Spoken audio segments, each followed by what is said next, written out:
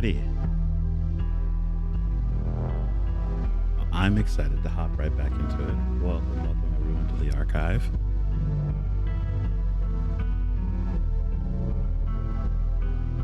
I am but your humble host, Anthem, and we're going to be hopping right into episode 2 of Scarlet Hollow.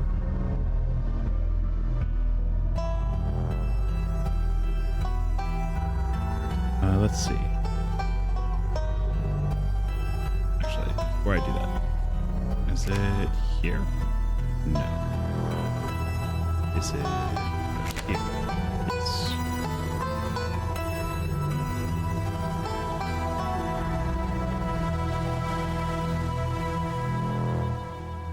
Okay.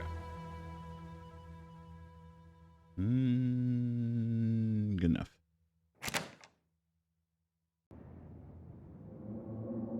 Don't make dumb decisions.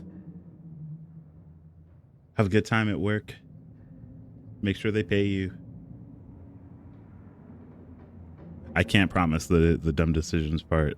I'm gonna replay this a few times. I'm making the decisions, at least this time, that I think I would make. If I die, then we know the type of decisions I would make. If you'd like to continue the world state in episode 2, save your game now. I've already saved, so we're going to save anyway.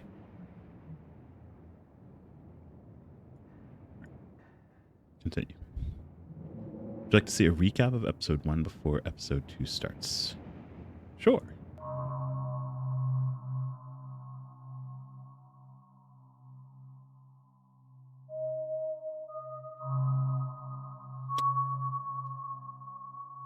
Yeah, that's pretty shitty, Yoon.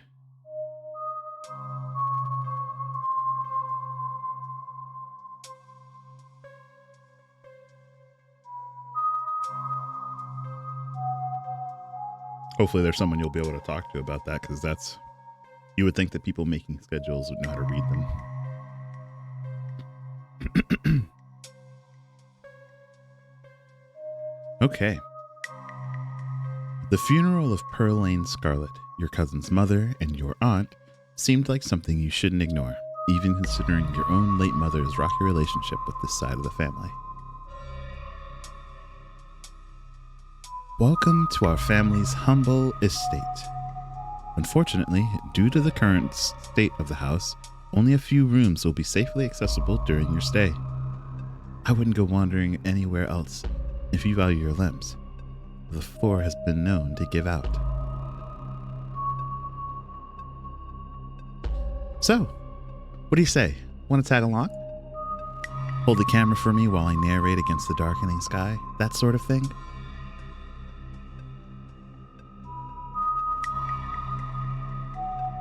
You'll eat those words when I come carrying a mountain lion corpse over these woods at dawn, poor Duke. Oh, God.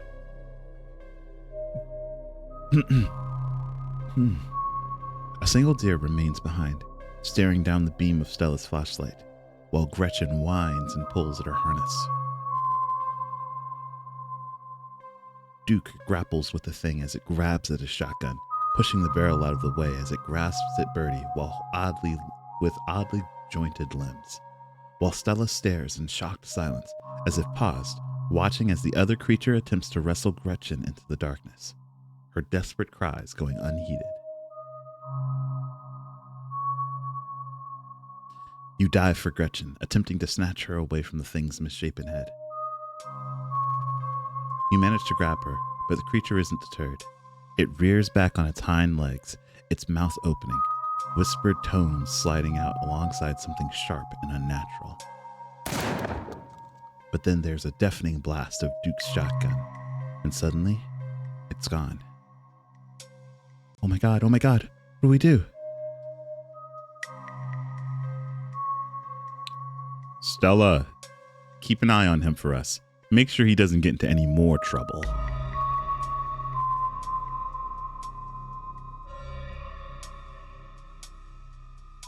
Wayne, welcome home.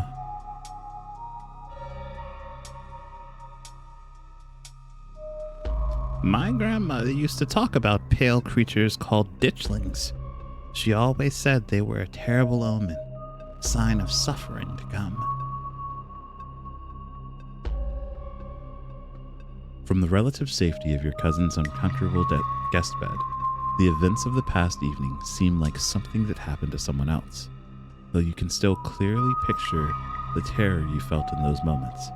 For now, you're safe and you're warm.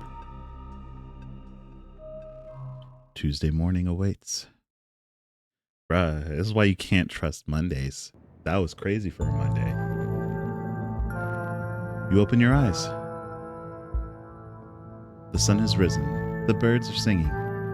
You are still alive, and for now, you are safe. Your gaze wanders across the room to the window and the woods beyond.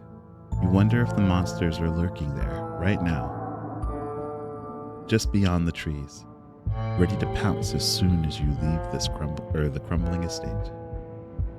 A familiar unease settles in your gut, tangling into a knot of anxiety, wriggling as the events of last night play out in your head. You can't help but remember Duke, slumped against the tree, pieces of him scattered across the clearing. You're not sure if you'll feel okay again after what you've seen, but you can't stay in bed forever. Hunger pulls you from the clammy depths of the mattress. Note, you can refresh yourself on events of previous days by using the journal icon in the quick menu. Okay. Let's check on the possum. You open the drawers to check on the little opossum you met yesterday. Oh good, he's still there. Nice. That's nice. I want to pat him. Leave the little mans in peace. You decide to leave the little mans in peace.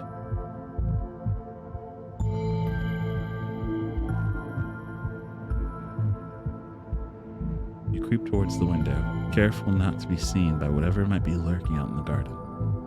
Bruh, I saw that. What are you doing at my house? For a second, you thought you saw movement. It could have been an animal. It could have been something else. Whatever it was, it's gone now.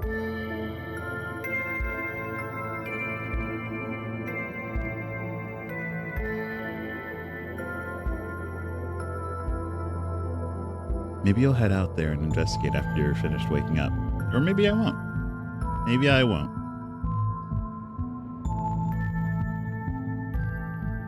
Sure, let's text Stella. It's probably a good idea to check in with your new friend. Can't imagine she's holding up very well.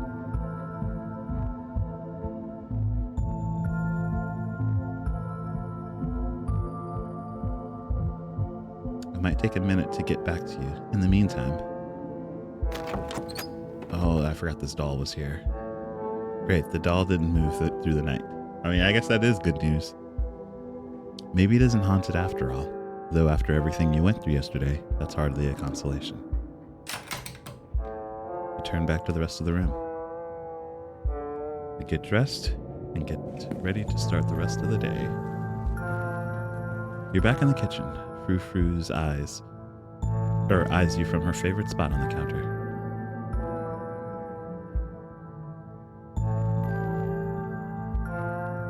Excuse me, ma'am, but may I pet you?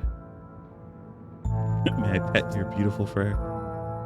Part of you hopes that flattery might win her over, as silly as that may seem. You are, after all, talking to a cat. Frou-Frou merely flicks her tail faster. It doesn't look promising.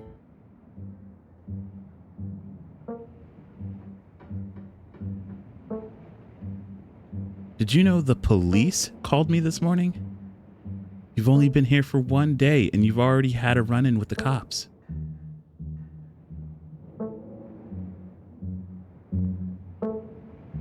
I need people to start listening to me. I feel like that's not gonna go over well. I told you I saw someone die last night. Did they say anything about Duke? Did they find the body? We were chased through the woods by monsters, and you're worried about cops? I'm glad these are all explore options, so I get to actually pick what's going on here.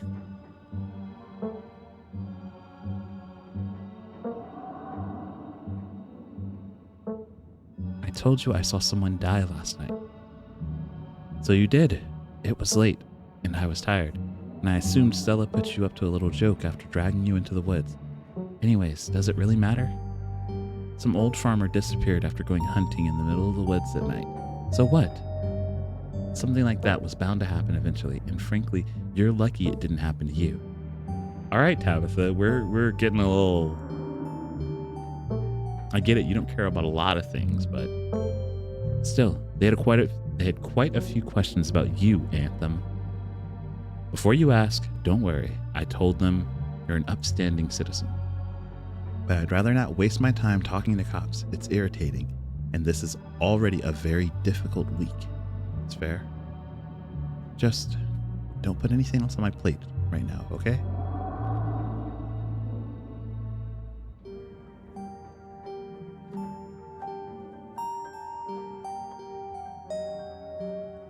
It's always the soft words at the end that make me go, man, am I the problem?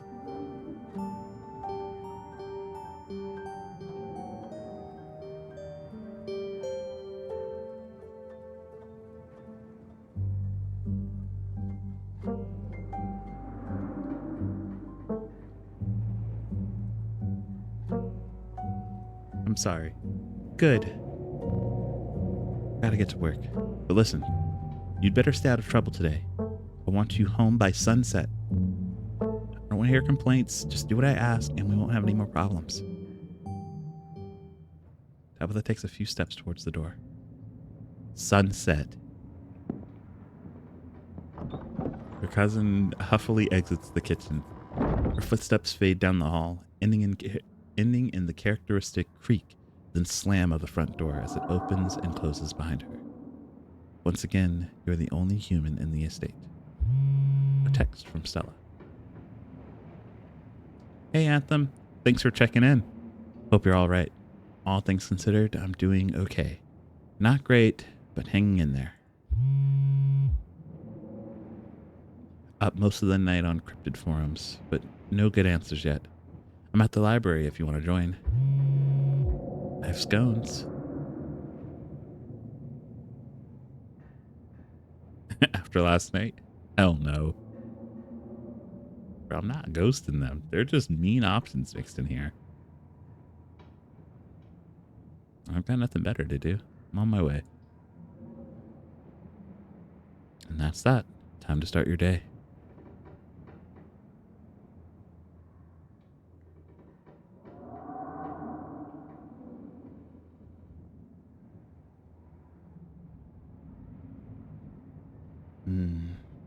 Let's see. I'm not going out into the garden. They can't pay me. They can't make me. This door also shouldn't be open. After last night, you should try to make things up to your cousin. Screw going to town. Try to clean up the guest room instead. Tabitha is right. After last night, the last thing you need to do is to be sucked into more adventures. You're not going to leave the estate. You're going to do what you were told and wait for her to get back from work.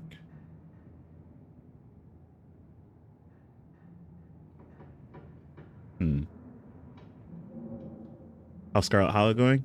It's going pretty well. I will hydrate.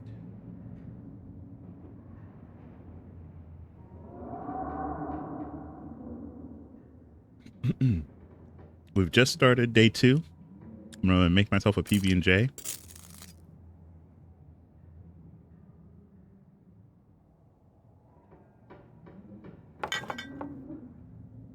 All right. And then I made some plans to go into town. I got to be a PB&J enjoyer. There's a lot of fucked up things in this town. The least I could do is have a good sandwich every once in a while. All right, we're going to head to town. We're going to be back before sunset. All right, Tabitha isn't here to stop you. You head outside, back to the mountain path that leads to town. Hope your day's going all right, Rise.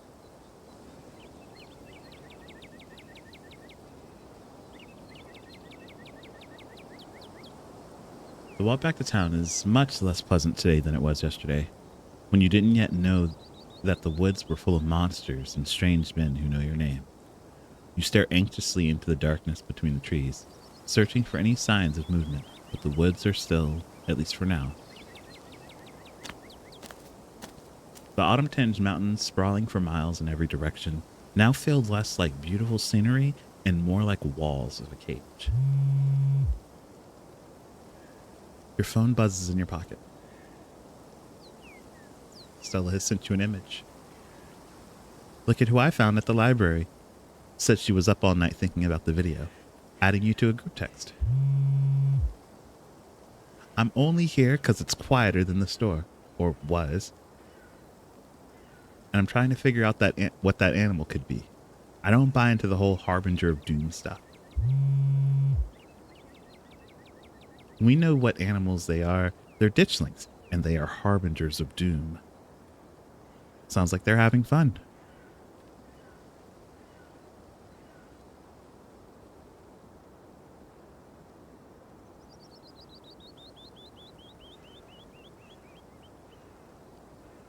Let's just get on our way.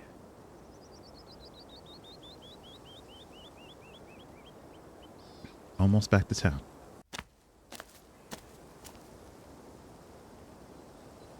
You make it to town in one piece. No creatures jumped out at you. No scary men blocked your path. The sight of other people is comforting, helping you forget the things you've witnessed, as if they happened to someone else. Oh, hey, Anthem. We were just talking about you. I stopped by Sybil's to pick up her new tea blend, and well, you're the biggest thing to come into town since the coal mine. Folks have been absolutely buzzing about you. You went out with Stella last night, right? Did something happen out there? She barely even waved when she walked by.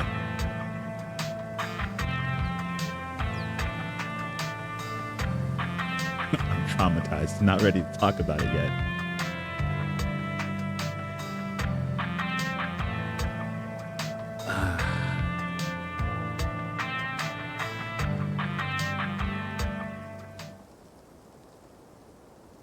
You tell Avery everything that happened last night. I have no idea what those things are, but they killed Duke. And whoa, slow down. Duke is dead? It's true, I'm afraid. That's awful. Has anyone told Bo? Yes, he's taking it as well as you can imagine. I'll be going to check on him today, the poor lad. I can't believe you had to see that, Anthem. Tell you what, I'm on break for the next half hour. How about you swing by the diner? Winnie can fix you some of Sybil's new blend and try and calm your nerves. It's chaga and lemon balm. It's always helped me on the bad days. And if you need to talk about what happened, I'm all ears. Anyways, it's up to you. See you around, Anthem. See ya, Sybil. Take care now, Avery.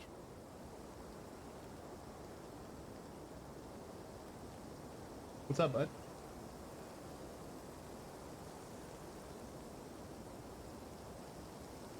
I have my own cat who's asked for my attention.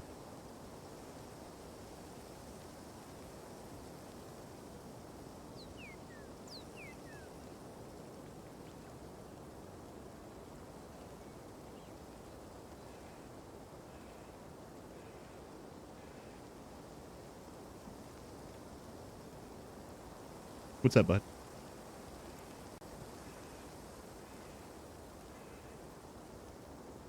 I'd better get back to it myself.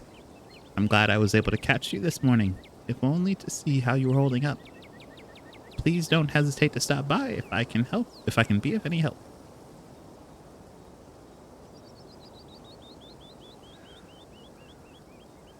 We both know there's something horribly wrong about this place. How are you so calm?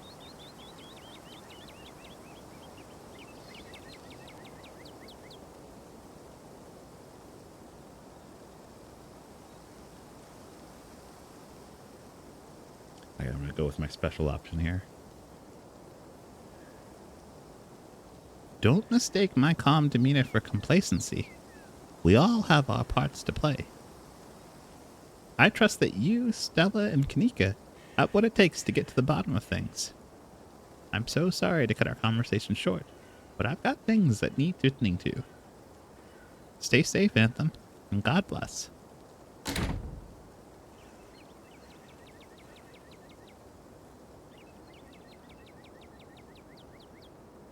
You probably have a bit of time before you're needed at the library. I mean, if I've got a bit of time, I'm gonna swing by the diner.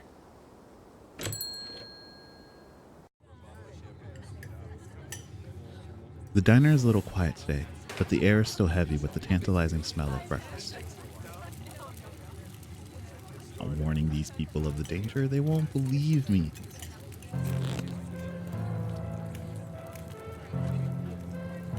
You slide into the booth across from Avery. Hey there, stranger. Before you can exchange words, Winnie sidles up, fresh mug of tea in hand. Heard you might need this. The answer to 29 down is on, by the way. What? But the clue is pen and sound. How is the sound of pen makes... Wait, pen? Like pig pen? Are you kidding me? How was I supposed to guess that? I don't know. I don't know why you even bother with those things. They're just gonna frustrate you. It's just something to do to fill the time. But maybe I should switch to Sudoku. Winnie leaves Avery contemplating daily newspaper puzzles, returning to her seat behind the counter. So, thanks for telling me about last night. If you want to really get into the grisly details, you can tell me. I won't judge.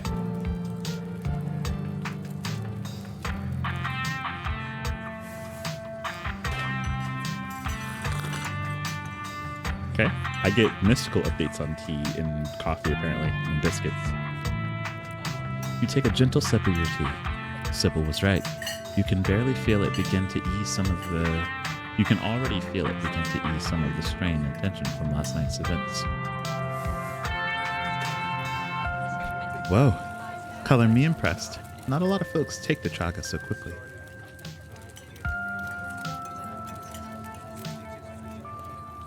I can tell you, but you know. But what if you don't believe me? I'm not here to judge. I'm here to listen.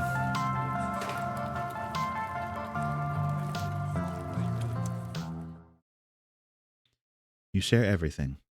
Glad to have someone to talk to about the horrors you've witnessed. Wow, that is some heavy stuff. No wonder Stella seems distant. Monsters in the woods. I may not have lived here long, but I've never heard of anything like that happening around these parts. How exciting. Now that I think about it, when the cops came in for their morning coffee, they mentioned something about going on to the woods to look for someone. It must have been Duke. They seemed so disconnected from it. I figured it couldn't be very serious, but wow.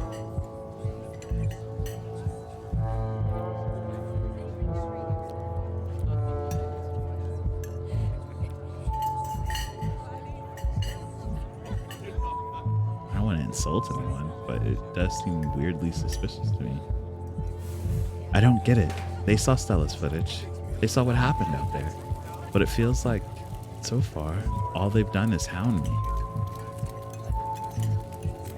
Hey, I don't know if it'd help your anxiety, but even if they think you did something, I'm pretty sure they wouldn't bother going after you.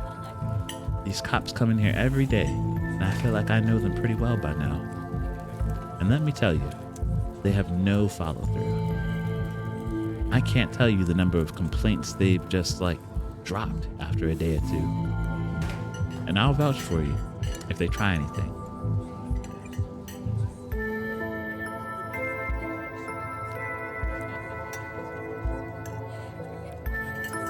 Oh, I guess someone who transplanted in. He's taking the town pretty casually.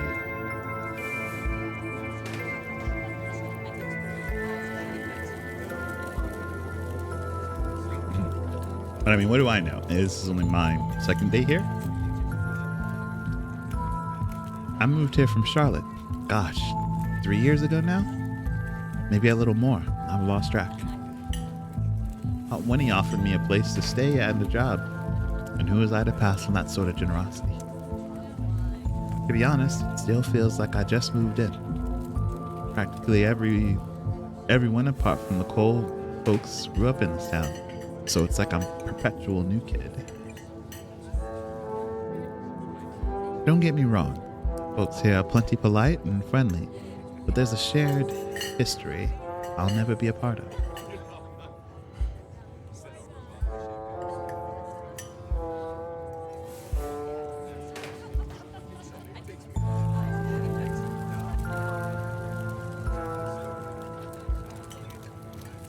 Went with my keen eye option.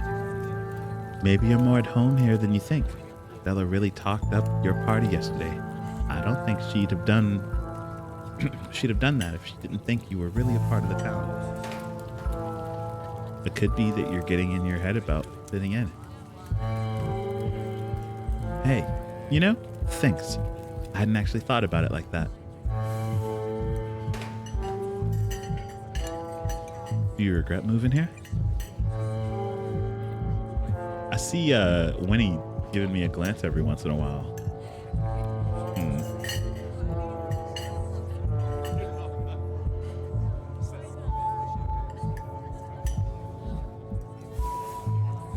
I don't think I have the choice to have second thoughts. I'm not going anywhere without Aunt Winnie, and there's no way she's leaving this place. I feel like this might be digging a little too deep.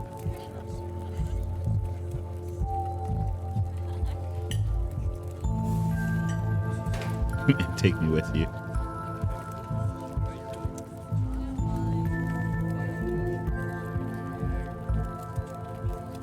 We're on the case, but I hardly know where to start. Let me know if you hear anything. Definitely. Aw, man. Looks like my shift's starting. Hopefully the chog has had a chance to start working its magic. The diner is where everyone comes to gossip, so I hear a lot about what goes on around here. I'll let you know if anyone mentions those monsters, or anything else strange or unusual. Avery slips out of the booth, giving a friendly half wave before disappearing into the back. You leave the diner, ready to continue your day. Alright. I could go to the general store, but I think I'm going to head straight to the library. You enter the former town hall. What once must have been a stately foyer has since been converted into rows of shelves. Meeting rooms and offices long ago gave way to assorted reference collections and reading areas. Oh hey, you made it!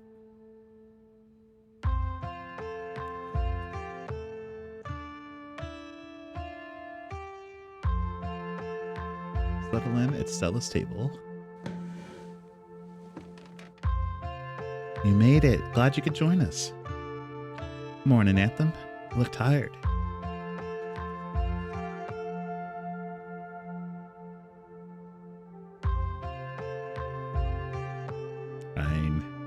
It was fairly safe at the estate compared to outside.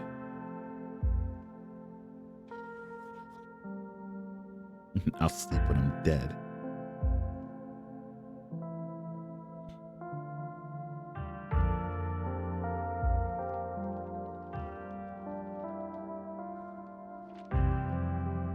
Yeah, it was hard falling asleep, all things considered. I can't say I got a wink myself. Yeah, same. Anyways, I guess we should get started. Hey there, strangers. And literal stranger. Hey, I'm Tabitha's cousin, and in town for the funeral. Oh, I should have known you were Scarlet. You look so much like Vivian. Not that I knew her very well. I was still a little kid when she left. But that Scarlet resemblance, it's strong. Apparently it's me looking haunted. I'm Oscar Gutierrez, Chief Librarian and only librarian. Oscar's amazing. He practically built the library from scratch. Yeah, and I'm a little jealous of what the kids around here get to grow up with. They don't know how good they have it. Back when I was in elementary school, all the library had was a couple of shelves of boring books donated by old people. Y'all are too kind. But speaking of kids, have either of you seen Rosalina around town? I don't want to be a helicopter dad, but she hasn't been answering my texts, and I wanted to make sure she isn't getting into trouble out there. You know the crowd she hangs around with. They're good kids at heart. I'm sure they're up at the old Maxwell place doing teen stuff. I went there plenty of times in my day, but I'll be sure to keep my eyes peeled. Okay, so he has a daughter that he's worried about falling in with the wrong crowd. Not that I feel like there's too much of a wrong crowd to be had in a town of like 200 people or something.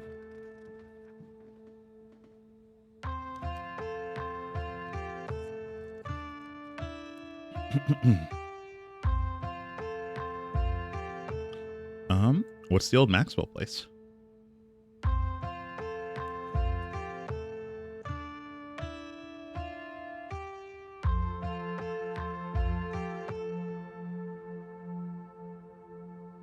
It's this great old abandoned spot, and it's practically a magnet for young people.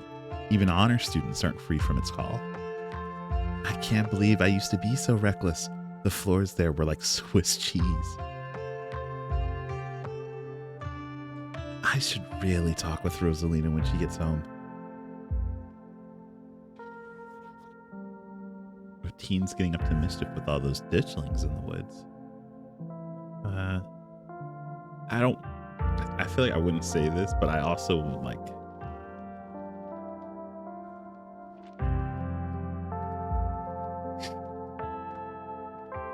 I'm sure she's fine. You might not want to let her run off like that anymore, though. It's not safe as it is around here, as it usually is around here. Is that so? Kanika's right. There's some weird stuff going on out in the woods. That's actually why we came in today. Have you ever heard of creatures called ditchlings? They apparently show up around places on the brink of disaster, and they kind of look like the Pillsbury Doughboy, if the Pillsbury Doughboy was a creepypasta. Kanika's mom told us about them last night, after seeing some footage we got in the woods. Ditchlings. Doesn't ring a bell.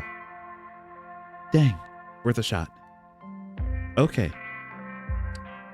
If you were to say, trying to predict a horrible disaster that might befall our town, where would you start looking? Well, they say history repeats itself, so I'd probably try and figure out what sort of disasters this region typically falls prey to. Or should I be worried about something? I don't know yet. I'll be right back. Gonna nab some more books. Behave while I'm gone, Gretchen. Aw, you don't have to worry about her, Stella. You're such a good dog, aren't you, Gretchen? Here, a biscuit for the old gal. Now, Gretchen is hyped about that biscuit. Inhales the soft biscuit, drool leaking from her toothless mouth as she swallows it whole. I'm pretty sure Stella's barking up the wrong tree, Oscar. I don't think you have to worry about any horrible calamity befalling the town.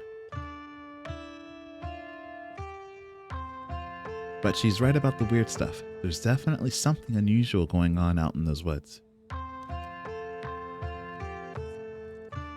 Do you really not feel where all this is going? The moment their whispers made their way to me, it's like everything started to click into place. A reckoning is coming for this town.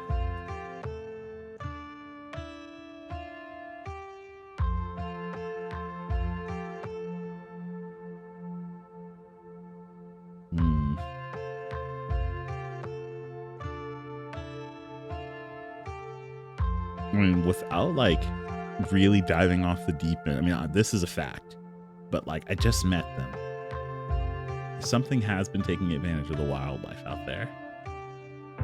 I don't think it's safe. I'm gonna try calling Rosalina again. I'm sure she's fine, really. Rosalina's a smart kid. She knows better than to go around getting into trouble and we'll make sure to keep our eyes peeled. Anthem, if you see a 13-year-old girl with a black braid and glasses, would you let her know that her dad is worried about her? Oscar anxiously wanders off, phone in hand. Got him. Just grab the whole mess from the local history books.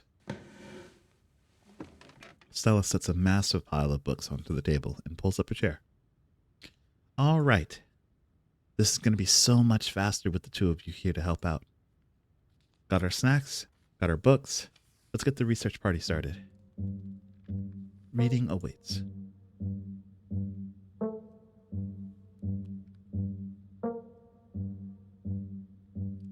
Silas Scarlet, soldier, woodsman, leader. Appalachian folk monsters. Reading is for suckers. Forced into retirement at age 50 due to a war injury from his time in the Indian Wars, exacerbated by his short stint serving as captain of the Confederacy, Silas Scarlet also lost his eldest two sons to the bloodiest of wars, leaving his third eldest son, Andrew Jackson Scarlet, to take charge of the mine. Under his leadership, the mine prospered, undoubtedly in part due to the growth of the railroad industry. Managed to evade the coal union for decades, making them one of the most profitable mines in the country. Andrew Scarlet built the surrounding town into what it is today, with expensive stone buildings, a bustling main street, and overseeing it all, the elegant Scarlet Estate that was until 1895 the largest and finest feat of architecture in the region. Culminating in the tragic collapse of 1918, it was found that Charles Shaw, the co-manager of the mine, had loosened security measures to increase production during World War I, resulting in the fatal collapse in the depths of over 160 men and boys, some as young as 10. The casualties included Andrew Jackson Scarlet's son, Theodore, his brother, Enoch V. Scarlet, who had taken over for their aging father during the bustle of the war, managed to pull the mine from the brink of ruin, thereby saving the town.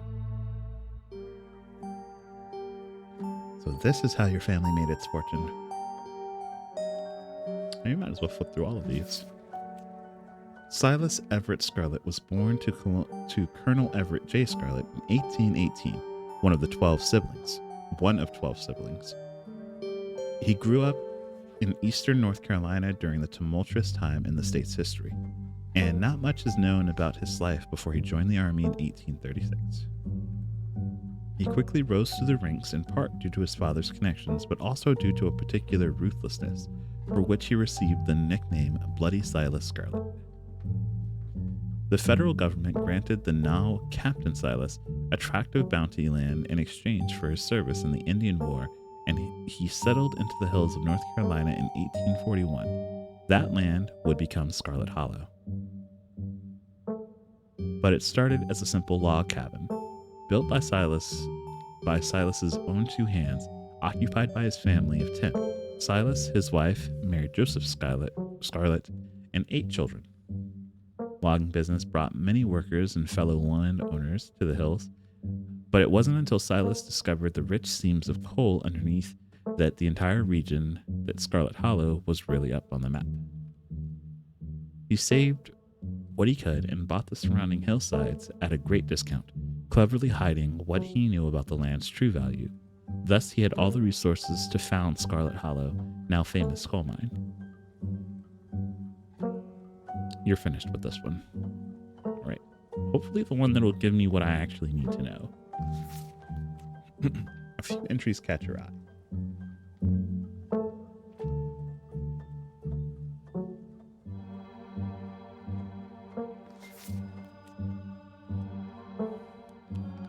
There was a hunter who lived in a tiny cabin in the middle of the woods, all alone with his hunting dog.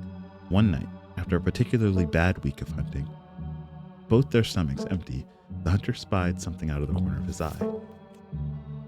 Some small creature had gotten into the cabin through a hole, and before he could even figure out what it was, he'd drawn his gun and fired at the thing, his hunger guiding his actions. But it was quick and ran back through its hidey hole and out of sight, leaving only its tail, its long black tail shot off by the hunter's rifle. "Guess this will have to do," he said to his dog and threw the tail into the pot to cook a soup. He and his dog ate well that night, the tail filling them both up. The hunter crawled into bed, satisfied, and his dog curled up at his feet. He woke up to the sound of long nails scrabbling across wood. His dog was nowhere in sight, only a rumpled spot of covers where it had been. And in the gloom, he saw two big yellow eyes staring back at him.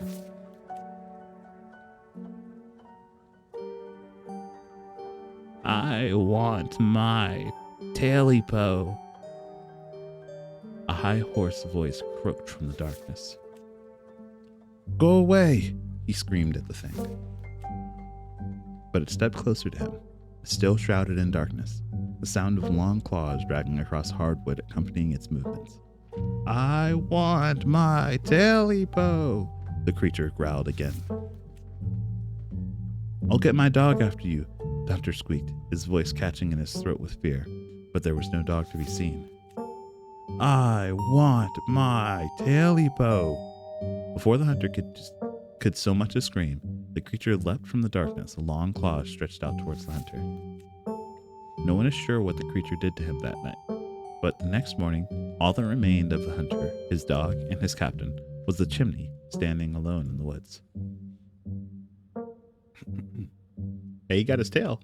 He did get his tail, though.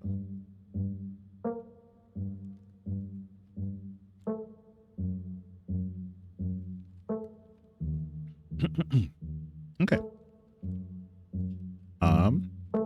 I feel like they looked for this already, but the Pampas cat, a large cat-like creature with a loud, howling voice, often said to sound like a woman crying out in pain. Often linked to Cherokee legends, with some cite the Wampus cat as originating with the story of a woman who sought vengeance against a monster cat demon for driving her husband mad. She hunted it down, and by wearing a bobcat mask, tricked it into using its own vile magic on itself, freeing the people of their region from its evil. Others say the creature comes from the story of the woman who wore the pelt of a wildcat to witness forbidden hunting rites. The hunters of her village gathered to perform the rites, and she watched in secret from underneath the cat's pelt, but was soon discovered. For her indiscretion, she was fused with the pelt and transformed into a creature that was neither human nor cat, forced to wander the wilderness alone, feared by all. Her calls are those of great sadness and serve as a warning to anyone who dares to go against tradition. Okay, now we know. Tommyknockers, enigmatic cave-dwelling creatures primarily known for causing mischief. Tommyknockers originated in Cornish mythology, spreading to the United States when the Cornish immigrants began working in the Appalachian mines. They're named for the knocking that can be heard from seemingly within the walls before a cave-in. According to some, the knocking serves as a benevolent warning. Others believe that the creatures take stolen hammers to the supports of the mines and collapse them on whoever is unfortunate enough to still be inside. They are traditionally thought to be impish, leprechaun-like beings, but some claim that they are spirits of dead miners, forever cursed to haunt their final resting place. You close the book and put it back. I think I'm all done. Let's check in. All right, if we're going with what Kanika's mom told us last night, I think we can rule out any natural disasters as what brought the ditchlings here. But not nuclear incidents. Looks like our state has a history with those. What about y'all? Find anything? A cat! Before you can respond, a handsome black cat leaps onto the table. Almost on instinct, Stella slams her book shut. Ah, hey, Pixel. You might want to close your book. He loves to rip up any paper he can find. Don't worry, little guy, I don't forget your treats. Pixel immediately goes to town on Stella's treats. Sorry if Pixel's bothering y'all.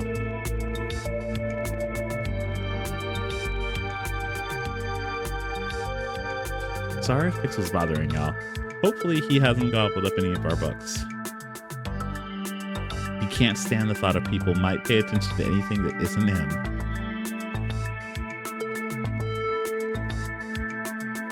I don't care. Let Pixel be. Decide to leave Pixel be. They're so cute. Is it H? Yeah, they're so cute.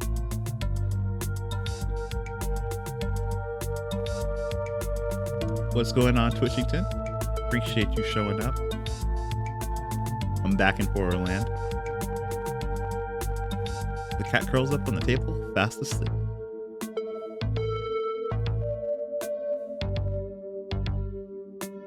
All right, I better get back to shelving. Let me know if y'all need anything. All right. Let's see.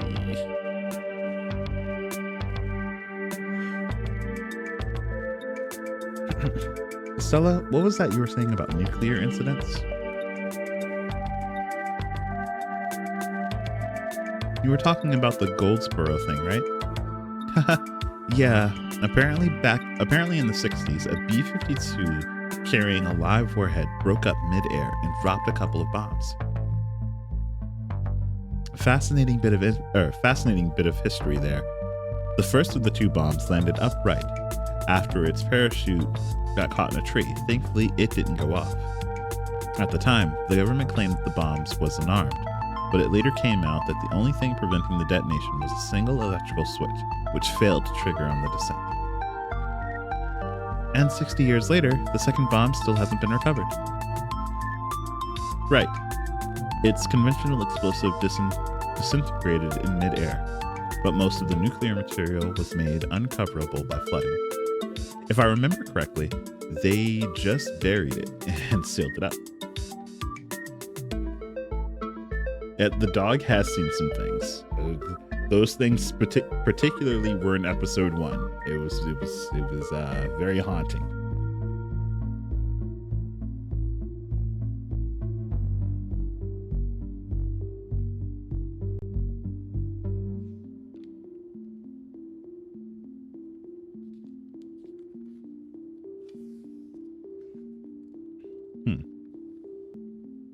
If the bomb is somewhere else, why would there be so many ditchlings here? Yeah, Goldsboro is almost 400 miles from here. Not that we should be looking too hard at the disaster from the disaster angle. Whatever those creatures are, they're biological.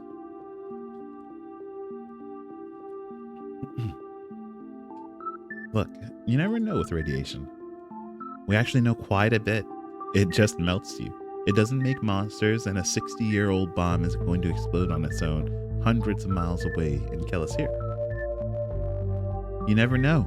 There could always be a whole underground society of bomb-worshipping mutants just waiting to blow it up. I've missed this.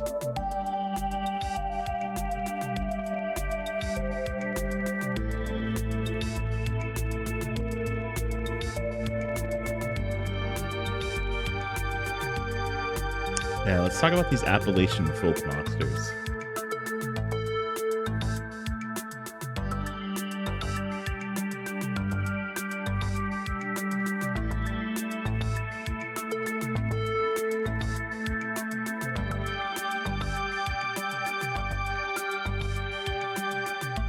Do you think the ditchlings could be Tommyknockers? What with the whole warning thing?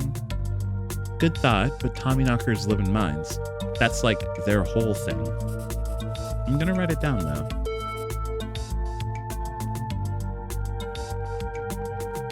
Tommyknockers are literally just the sounds that happen when a bunch of rocks and woods are about to collapse. Are they, or are they the sound of mysterious creatures pounding on the rocks and support beams with hammers to cause a collapse?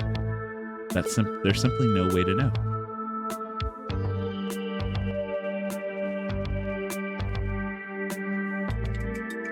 Yeah, this is the face of a dog that has seen things.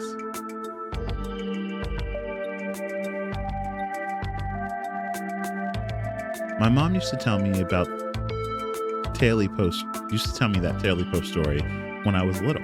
I can't believe I forgot that one. It scared me so bad that I didn't eat soup for years.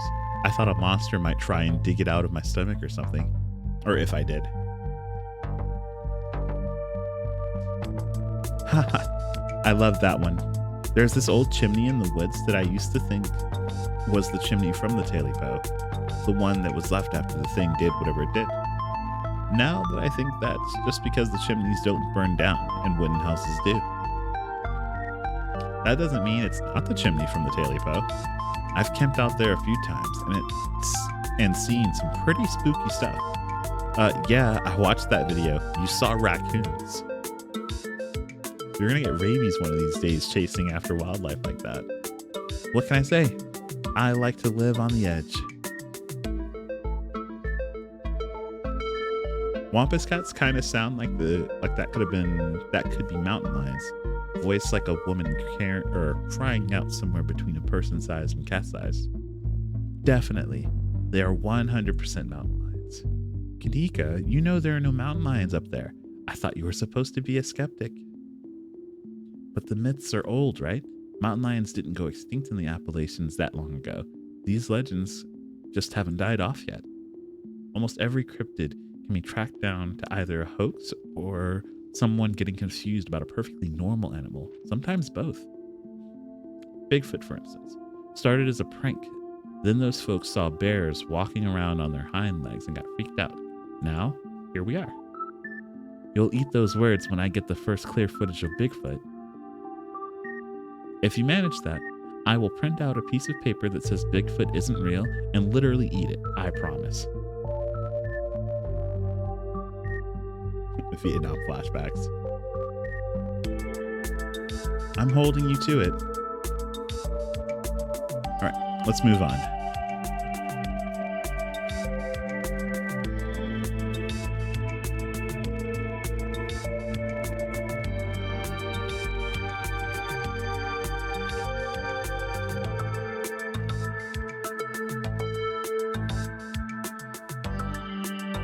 So about the coal mines here.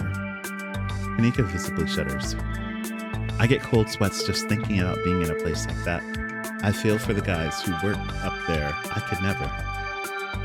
Speak for yourself. I love a good crevice. I'm not one for going underground and getting trapped.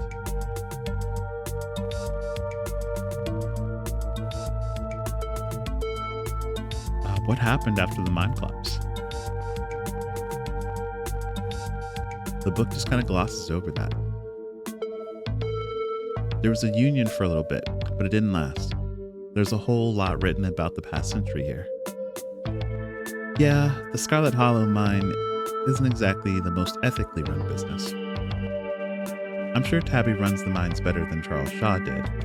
Still, hasn't let the union in though. There's a reason she and I don't talk.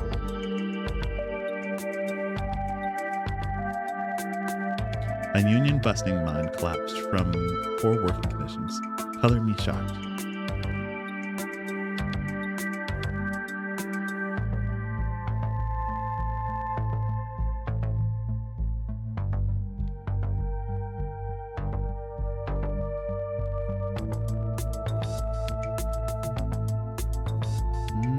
Let's see.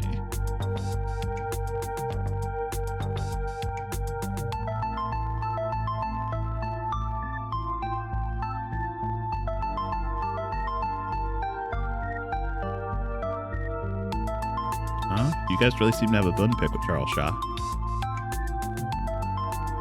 That's what happened when someone directly causes a monumental disaster, especially in a small town like this. People tend to spit when they hear your name.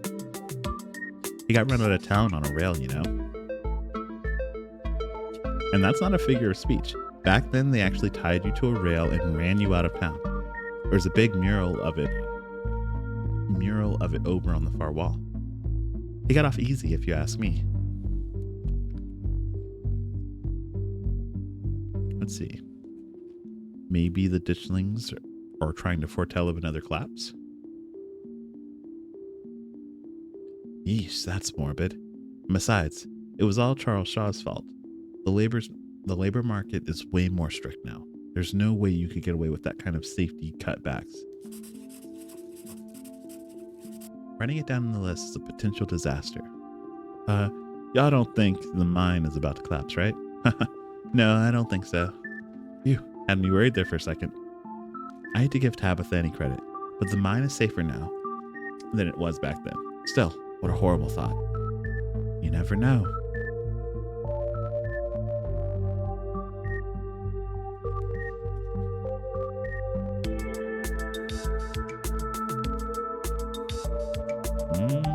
Sure. You guys think there's like a cult here?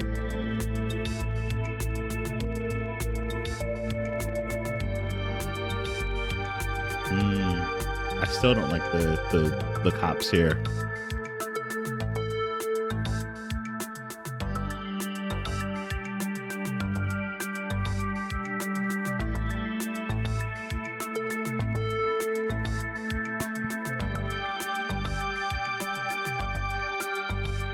Those cops were awfully suspicious last night. Really weird combination of being dismissive and trying to pin things on me. I don't know. It just feels like a cover-up. Yeah, that was pretty bad, but I'm not sure they really have it in them to be a part of a cult. Definitely. I don't think they're capable of putting in the effort.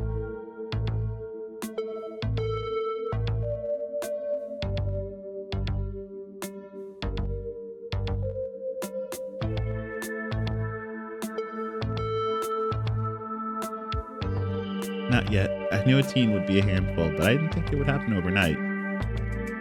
I'll probably head out once you all are done and check in on the usual haunts. Okay. At least someone's going to check.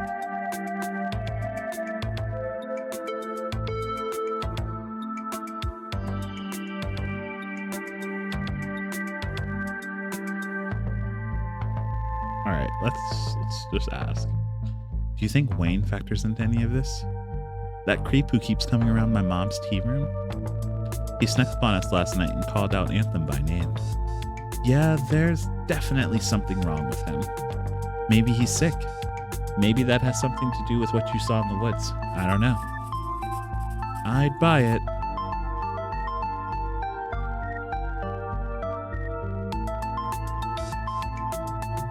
Okay, let's explore all the options. So, Silas, Scarlet.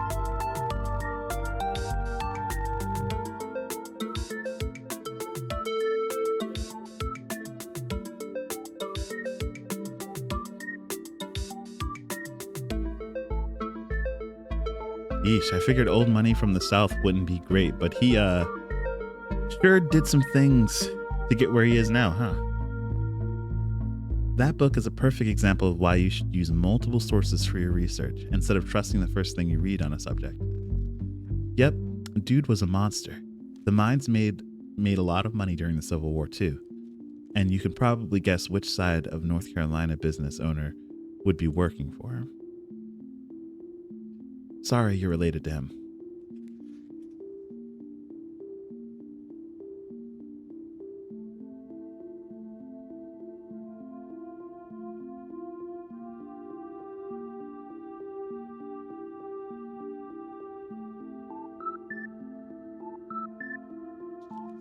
Do you think the ditchlings are here for retribution? That seems tenuous. Assuming Kanika's mom is right, they're here as an omen, not because they're going to do something themselves. And I think we know how I feel in the matter. We shouldn't check out the mines. We shouldn't head back into the woods either. What do you guys think? Whoops.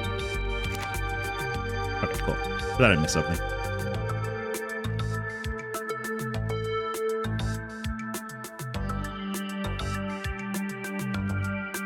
There's an awful lot of mine-related stuff in my notes. Maybe that should be our next step. We can poke around, find out if anyone's seen anything weird. Just to clarify, you're suggesting we go to the question some of the miners, right? We are not poking around unprepared in the actual mines, right? Right? Yeah, totally, 100%. I would never. We don't even have a good reason to go down there. Good. Let's keep it that way. You know how I feel about the mines. I promise, Neeks, we're just going to question some of the miners. And if that questioning gives us good reason to poke around, say, a cool abandoned coal mine, then we'll cross that bridge when we come to it. You can cross that bridge when we come to it. I'm not going underground.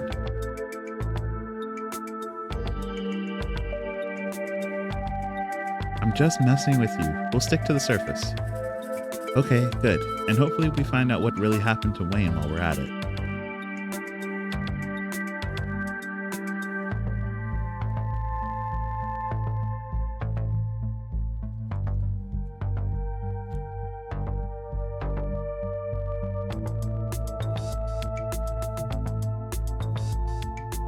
Okay.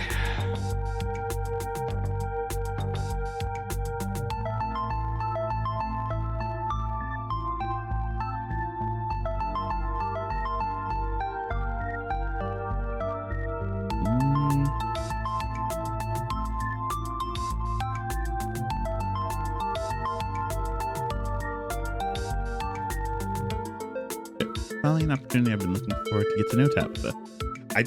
I made it one of my goals just to get my cousin to not hate me. They don't even have to like me. I just don't want them to hate me. I don't think she's going to be super jazzed to see any of us snooping around the mines, let alone bothering her while she's trying to run the place. She does get a little grumpy when she's at work. She gets grumpier at work. I'm pretty sure pissed is that girl's baseline level of existence. Chatting over dinner might be a better way to get to know her. If you're okay eating boxed mac and cheese. We can sneak around the mines, no problem. She won't even know we're there. Look at us, going out on a caper tonight. I missed this. I missed it too. Though there is something missing. Reese. I really miss that dude. I can't believe how long it's been. Have you seen him lately? Nope. I tried to plan stuff, but he's been too sick. I didn't realize it was getting so bad, the poor guy. You know, we could just pop over and surprise him. He seemed excited to meet Anthem. Maybe we'll finally get him to leave that little cave. Hell yeah, let's do it. See ya, Oscar. We'll let you know if we run into Rosalina. Thanks, guys. I'll keep y'all posted. All right. Got to spend some time at the library on a Tuesday. Reese's home stands at the edge of the forest wall.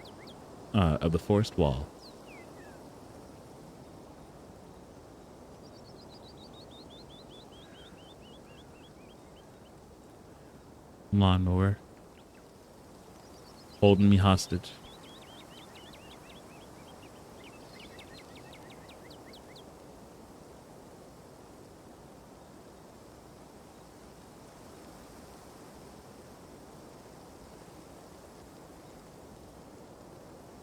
Okay, there we go.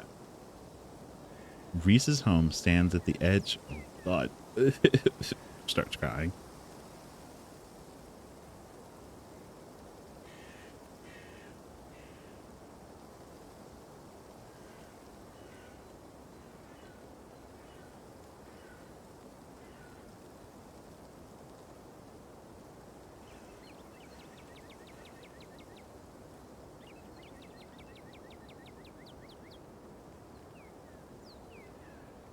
Okay, there we go. Reese's home stands at the edge of the forest wall, an isolated buffer cushioning the rest of the town from an unending wilderness. Reese, it's Stella. I brought some buddies too. Shh, not so loud. He's still sleeping. Can I help you with something? The woman in the doorway stares directly into your eyes. You can practically feel her simmering irritation washing over. Hi, Dr. Kelly. We were wondering if it would be okay if Reese could come hang out. Nothing strenuous, we promise. I'm not going to wake him up. If he's sleeping, he probably needs it. Whatever you two have planned is probably beyond what he can manage right now anyways. Oh no, poor Reese. It's just been so long since either of us gotten the chance to hang out with him. I'm sure he and Anthem would get along super well too.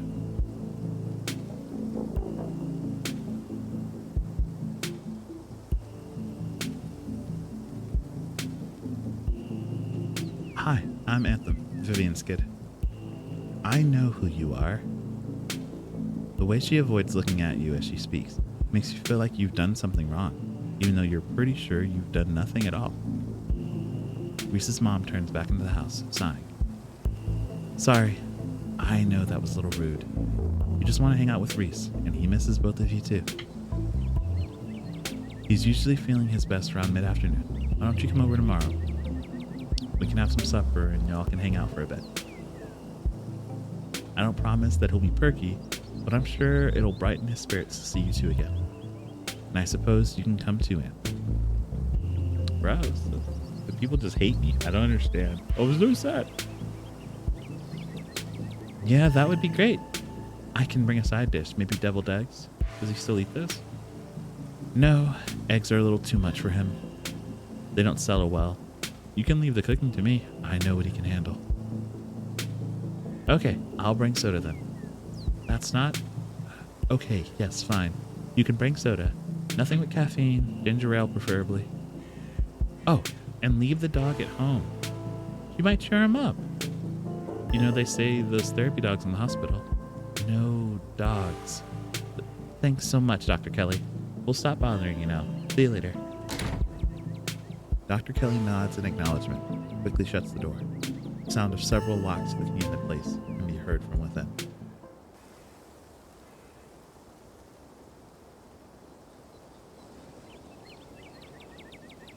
God, that woman makes me so nervous. She used to be so nice when we were kids. Always had the best stickers when we had to get our shots. Maybe she's just stressed about Reese. Or maybe she's just nice to kids. Either way, I guess it's just the three of us. You gonna drive? Yeah, sorry. I don't like the thought of going up there without the van. Cool, I'll take my shortcut then. It shouldn't take too long to get there. You're welcome to tag along, Anthem. Don't worry, I won't be offended if you'd rather ride with Kanika. I'm sure you're probably sick of the woods. Either way works for me. Actually, would you guys mind if I get home before my cousin gets off of work and, doesn't hate my guts? Anyway, what is actually with you in cars? The mines have gotta be a ways off, right?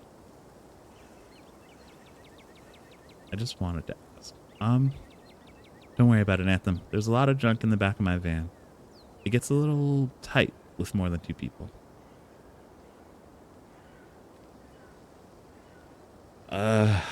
The idea of walking in these woods sounds like a horrible idea, but the idea of leaving someone alone to walk in those woods sounds worse.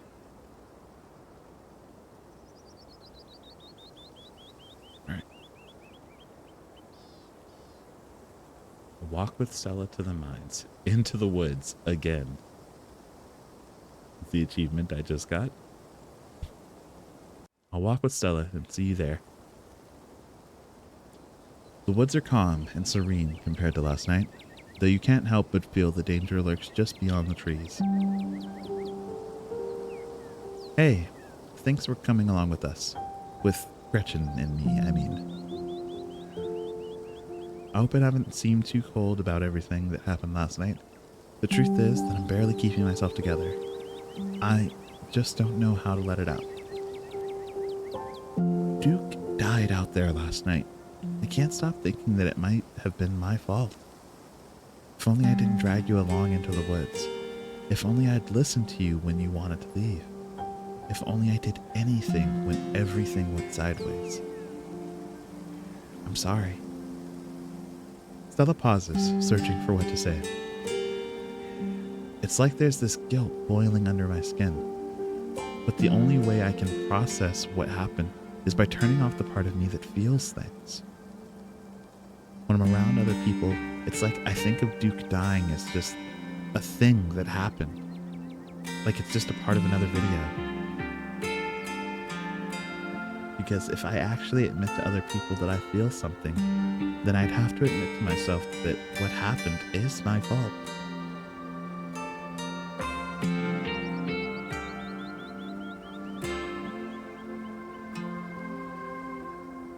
This is not the correct thing to say.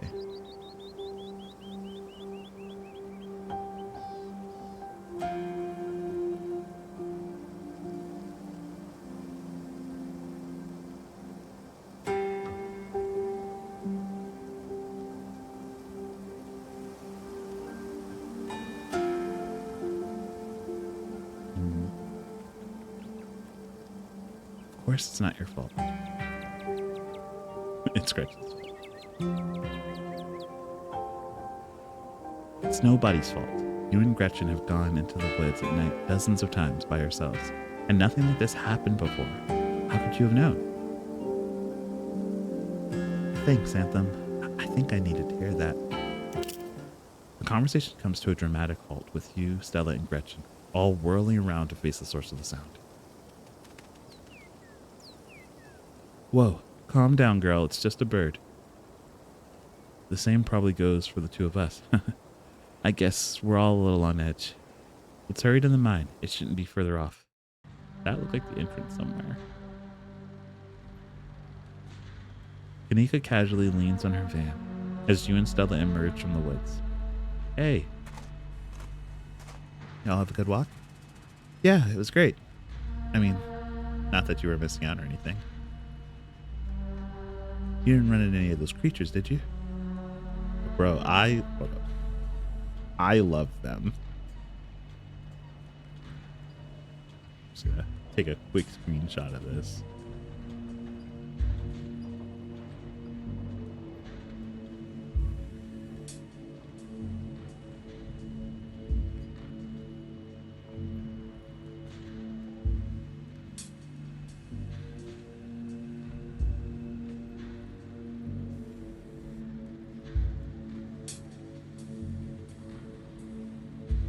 The little derpy dog.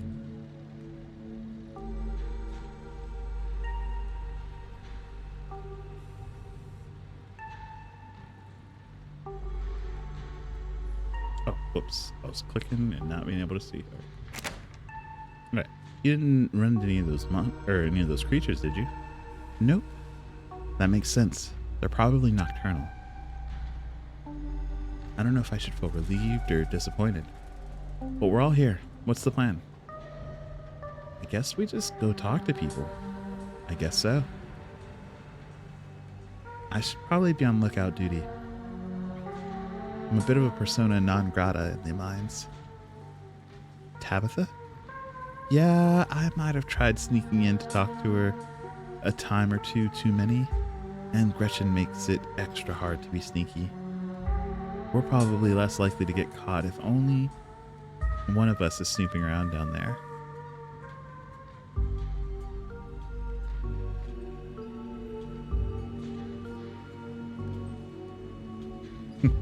If Stella's on lookout duty and only one of us is going in, what's the third person doing?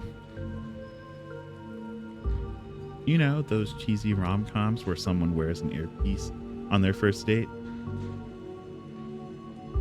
Whoa, do you have some kind of surveillance rig in the back of your van that I don't know about? What? No. I have a pair of earbuds with a really good mic. We can just do a group call. Oh, frick.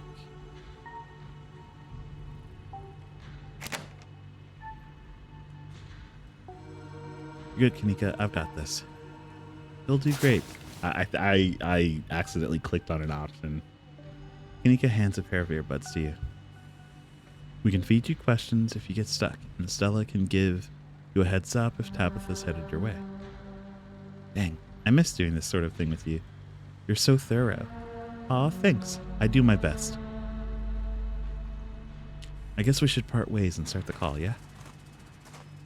Stella and Kanika break off, leaving you alone at the entrance to the mines. Your phone buzzes. Hey! Can you hear us? Try saying something.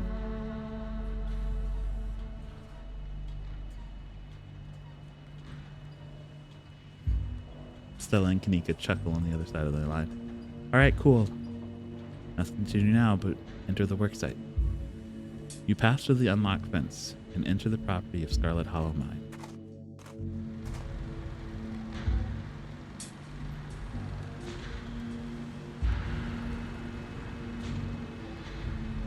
You pass through the unlocked fence and enter the property of Scarlet Hollow mine.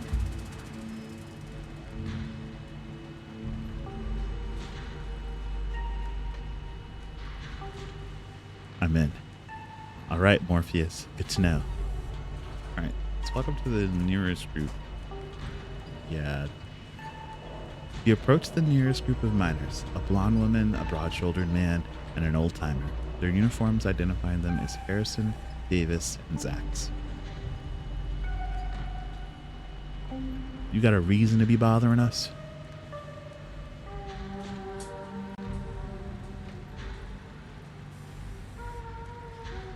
Y'all should get out of town.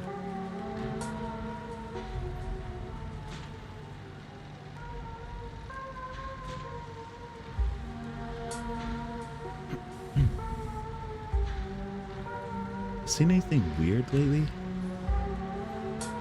The miners look you up and down. Weird how?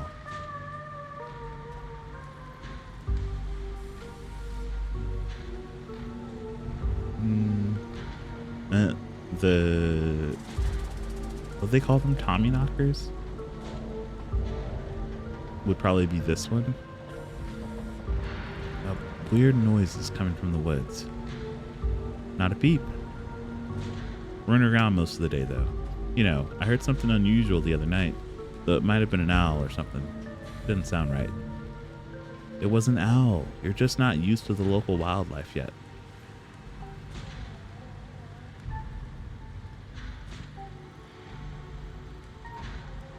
Have you run into any weird animals? Nope. You been talking to that townie? The one the boss gave a lifetime ban to? Wait, are they talking about me? Bruh, Stella, you got banned for life?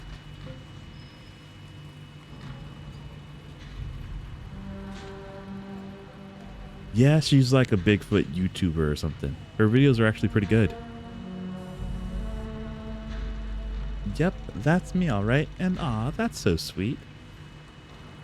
But you know, now that I think about it, it's pretty weird.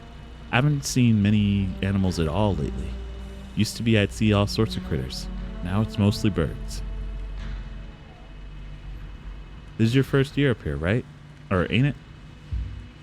Just not used to the season changing. All the animals are hibernating at all. That's all. I don't know. She's got a point. I've been up here 5 years now, and it's never been like this before. Huh. Maybe that's the global warming then. I think they're calling it climate change now.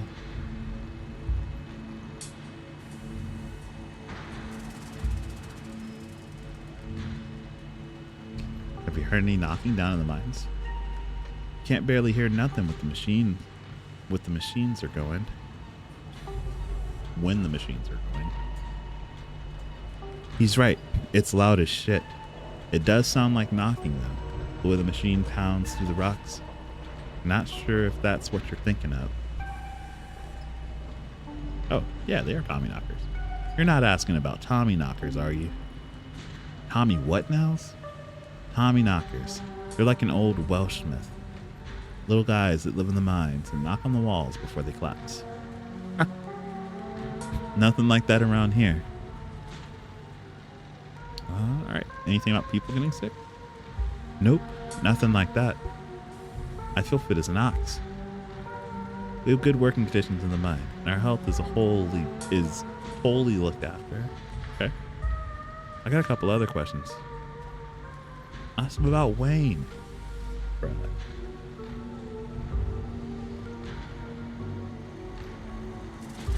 You know anything about a guy named Wayne? Yeah, we knew him. He was such a cut up. Missed that dude.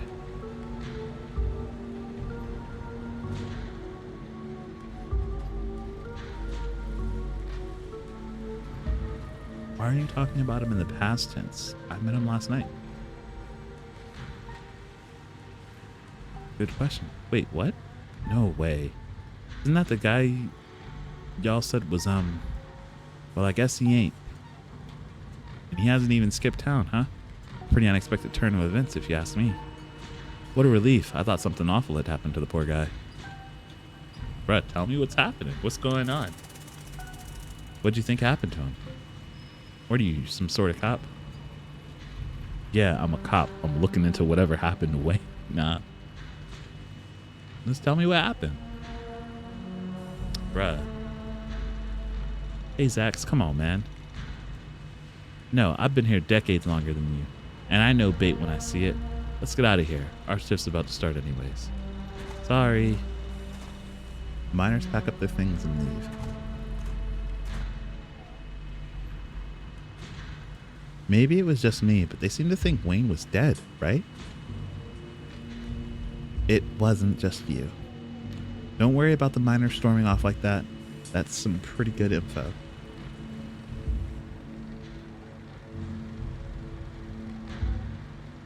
You head over to the next group of miners. Before you can reach the miners, you're struck by an intense feeling. You recognize the hollow terror as the same that you felt last night when you set eyes on the awful man in the miner's jacket.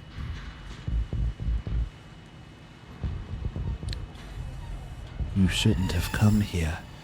It's dangerous.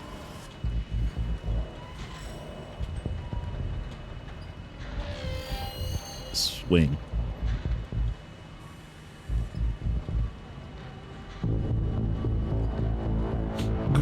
Ghost. Flesh and blood, much like yourself. You don't have to be afraid of me. I'm the only person in this town who truly cares about your safety. Don't forget that. Even if it's already too late to stop, what's going to happen?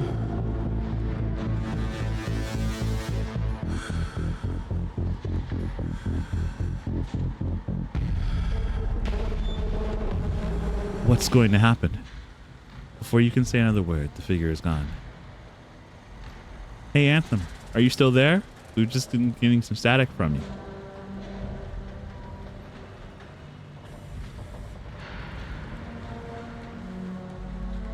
Wayne got the jump on me. Whoa, I thought I saw you talking to someone down there. Are you okay?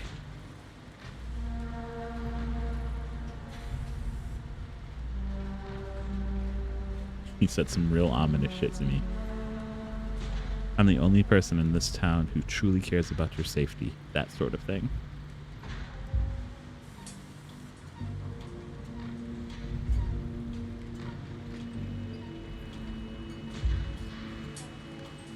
What the hell is that supposed to mean?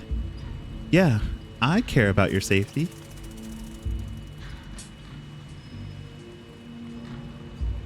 Whatever he is, I don't think he's human. I hate to say it, but between the way the miners talked about him and how the call went to static, what if he's a ghost? Like actually a ghost? You hate to say it. Stella, I don't think anything would make you happier than Wayne being a ghost. Also, ghosts aren't real. Hey now, just because I want ghosts to be real doesn't mean I want this ghost harassing Anthem.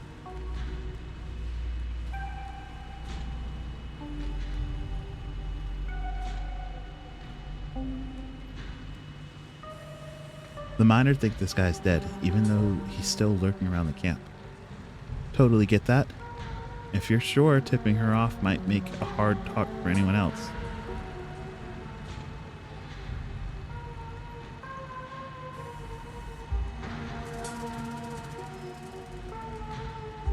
No, you're right. I'm going to talk to more miners.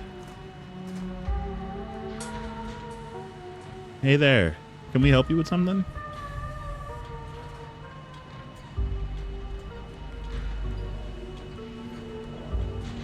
Have you fellas seen anything out of the ordinary lately? Like what? Weird animal sightings? Don't tend to go on many hikes, not exactly the nature seeing type. After a full day of work, all I see is my bed, maybe a few beers in between. Any odd noises coming from the woods? I heard something a few nights ago, like nothing I had ever heard, some unearthly beasts. I'm telling you, Isaacs, you need to take a sick day. You need rest, man. I've already taken a sick day this year. Can't afford to take any more if I want to have a Christmas off.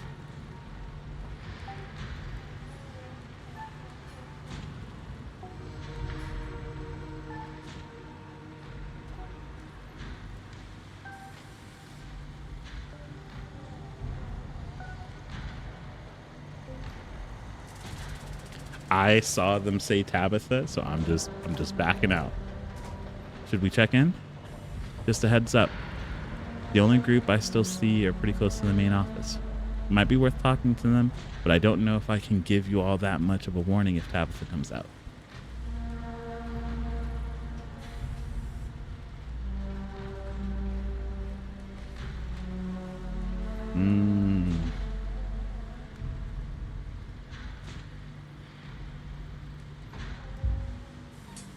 Like, I kind of want to go and say hello to Tabitha, but like, I feel like this is the one place she doesn't want me to be involved in. I feel like I'm really shooting myself in the foot if I walk in.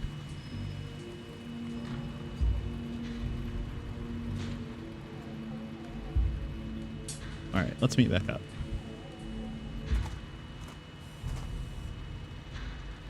You're interrupted by a sudden movement out of the corner of your eye. A girl carrying a bundle of snacks pops through the hole in the fence and disappears over the crest of a hill. Hey, I think I just saw Rosalina. Wait, really? What is she doing here?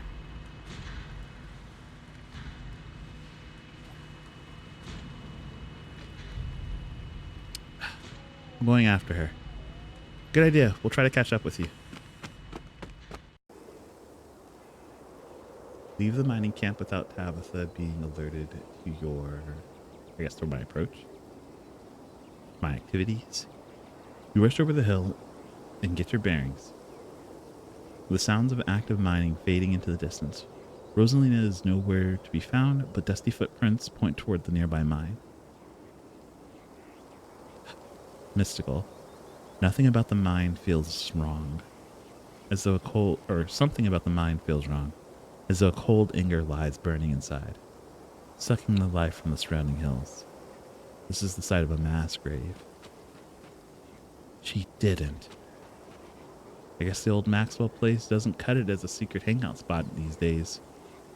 But the Shaw mine? That place is shut down like 100 years ago. After a collapse that killed over 100 people. And here I thought Stella was going to be the one to drag me into the abandoned coal mine.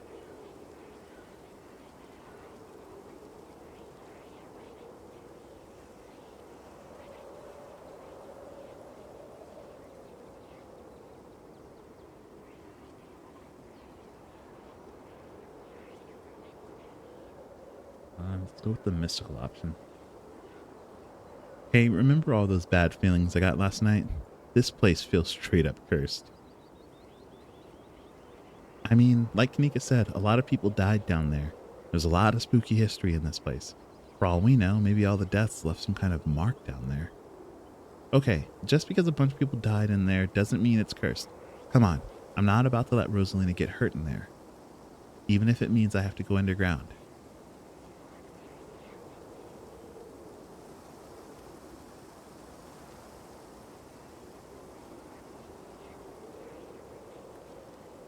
Whoa, you sure, Neeks? Anthem and I can handle this on our own.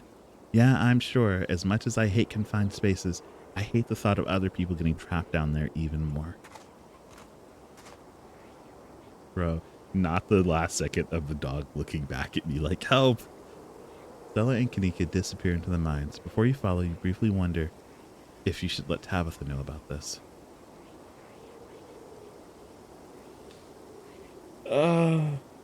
Frick.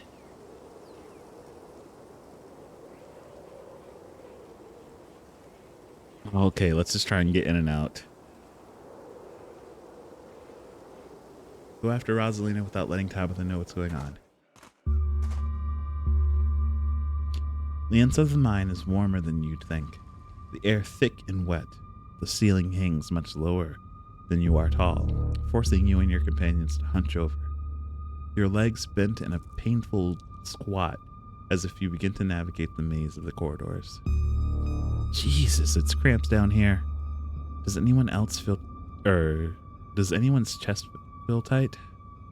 Yeah, abandoned miners are way more claustrophobic than people expect them to be.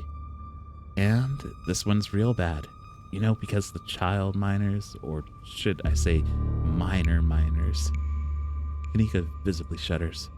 Okay, I'm not superstitious, But if there's one way to make sure you get haunted, it's cracking jokes about dead child laborers while walking on their graves. What can I say? I do my best to tempt the spirits wherever I go. I actually snuck down here a few times to try and get some good footage, part of my ghost hunting phase. Jesus, Stella, the things you do for viewers. Did you find anything? I wish. If any place in Scarlet Hollow was actually haunted, it'd be the mine, hands down. But all I got was dust in my lungs and a couple of false alarms.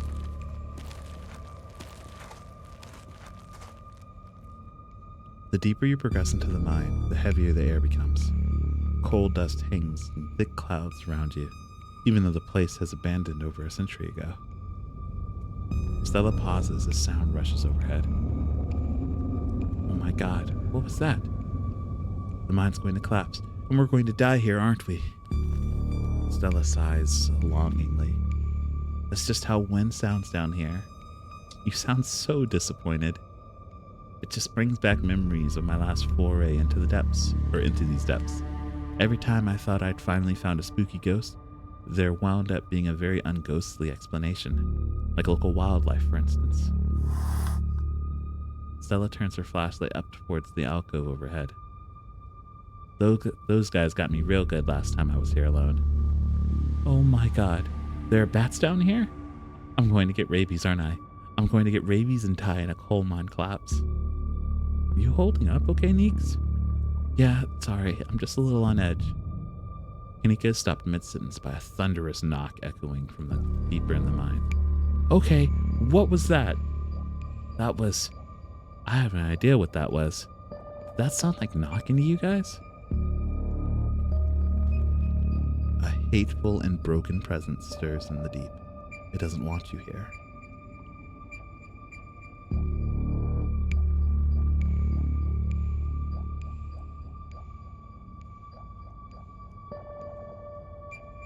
That was a warning. We have to move fast before something terrible happens. Whoa, you don't think it's Tommyknockers, do you? Okay, no, Tommyknockers are not real. They're not allowed to be real. Whoops. Are you trying to give me a panic attack? I'd love to spend some extra time poking around down here. Maybe it's something to do with the mystery. The three of you are interrupted by a second, much less distant sound of a can being popped open. Okay, now that wasn't Tommyknockers. It came from this way. Follow me. These kids are in so much trouble. You and Kanika follow Stella further into the mine. Bruh, you're playing games. You breathe a sigh of relief as the tight passage gives way to a small cavern. A group of teens turns and stares at you with annoyance. What the hell are you all doing in here? What the hell are you doing in here? You creeps, are you stalking us? Oh, hoodie girl, plaid girl. Yeah, creeps. I just said that, Alexis. If I wanted an echo, I'd yell into the Grand Canyon.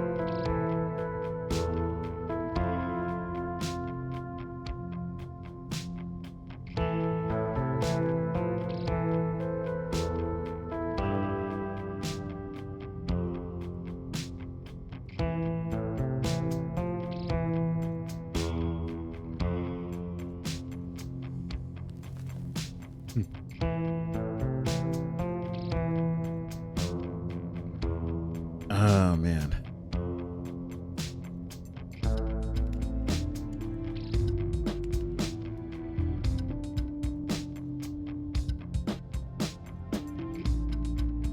Oh, last time I got a horrible feeling someone died, so I think I'm going to stand behind my feelings. What are you guys doing down here? This is the most miserable place I've been in my entire life. This place isn't miserable. It's cool and rad. Who the hell are you exactly? That's Anthem, Tabby's cousin. Rosalita, your dad is worried sick about you. And if you ask me, he was right to worry. What the hell would you think of hanging in an old mine would be a good idea? Is the Maxwell place not dangerous enough? Because no one usually comes in here. Duh. Everyone knows we're hanging out at the Maxwell place now, so we had to find a new hideout. Which you instantly found, so I guess we have to find an even more secluded place where we can just be ourselves. I can't believe your dad sent people to follow you, Rosalina. That's messed up. I think this qualifies as harassment. You're right, Becca. It is messed up. I don't need him telling me where I can be. You could at least check in if he knows, so he knows you're not dead. He loves you and he worries about you. He's really not asking for much. These kids have school tomorrow anyways? It's fall break. We're not kids. Yeah, we're teens. Are those canned strawberry margaritas? Where'd you even get those? Most of the teas avoid eye contact. The quiet one in the back tries to melt into the cavern wall. Oh no. Oh no. I know that isn't you, Miles. It had better not be you. Yeah, whatever, it's me. What are you even doing here? Becca's right. Sounds to me like you're stalking and harassing all that. You're supposed to be minding the store. It's not like anyone even comes in on Tuesdays. And Mom's there, so it's fine. Eyes dart uncomfortably around the cavern as Kanika tears into her brother. It's not fine. It's extremely not fine. Why do I always have to be the responsible one? Do you know what I would give to be the same as carefree as you? I left school so that you would have a chance to live your life. And this is what you're doing with it? What would Dad think if he could see this? Stealing booze from the family store to dick around in an abandoned mine? Dad's dead, Kanika. But if he were here, he'd be disappointed you wound up being such a bossy jerk. Who cares if we're having canned margaritas somewhere nobody's supposed to bother us?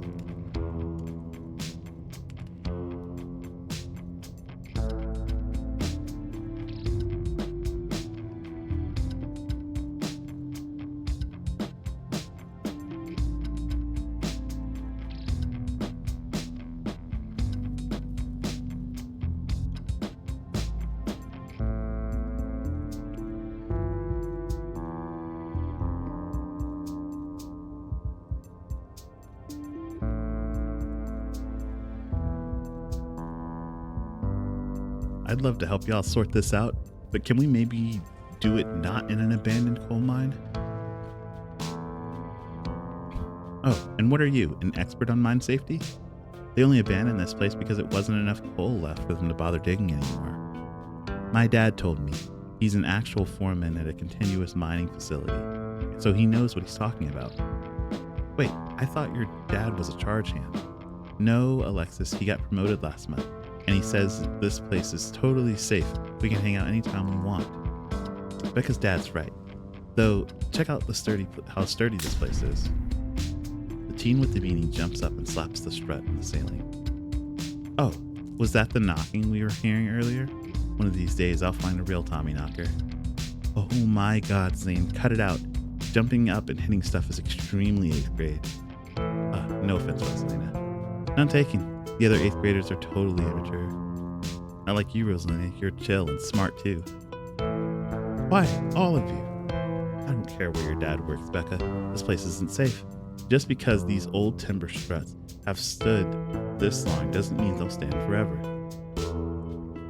I'm not listening to what some sad 20-somethings have to say about where we're allowed to be. Hey, I'm not sad. Where'd you get that idea?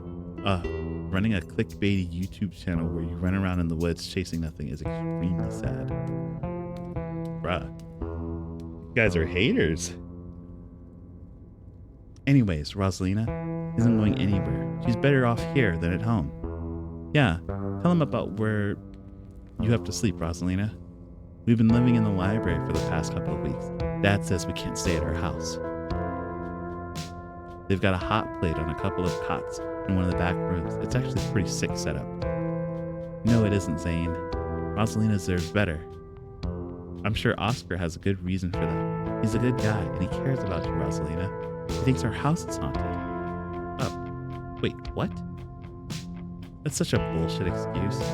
I bet he couldn't afford it anymore. and is lying to you to save face. What a coward. Becca, I don't think you can, say that about other people's families. Isn't that like bullying or something? Shut up, Zane. Becca, he says it's haunted? I can't believe he didn't mention it. I could have investigated. There's no ghost, Stella. It would be cool if there was, but Becca's right. I just wish he would be honest with me and tell me what's really going on. It's like he doesn't think I can handle it. I'm just like I'm still a little kid. I'm not going to weigh in on this. This is between you and your dad. The two of us should talk about it. And the two of you should talk about it anywhere that isn't here.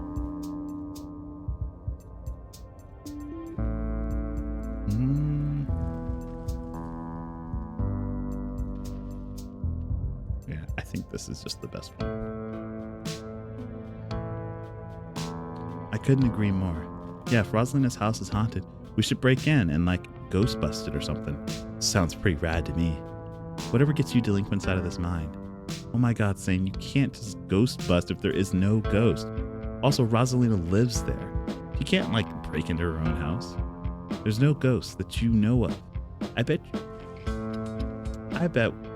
we could figure out how to bust it if it's actually real. And if it isn't real, well, problem solved. You know, Rosalina, you could always stay over at my house until Stella ghost busts your place. We have a finished basement with a pull-out couch. Why are you talking about this like it's a thing? It's not a thing. There is no ghost. Whether there's a ghost in Oscar's house is a question for a time when we're not in immediate danger. And to ruin everyone's fun, the answer is probably no. There is no ghost. Now, I'm going to drag my shithead brother back home and suggest you kids leave this empty mine before someone gets black lung or gets crushed by rocks. Fuck. Kanika is interrupted by a pair of thunderous knocks. That wasn't me, I swear. And what was it? Come on, Stella. Didn't you have the whole list of perfectly natural explanations for scary mine noises? It's Tommy knockers for sure. I know this isn't why we came down here, but we gotta check it out, Stella. I'm not going into this mine, dog. I know, but weird stuff's been happening here for the past few days. What if it's our chance to get actual solid lead that stakes couldn't get higher? Do you have no sense of self-preservation?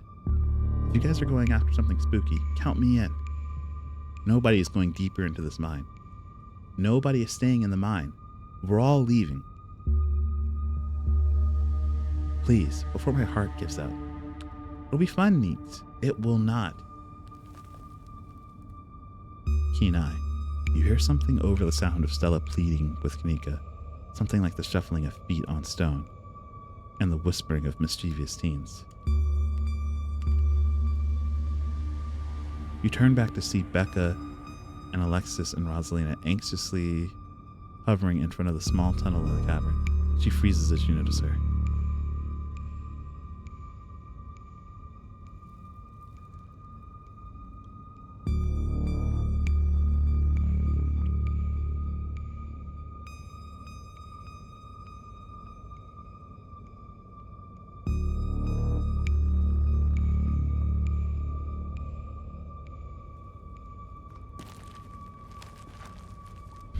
Okay, hopefully I just saved a kid. Oh man. Are you kidding me? Rosalina, what were you thinking? What were they thinking? I don't know. I'm so sorry. Oh, Kanika, maybe if you weren't still scared of the dark or whatever, you would have noticed them trying to sneak off. I noticed them sneak off. And I've been zoning out the whole time we've been here. Oh hey, they must have squeezed through that child-sized tunnel. Yeah. Oh no. Dang. I've always wondered where that goes. I've never been able to get these hips through there. Becca shouts back out through the other side of the end of the tunnel.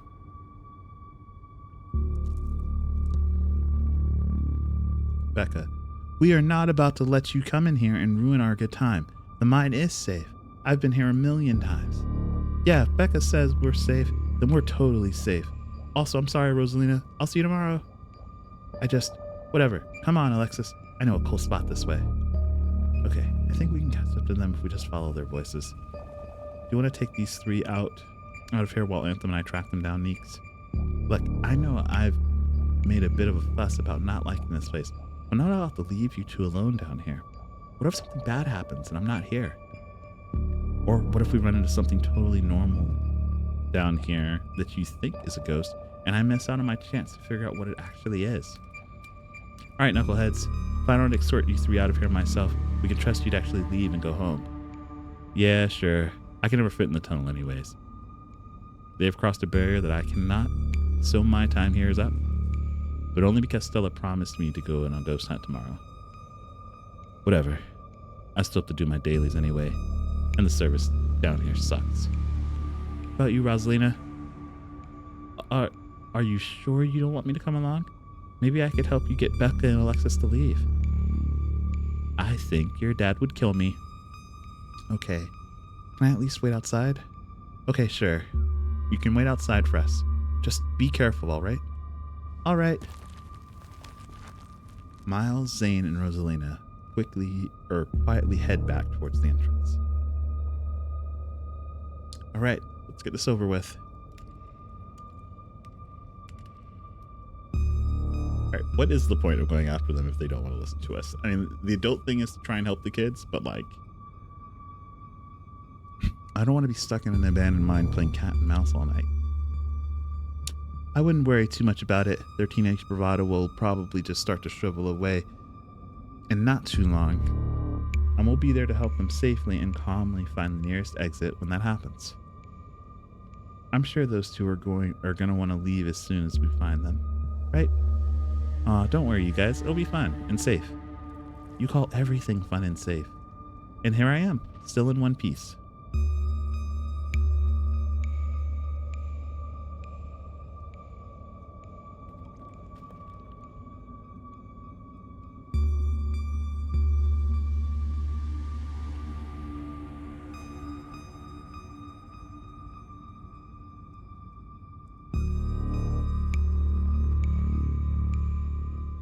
There's no way around it. I can feel the depths call out to us, and we are destined to answer their call. Please save the spooky one-liners for when we are someplace that isn't here. We can get coffee at Winnie's once we're all out of here. My treat. You and Kanika exchange a glance at Stella as ventures forward. All right, we're going in. Actually, before we go in, I'm going to take a slight break just to stand up, stretch, and get some more water. I'll be right back.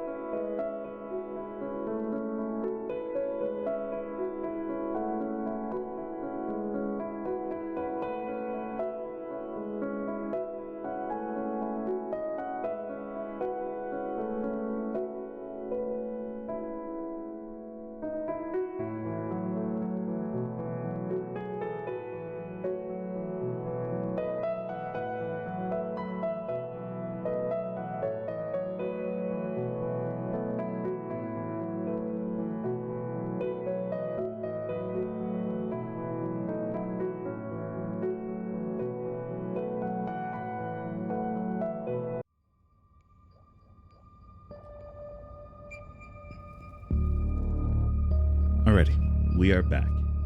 Drinks in hand, dark ambiance still floating around. As the three of you move deeper into the mine, you hear echoes of conversation bounce across the walls. But Becca, why are we doing this again? We could get in so much trouble. We're doing this because I'm not about to take life advice from a YouTuber and a dropout. Whoa, that is so uncalled for. I didn't drop out. I'm going back to vet school as soon as my family doesn't need me here. I don't know. I think Stella's kind of cool. I like the River Runner video a lot. Oh, come on. She doesn't even have a sponsor. What kind of YouTuber doesn't have a sponsor? I mean, not yet. I'm in talks with Neat Rice. I make plenty from ads and donations.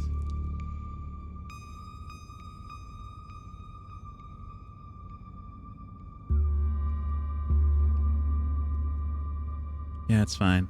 I can't believe we have to deal with that Becca girl slandering us while we're sticking our necks out for her. God, I hate her.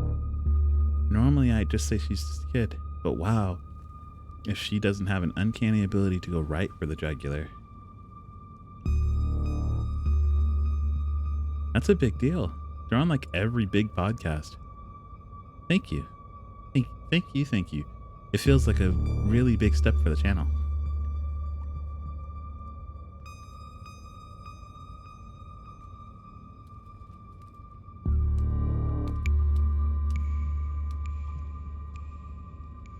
Yeah, I know they're just teens, but some of that stuff stung.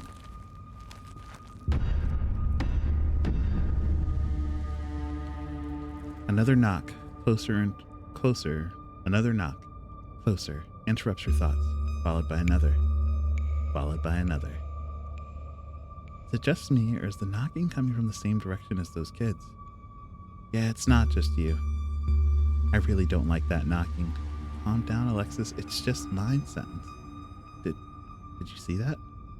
Why are we still down here, Becca? No, it was just a shadow. There's no reason to get freaked out. Becca, I swear I saw something. Shut up. There's nothing down here. Stop trying to scare me.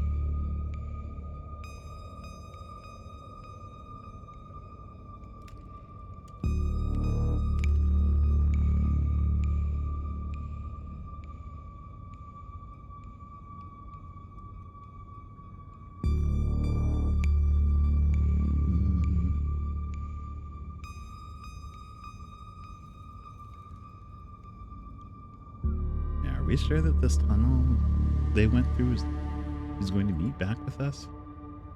I mean, we're still able to hear their voices. At the very least, we're all still heading in the same direction. What do they see? Tommy knockers. Tommy knockers aren't real. There's a reason people think they make those sounds. And it's not a coincidence the whole Tommyknocker myth is tied to a mine collapse.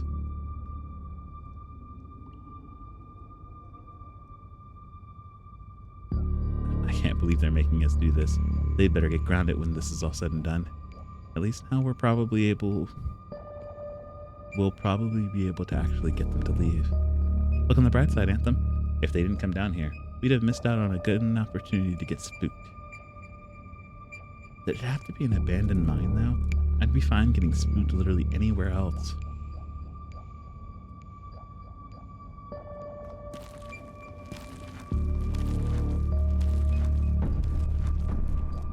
As you progress deeper into the mine, the knocking grows more frequent. It's still distant, but it's much louder than before. The tunnel ends abruptly. In front of you, a century-old ladder is the only way forward.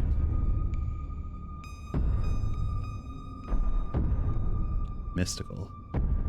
The pit radiates rage, a white-hot anger.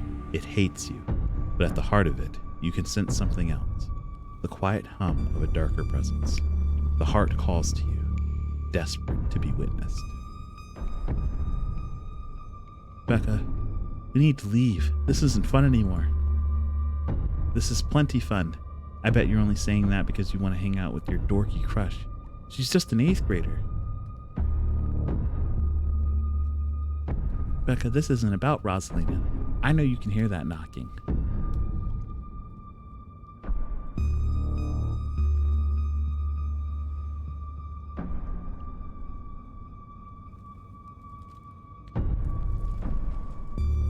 Yeah, I'm not going to argue with that. The ladder looks older than all of us combined. Good luck.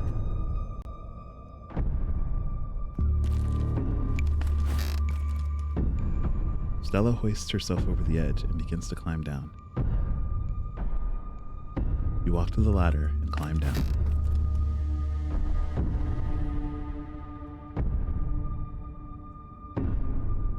Stay safe, Anthem.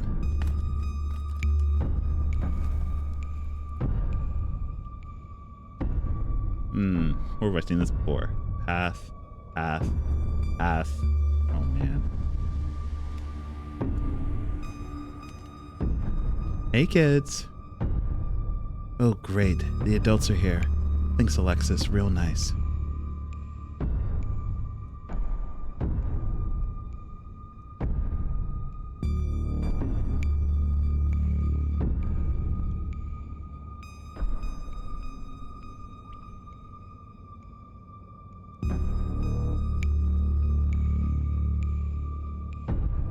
I guess I wouldn't have had any options here without Keen Eye.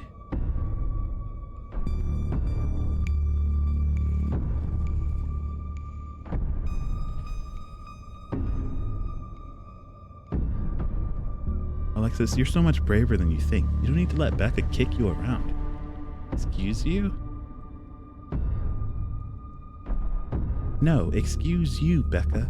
I don't want to be down here. I don't want to hang out with you. I just want to leave. I'm going to do that right now. Whatever. This isn't fun anymore. Fine, we'll leave. Whoa, good job. As Becca and Alexis move towards the ladder, the black chamber before you draws your focus. Finally, let's get the hell out of here. The voices around you, those of the teens and your companions, sound oddly distant. Why am I stepping forward? Where's my autonomy? Let me return. Release me. There is something in the darkness before you that's much louder, though you don't hear it. You don't hear it, but you feel it in your chest, a desperate need to perceive and be perceived. I don't want to wrap myself in the darkness of the pit. Hey, are you all right, Anthem? Bear witness.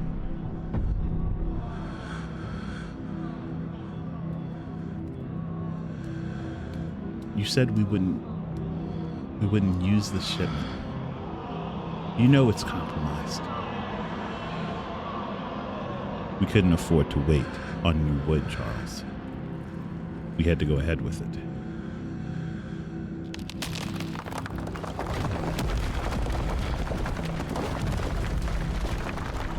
It's still sturdy enough. It'll get the job done.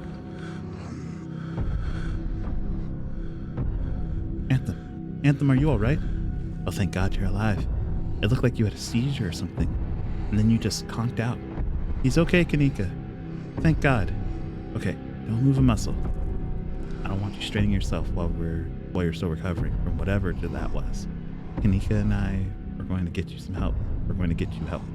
We'll be back soon, I promise. Don't die on me, all right?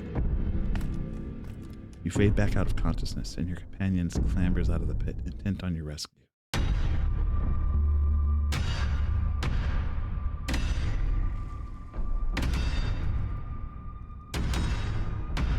Raise up on your elbows, head still swimming from the visions, your surroundings back into focus. Your head throbs as the knocking continues, now magnitudes more intense than before. You can't help but notice the timber struts around you trembling, as if they were being struck by invisible blows with each knock. The wall that stand between you and the many tons of rock overhead, and they suddenly seem terribly fragile. The entire cavern shakes with the sound of rock fall. It's time to get out of here. on with hell. You push your body to move as quickly as it can, though you're slowed down by the cramped corridors and winding passageways of the mine. The knocking is deafening now, as if someone were trying to break through the walls with fists of iron. You continue to push yourself, your burning muscles giving way to pure adrenaline. Then comes the sound of splintering wood. You pick up the pace. The entrance is so close. And there it is. Freedom. You manage to squeeze through the entrance just as the walls of the mine come crashing down. Holy shit, you're okay. Thank God. And everyone's accounted for. That was a surprisingly close call. We could have all died in there. What did you weirdos do? Everything was fine until you adults showed up. Becca, shut up! Smosh sounds. What did you just say to me? I said you should shut up. I'm sick of your two-faced bullshit. They didn't almost get us killed down there. You did. And now you're trying to pass it off on whoever else you can. It's just the cherry on top of the whole shit show of a friendship. I'm really not in a good headspace for this conversation. I could have died in there. Why are you doing this to me? No, enough. No playing the victim this time. Being friends with Rosalina has made me realize how horrible you are to me. Friends aren't supposed to be mean to each other. Friends shouldn't be scared of each other. I never wanted to go into that stupid mine. It was your idea and we could have died. If these grown-ups hadn't showed up, we could have been buried alive in that stupid little tunnel drinking stupid strawberry margaritas in a can. Screw all of you. Shouldn't we go after her? No. Let her have her little tantrum. Did that feel good, Alexis? Finally telling her off? Yeah, I guess. She's gonna be so mad at me. She probably won't talk to me for a week, maybe a month, maybe the rest of my life. It's okay, Alexis. We don't need her. What do we do now? Now I drive you two home. I've already texted your parents, and I'm sure they're worried sick about you. Rosalina and Alexis duck off to the sides. A furious Tabitha approaches your group. I came as soon as I heard the crash. What the hell are you three doing here? I thought I told you to stay out of trouble, yet here you are in the scene of a mine collapse. How did you manage this? Tabby, come on, it's not Anthem's fault. Stella's right. If this were anyone's fault, it's yours. You have an abandoned mine on your property that was barely boarded up. It was only a matter of time until something like this happened. You're lucky no one got hurt. How dare you? It's not like I put a big neon sign saying cool place for teens to hang out. It's clearly not safe.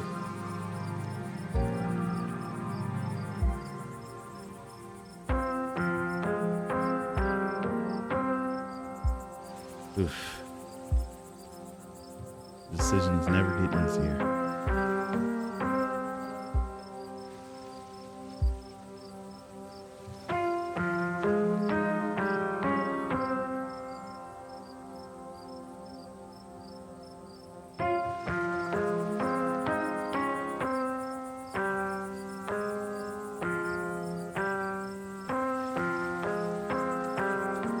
Why are we pointing fingers right now?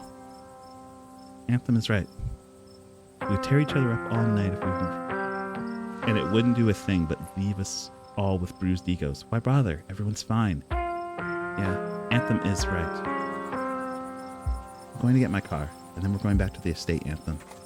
Have the storms off, and you're afforded a quiet moment to catch up with Stella and Kanika.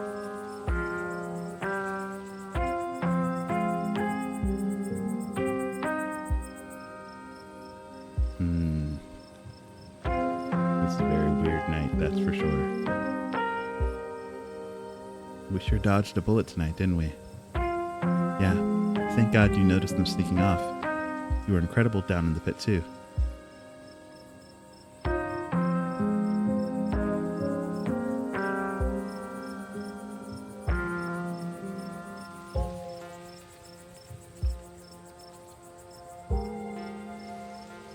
There was a stone carving on the wall of the pit.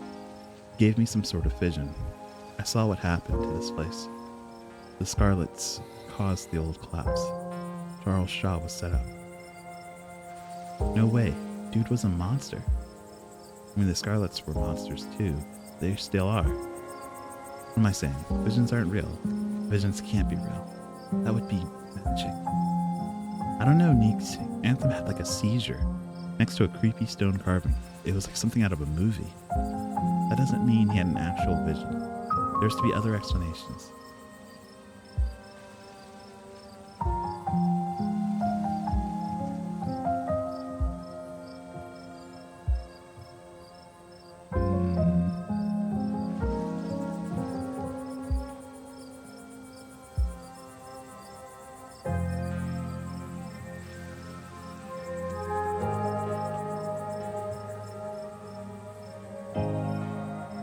I saw something down there, like the shadows of dead miners. They were right behind Stella just before you all left. Did you guys not see them? Whoa, I didn't see anything other than you and that carving. That's super weird. I don't want to doubt what you experienced.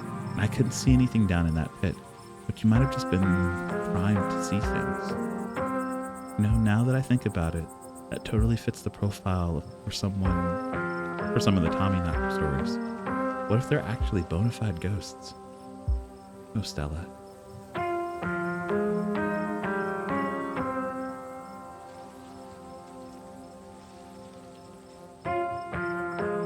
Everything that happened down there centered around the main chamber, where I saw that carving. Stella showed me a photo. Weird stuff. Maybe you weren't entirely off base about the cult stuff you mentioned earlier today, but that thing felt old. Are you sure those were Tommyknockers? Depends on what you mean by sure. If anyone really sure of anything, they fit the description pretty well, and I don't know what else they'd be.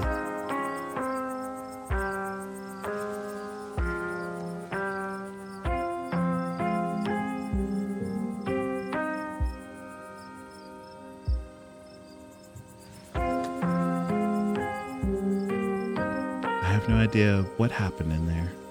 I need to do some reading on mind collapses, I guess.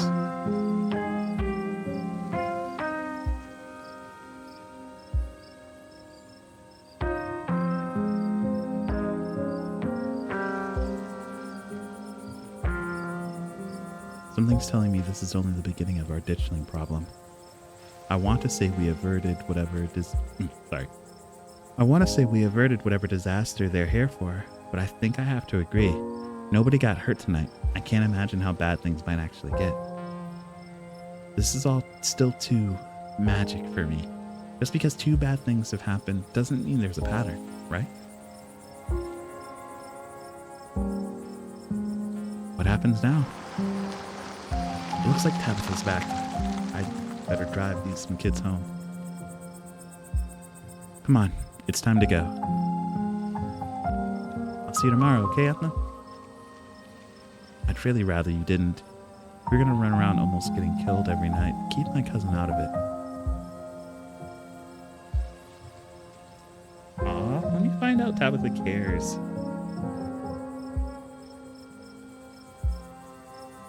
Your cousin is an adult, Tabitha. He can make his own decisions. Not while he's under my roof. Come on, let's go. As if to illustrate her point, Tabitha grabs your arm, dragging you towards the car.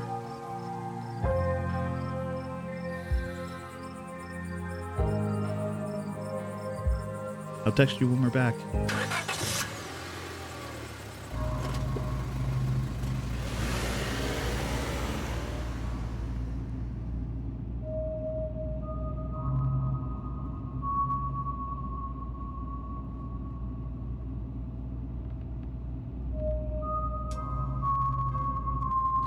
Tabitha doesn't say a word as the car cuts along the darkened road. You try to keep an eye on the surrounding wilderness as she drives, wary of what may lurk behind the tree line.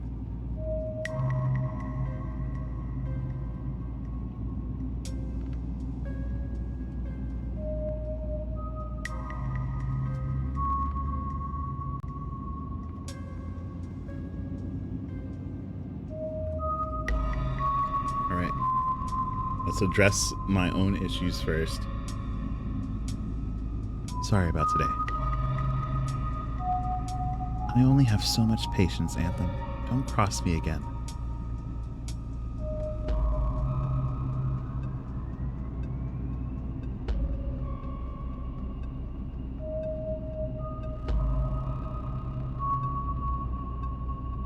At least everyone's okay. There are a lot of parents who should have kept tighter reins on their kids. I never got in any trouble like this when I was a teen, and I have Pearline to thank for that.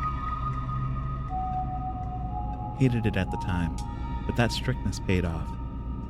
What am I telling you this for?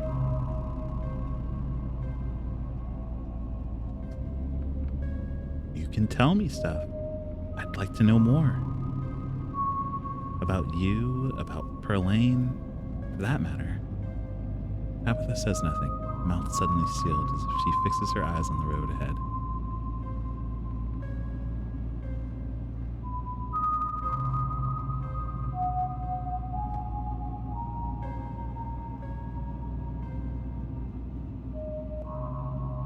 You're right. There are a lot of adults who should have done a better job tonight. Exactly. People who aren't ready to be parents shouldn't be parents. And clearly, there are some parents who aren't ready. Take the librarian. There are tons of people more qualified to be parents who can't even conceive. And here he is having a kid at 19 and clearly letting her do whatever the hell she wants. It's not fair.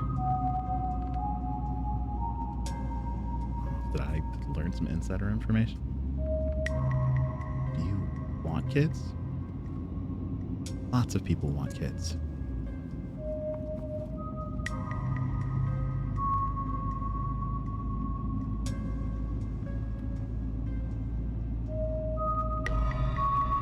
How are you holding up? I need to keep my eyes on the road.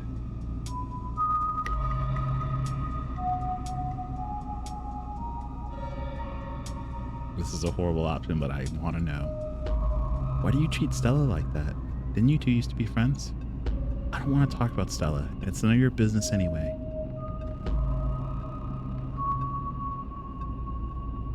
I'm willing to ride in silence. I can leave those questions for another playthrough. Her eyes wander back to the tree line, and you and Tabitha sink back into silence.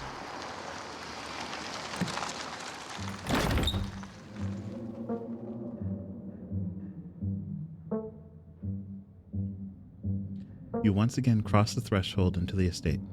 The musty stench of the decaying mansion greeting you with its undertones of mildew and wood rot.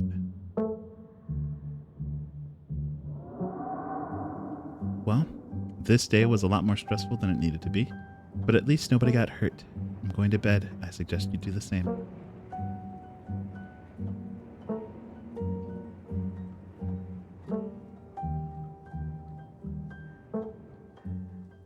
Just talk to me. Tabitha closes her eyes for a moment and sighs. There's no point. At the end of the week, you'll go home, and we'll never speak to each other again. We just have to get through this week.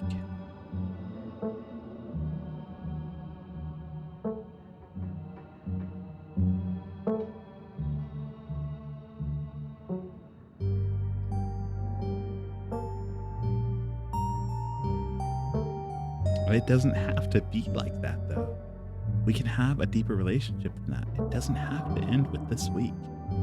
I'm going to sleep. Good night. Tabitha turns and makes her way up the stairs. I guess I will turn in. You head up to your room to turn in. You collapse in Tabitha's dusty guest room, your head empty of thoughts. After your time in the Shaw mine, you barely even notice the dust. Your phone does this on the table. Why'd the music change? Kanika sent a message to Stella. To Stella and you. Y'all, these are those things, right? Kanika sends a picture of a pair of ditchlings by the side of the road.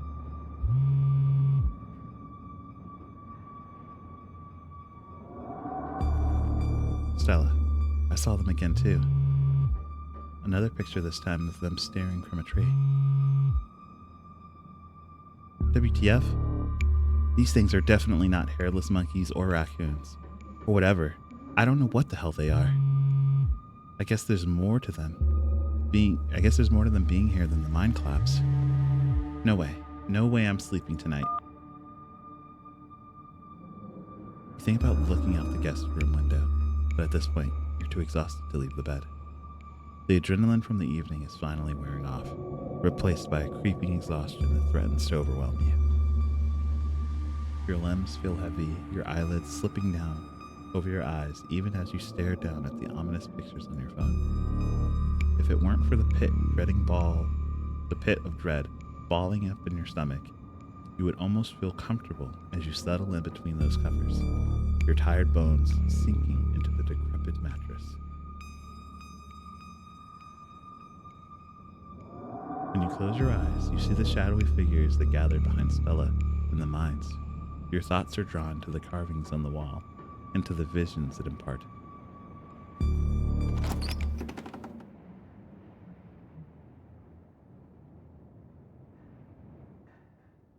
Your eyes shoot back open, your heart pounding as the door to your room swings open. Oh. Is a cat. It's a cat. Oh, man. Just the cat. It's always just the cat. It's nice to see another living being, even one as unfriendly as Tabitha's cat. The comfort of her presence sets your mind at ease, and you finally slip into a deep sleep.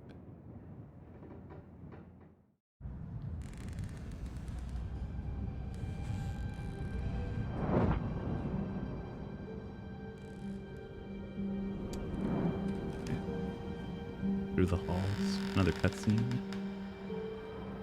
Tabitha. The door closes. A hole in a set of stairs. Place falling apart. Somewhere up in the house, another door opens. Heading down to a basement. Foundation changing to stone.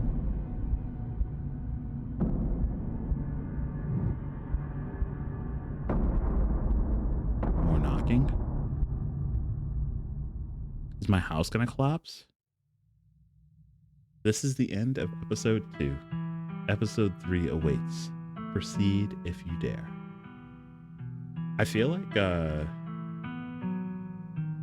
this particular episode was shorter than the first one, but that also could just be because of the choices that I made.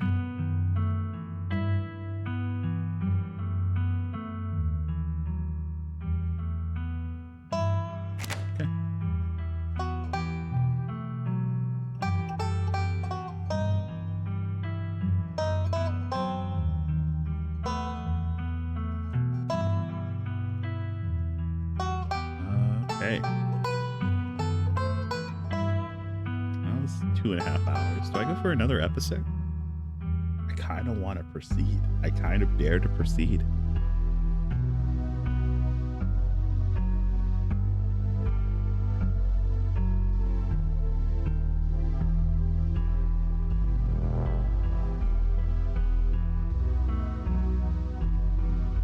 All right. You know what? Episode 2 and 3.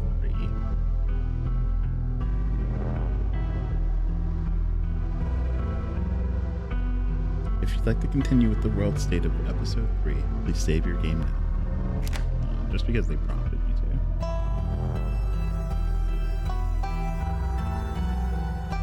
Would you like to see a recap before starting episode 3? You know what? Walking Dead style, let's watch the recap even though we just went through it, just so I can see what the game thoughts were the deciding moments of episode 3. Oh, cool. It would have given me a full recap. That's pretty cool.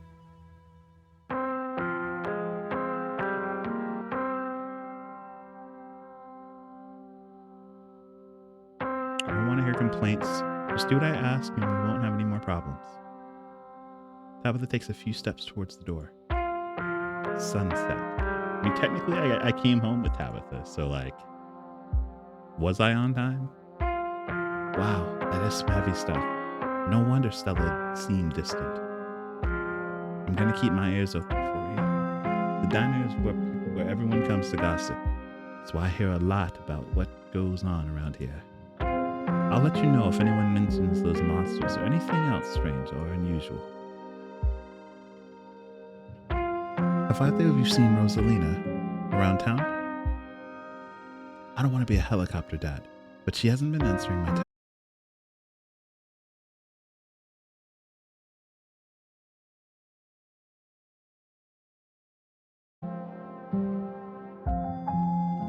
Alright, we disconnected for a second, but we should be back. There we go.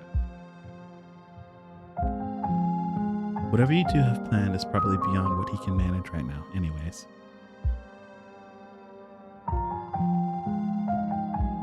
I am the only person in this town who truly cares about your safety. Don't forget that. Even if it's already too late to stop what's going to happen. You're interrupted by a sudden movement out of the corner of your eye. A girl carrying a bundle of snacks pops through the hole in the fence and disappears over the crest of a hill. She didn't. I guess the old Maxwell place doesn't cut it as a secret hangout spot anymore. Or these days. But the Shaw Mine? That place was shut down like 100 years ago. After a collapse that killed over 100 people.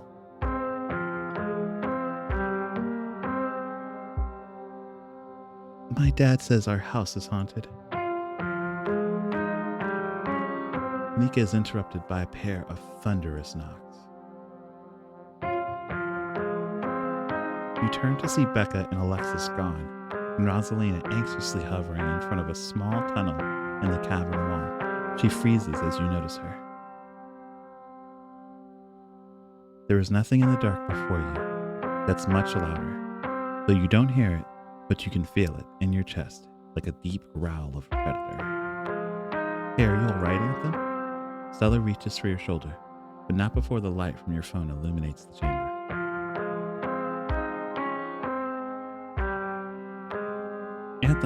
Anthem, are you alright?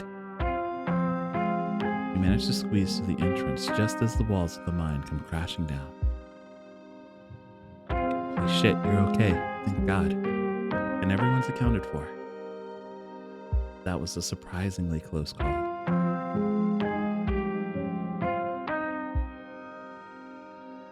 We could have all died in there. What did you weirdos do? Everything was fine until you adults showed up. Becca, shut up!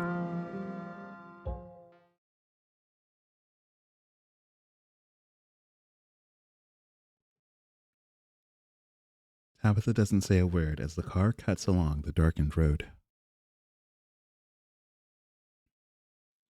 You collapse in Tabitha's dusty guest bed, your head empty of thoughts after your time in the Shaw Mine. You barely even notice the dust. When you close your eyes, you see the shadowy figures that gathered behind Stella in the mines. Your thoughts are drawn to the carving on the wall and to the visions it imparted upon you. Let's wake up. Sunshine filters in through the dusty windows of the estate as the dull aches of last night's activities throb in and out of focus. You manage to survive a second night in the town of Scarlet Hollow. As you pull yourself out of bed, you can feel the soot and grime of the Shaw Mine still stuck to your skin. We should take a shower. That's something we should do. You step into the guest bathroom and into the shower. The water is hot and surprisingly enough, clean. As steam fills your lungs, the soot washes away down the drain.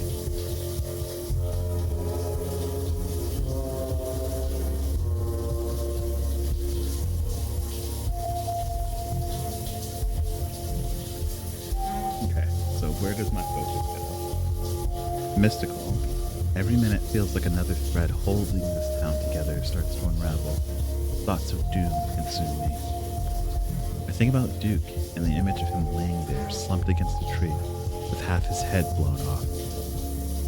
I scrub feverishly, trying to scrape the memories from my skin, as if they're a part of the dirt that coats me.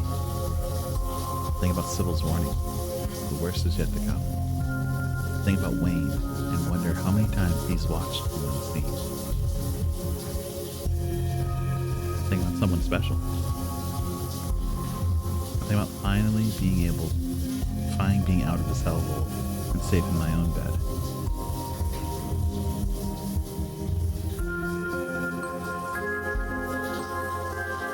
Every minute feels like another thread holding this town together starts to unravel. The thoughts of doom consume me. I'm done here. Wash away your sins is the name of the achievement. You're done here. You turn off the faucet and dry yourself off. Time to start my day. I'm gonna check out my friend. He is a friend! There are two of them! I'm not gonna pet them, but I'm gonna wave. Alright, you guys can have your piece. You've had enough of growing up. You've had enough of the growing family of opossums that live in your dresser, at least for the time being.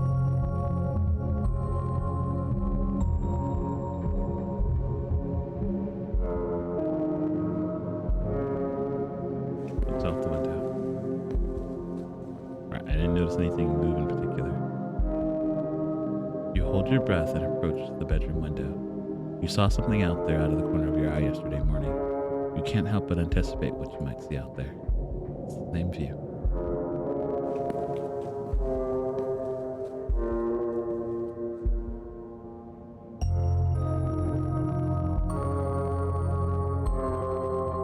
You pull out your phone and open up the group chat with Stella and Kanika.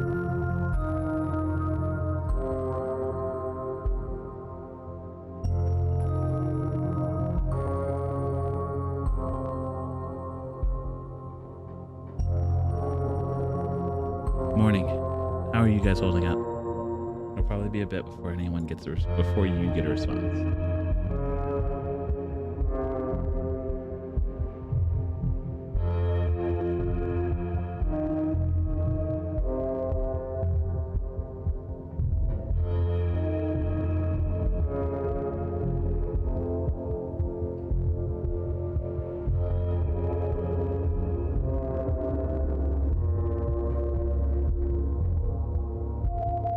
Okay, I've messaged everyone, put a message in the group chat. I'm gonna pass on the creepy doll.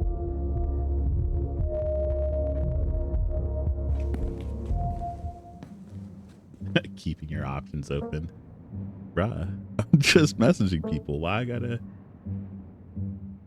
You enter the kitchen and find your cousin in the midst of devouring a pint of banana chocolate chunk. She isn't alone. Frou-Frou glares at you from her usual spot on the counter as a red-headed woman busies herself trying to tidy as best she can. Tabitha's gaze swivels from the woman to you, her glare intensifying. Bro, what's your deal? The ice cream's probably not the best in the morning.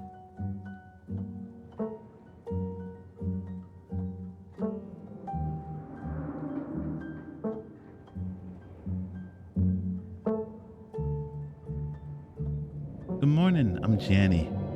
Just here to do my little weekly cleaning. Whatever cleaning Miss Tabitha will let me do at least. I could have this place looking brand new, you know. Don't go making any big renovations or moving anything around, like knowing where my stuff is. Okie dokie. It's so nice to finally meet you, Anthem. I mean, I guess I did meet you on Monday when you popped into the diner. Janny. But seeing someone somewhere, meeting them face to face, are two completely different things, I suppose.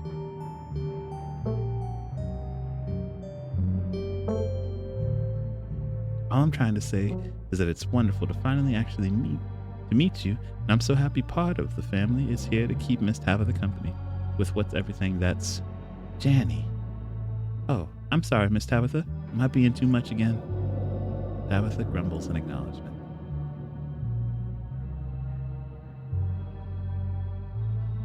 Hey Tabitha, how's it going? There was a massive mine collapse on my property last night. I can practically feel the whispers of unionization already. Tabitha takes one last spoonful of ice cream, then discards the empty container, turning to you with her trademark scowl. Let's get going. I've got an errand to run in town, and every time I've left you here alone. Something terrible's wound up happening, so you're coming with me.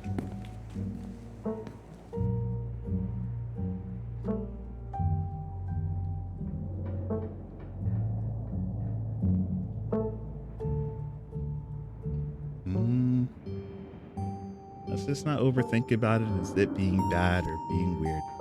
Let's just go. Great. Jenny, lock up when you leave, please. And don't go rearranging anything. I'll know. Ready to leave?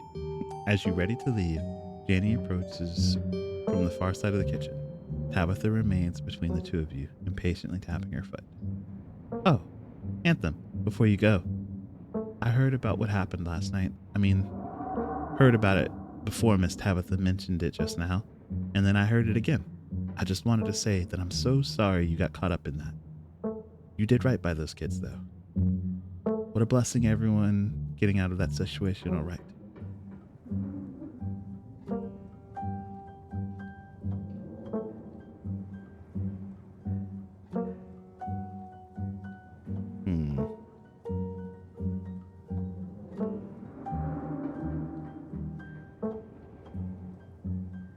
Okay, so all of these are questions I can ask, but they will end the conversation. Let's back up to these explore ones.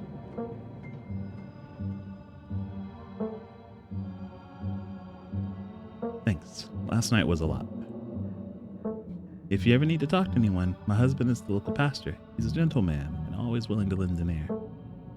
He's actually been going a little stir crazy ever since we moved here. What with nobody really attending sermons. It'd probably do him a lot of good to talk to you through your worries.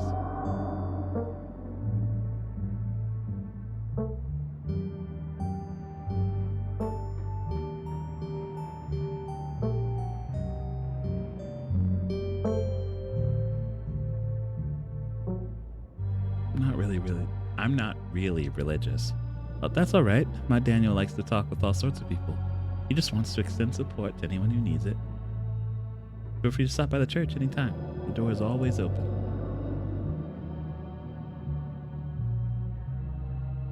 You only come in once a week, right? What do you do with the rest of your time? Oh, odd jobs mostly. Weeding gardens, cleaning houses, watching kids, that sort of thing. Enough dawdling. We're leaving. You and Tabitha walk through the doors of the estate and into her car. The ride to town is uneventful. Your cousin surprisingly more focused on the road than on making conversation.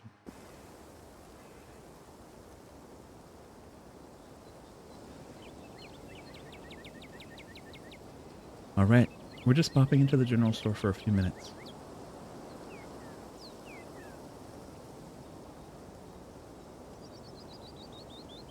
What are we doing at the general store? Picking up tea from Sybil. You drink tea? Yeah, whatever. I do a lot of stuff you don't know about.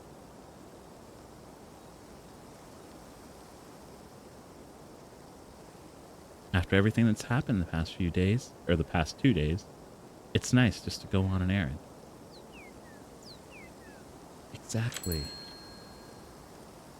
You and Tabitha turn as the door to the general store bursts open. A flustered Kanika exits, shouting behind her.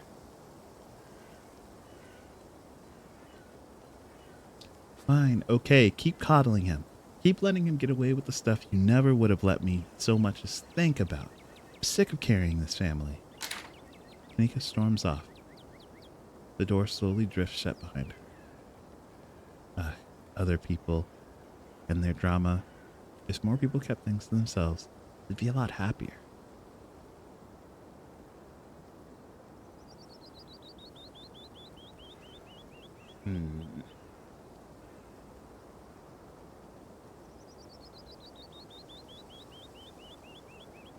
Okay, so these are because of Kenai, but they will end the conversation, or at least take me beyond these other choices.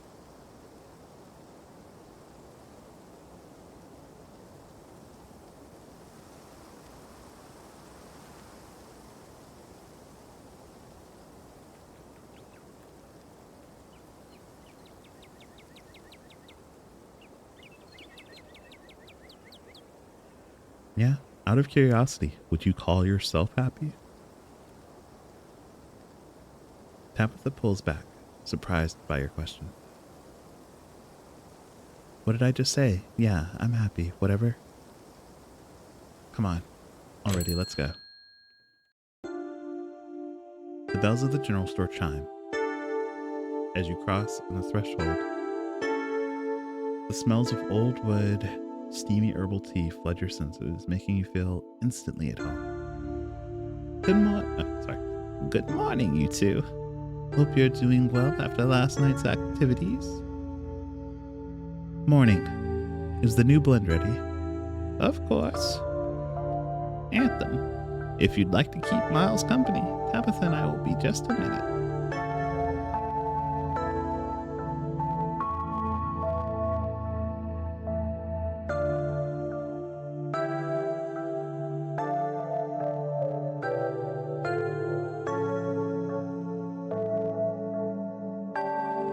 Is Kanika okay? Of course. She just needs time to cool down. Emotions are a little high considering everything that happened yesterday. She'll settle down soon enough. I'm just glad both of my little ones made it out okay. Sybil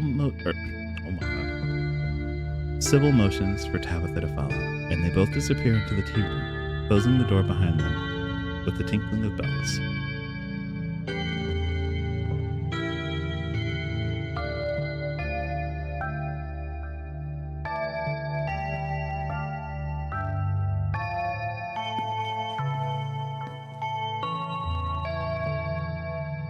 Bruh. It's subtle. Get out of here, Miles. No one cares.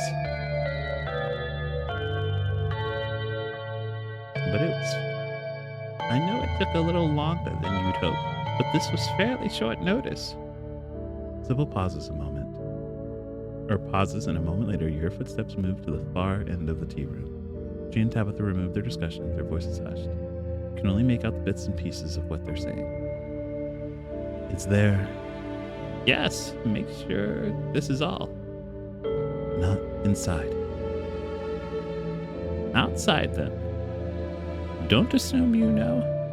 I know what I'm... Oh. Wait, you're Anthem, aren't you? My name is Bo. I'm Duke's boy. It's a pleasure to meet you. The policeman told me you saw what happened to my daddy.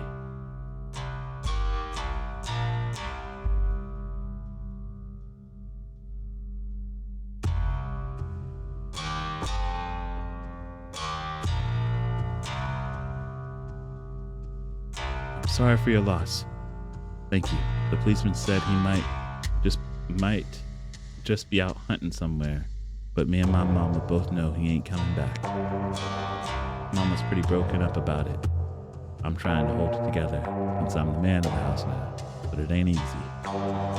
Me and him was supposed to bring Big Betty to the state fair this week, but now he's gone. And as this morning, so is she. But I suppose if I'm not going to the fair, I may as well make myself useful and get out in the woods to look for what's left of my daddy. You was there, right? Could you tell me where to look so I can try to find him?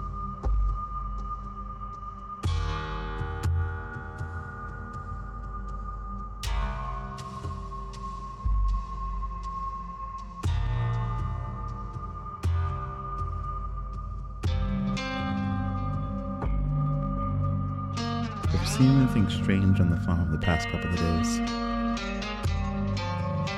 Not really, no. But I've been awful busy with everything that's still been happening. Them chickens keep disappearing, though. Is Big Betty one of the chickens? Nah, she ain't a chickie. Big Betty is our prized pumpkin.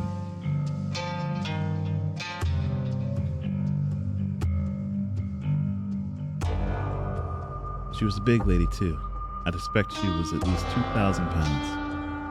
Not easy to move something like that. Could be she rolled off down a hill, but I can't be looking for her just yet, with what everything else going on.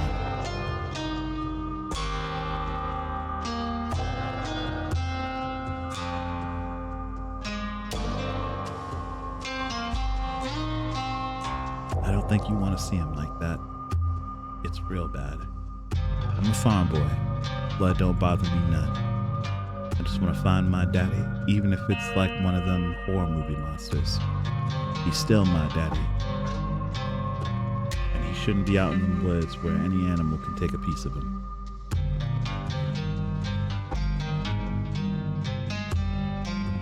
Your dad was killed by ditchlings. They're monsters that show up when something bad's gonna happen.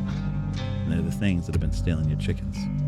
I ain't never heard of a ditchling before, but whatever they are, they won't stop me from trying to find them.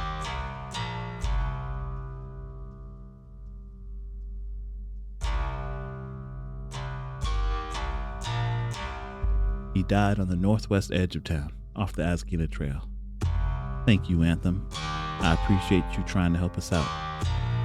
I don't rest easy knowing he's out there somewhere all by his lonesome. And please, tell Miss Scarlet I'm sorry about her mama. Tabitha and Sybil are still in the tea room. Your phone buzzes. Oh my god, hey, I overslept. Still gotta make myself breakfast. Meet at the library after figure out a plan. And then it buzzes again. Hey again, laugh out loud. You wanna come over for breakfast? Would honestly love to hang out. And then it buzzes yet again. Somebody was busy this morning. Hey, yo. Dexter's theme was by the Dollar Tree. Here's big facts.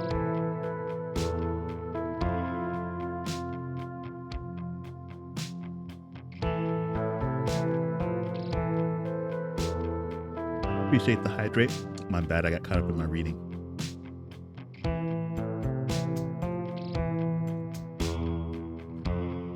Sliding into the DMs, are we? I mean, I was just checking, making sure everybody's all right. You know what I mean? Anyway. If you want to hang out before the library thing, I'm parked in the abandoned lot by the gas station. It's hard to miss. You have plenty of time before dinner at Reese's house.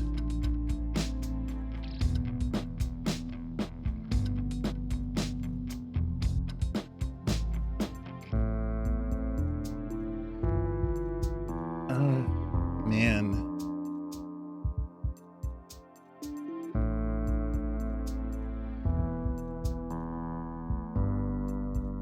Let's see. I could pop by the diner.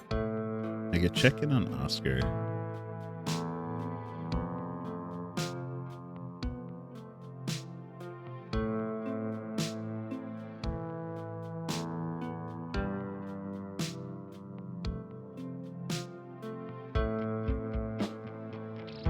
But I feel like I came to town with my cousin. I should at least wait until they're done doing whatever they're doing.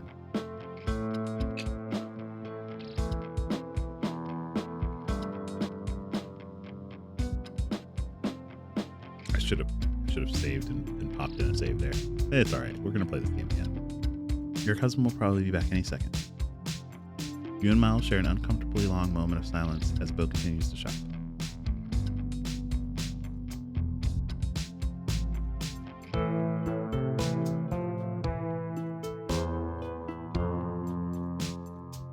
How's your dailies going?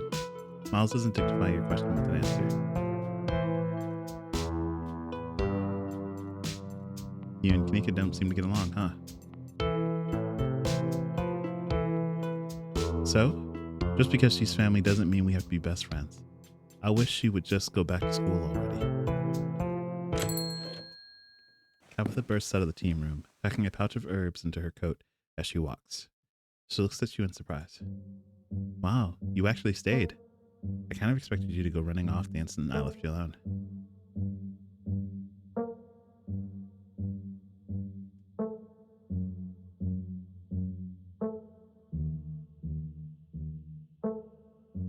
Family is important. I'm not just gonna ditch you. That's appreciated. I got a couple of hours to spare. I'll pick us up some sodas and we can get out of here. I don't like lingering where just anyone could walk up and start talking to me.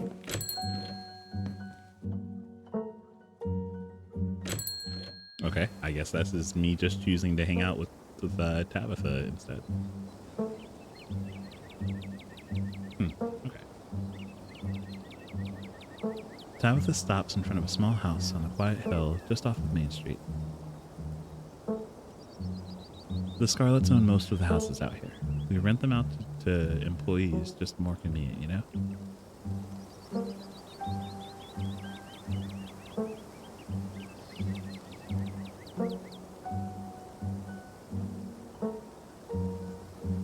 Yeah, it is cool. It's nice to have a place where nobody can bother me. Now, come on. Let's make ourselves scarce before we're spotted. Your cousin pulls out a heavy set of keys from her pockets. She picks out one marked with a bright green strip of tape and unlocks the door. Come on in. Don't worry, it's empty. You follow your cousin into the mall. We haven't rented this one out for years. I come here to get away from it all. Does that make sense? It's kind of like a vacation home, but I don't have to travel. Anyway, make yourself comfortable and have a soda.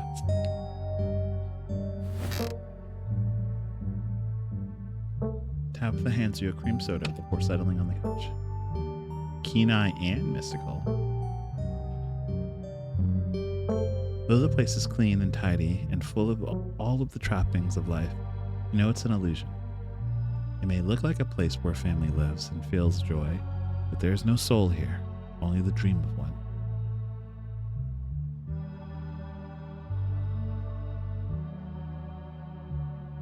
Okay, we can talk about a lot of things here.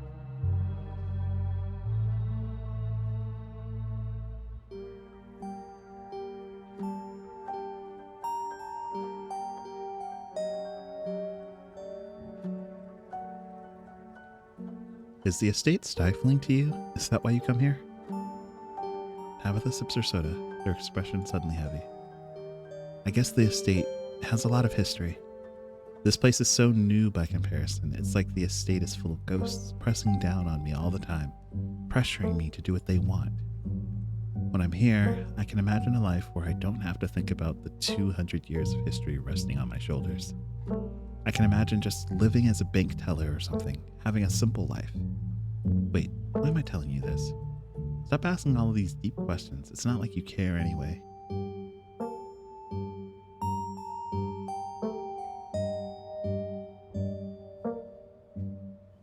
I care, Tabitha. You shouldn't. You don't even know me.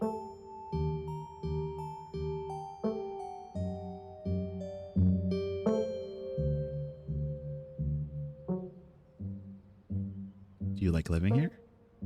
It's the only thing I know.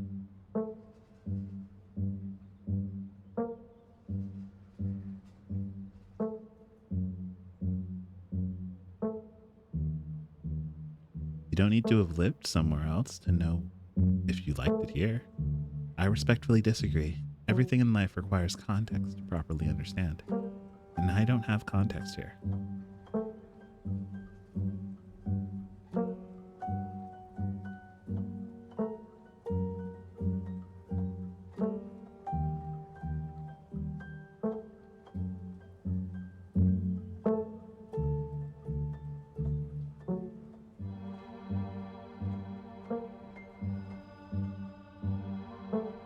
You don't need context to know if you like living somewhere.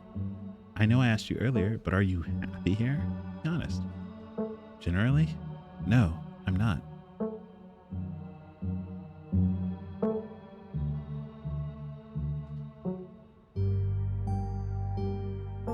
Do you ever get to travel?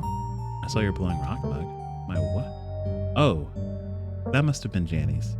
She was always saying she didn't have enough cups.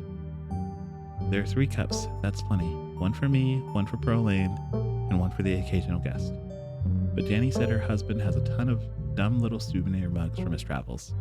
Not that I asked, she just tells me stuff about her family. Anyway, she said that they have mugs to spare, as if I needed her charity. I guess she must have snuck a few in under my nose. I'll have to remember to toss it when I get back. Anyways, to answer your question, no, I don't travel. Too much to do. Sure, I'd like to see the Outer Banks one day. But I'm the head of a company. It's not like anyone can cover for me. You live in a massive mansion, but only 3 cups?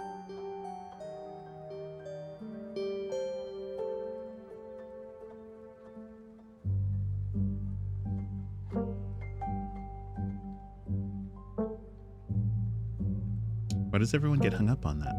It's not like the Scarlets don't own more dishware, but I'm not going to use the fine china to drink Pepsi. And we technically have 4 glasses, but one of them is used for the silverware. So there, we have more than 3.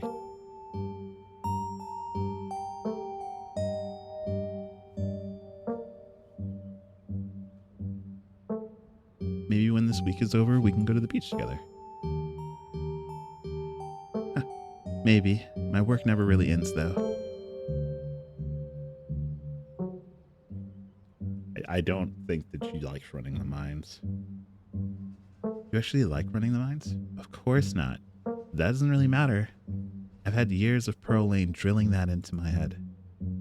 I can't trust anyone else to do my job, and if I don't do it, this entire town falls into ruin. It's my burden to bear.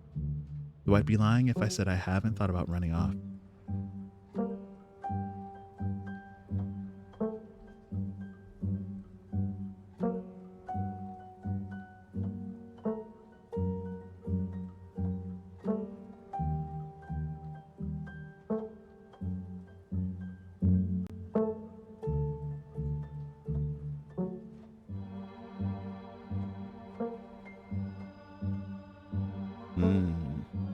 I wish this were an explore option. I want to ask all of these questions. What would you do if you weren't here? Honestly, I wasn't joking when I said I could imagine living as a bank teller. My entire life has been defined by my obligations. I'd like nothing more than to go somewhere, do a task, and go home. Not that it matters, I am here, and my life is defined by those obligations. Dreaming about some other life only makes the one I have more difficult. Sure. Can we have some of that tea you picked up? It smells nice. Nope, it's a sleepy time tea. You don't want to drink it in the middle of the day.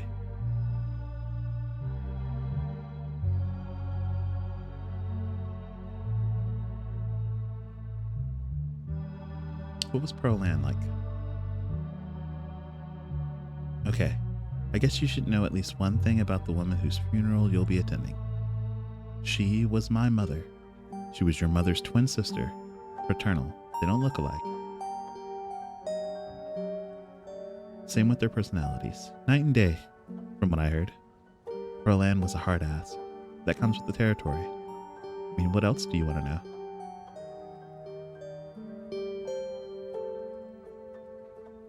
Sleep apnea. Okay, what a way to go. Did you two get along? No, that woman was a monster. What was your dad like? Don't know. He just up and left one day. Didn't want anything to do with us anymore, I guess. They never got divorced, just separated. He probably couldn't be bothered to fill out any paperwork, especially considering he would lose any and all claim to the Scarlet fortune if they divorced. And he'd have to pay child support for a kid he couldn't be bothered to call on her birthday.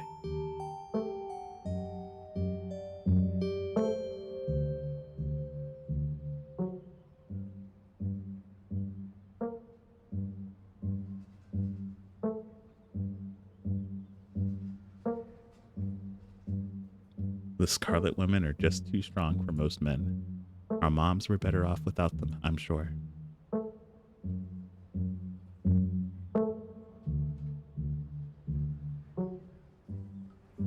What do you think of Silas and the other old-timers? It's complicated. They built the town. They built the mine. They're the whole reason you and I are here today. They weren't angels, I know that, but they're dead. They've been dead a long time. tell me about any other family members? Wow, did Vivian really tell you nothing about us or her upbringing? Fine, I'll give you the brief history since she never bothered. Pearl Ann and Vivian were raised by their grandmother because our grandmother died in childbirth. Our great-grandmother, Grandma Eddie, ran the mine before Pearl Ann. Then Pearl Ann took over. And now here I am, following in their footsteps.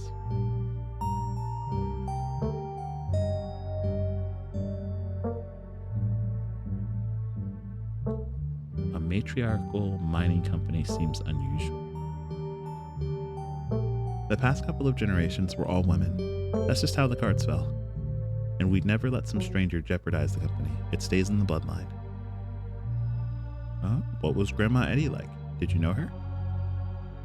Tabitha is quiet for a moment, her eyes distant. Kind of scary. Her voice is quiet. She takes another sip of her cream soda. What happened to the rest of the family? Silas had a lot of kids. I read about him in the library yesterday. What am I, an encyclopedia? We have documents on this stuff, and some kind of fancy family tree is somewhere in the estate. But I don't have any of it memorized. From what I can remember, our grandmother had a kid sister that died of some childhood illness. Then she died having our moms. And I think Grandma Eddie had some brothers, but I vaguely recall something about them fighting in World War II. One way or another, they clearly didn't stick around. As for anyone who came before the turn of the 20th century, damned if I know. That's ancient history. Okay, let's talk about our relationships.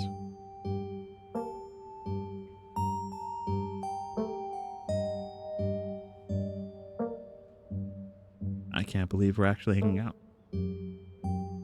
Isn't that why you came all the way down here from end time?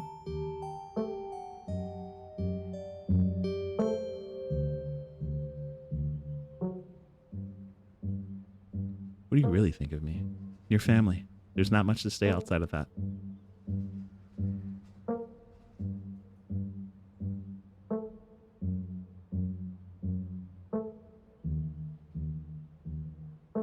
You're a better person than you let on.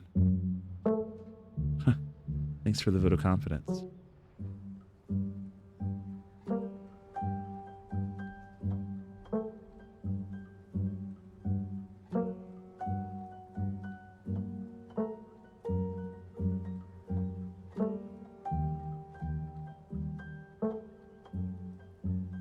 Sure, let's go out the people in town.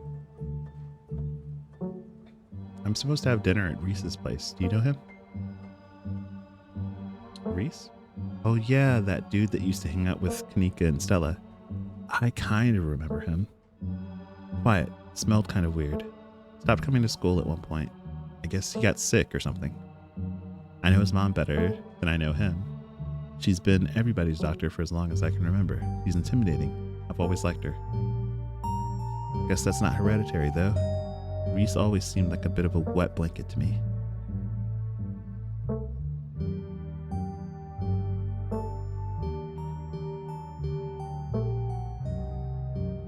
I know I already asked, but can you tell me what the deal is with you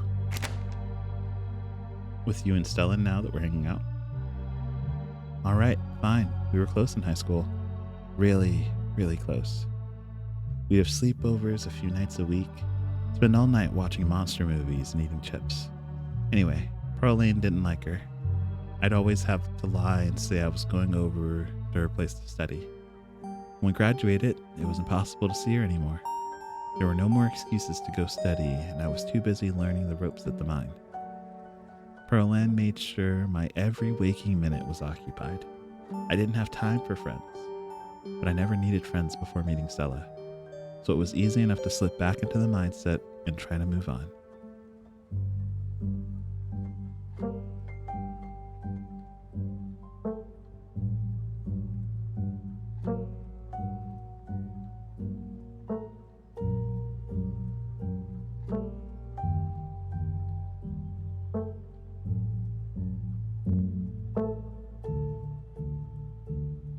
Why ban her from the property, though?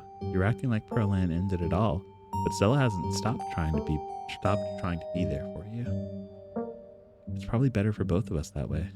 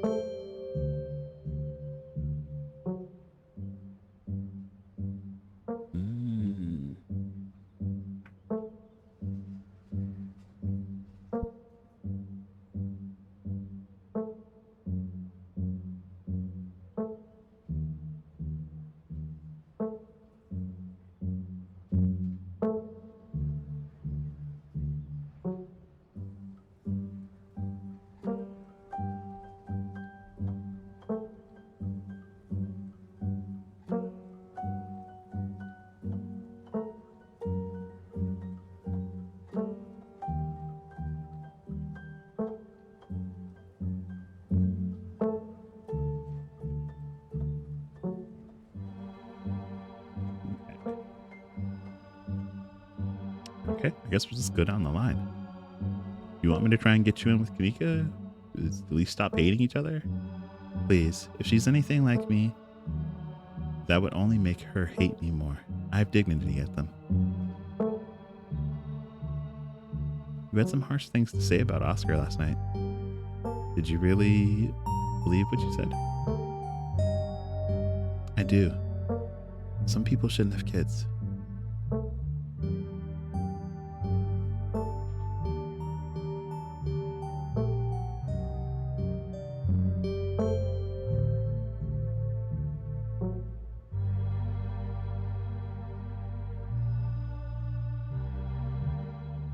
What do you think of Avery? Who? Avery works at the diner, wears plant shirts. I have no idea who you're talking about. Oh, that's how out of touch she is with the town. He's been here for like 3 years, I think he said. What's going on with Wayne? He's been following me. I think there's something wrong with him. Wayne? As in Sam Wayne? I don't know who you think is following you, but it can't be him. Sam Wayne wasn't a creep. Sorry, it's a bit of a sore spot for me. I'd rather not talk about it.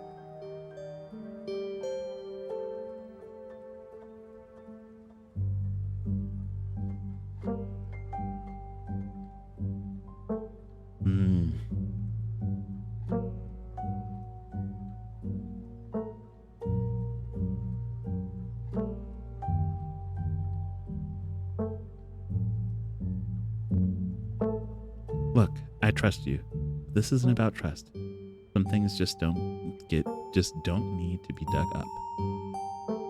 Okay.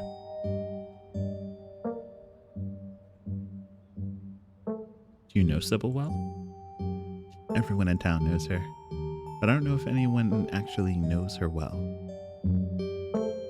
Why'd you hire Janny? Pearl Lane hired Janny. She was my babysitter before she started cleaning the estate. No, the police are on my ass. I wouldn't worry about them. Our family is the law around these parts. So you should do your best to stay on my good side.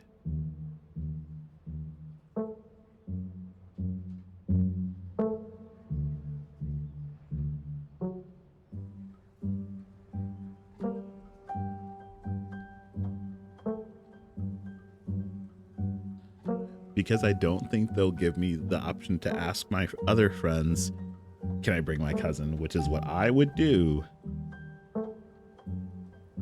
I'm just not gonna probe here.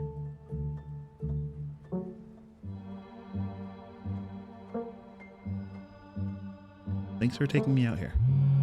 Your phone buzzes before Tabitha has a chance to respond.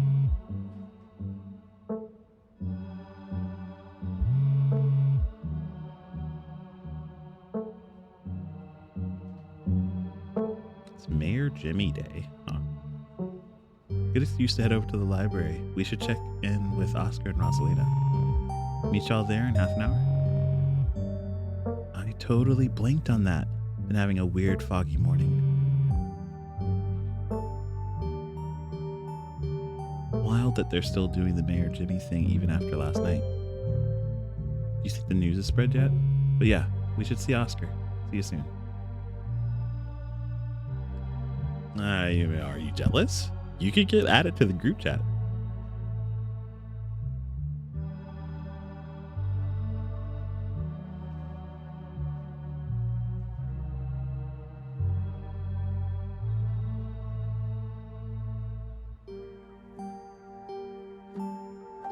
It's Mayor Jimmy Day?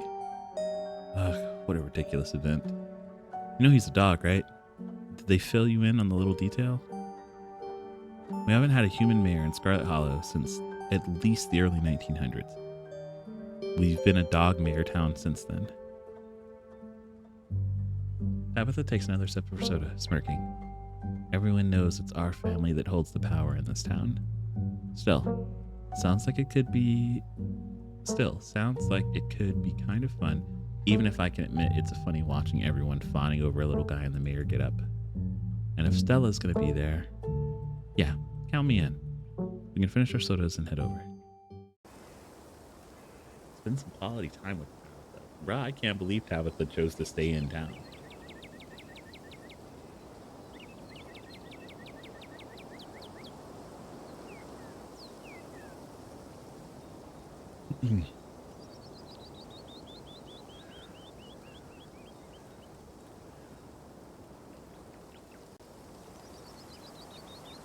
I'm kind of nervous.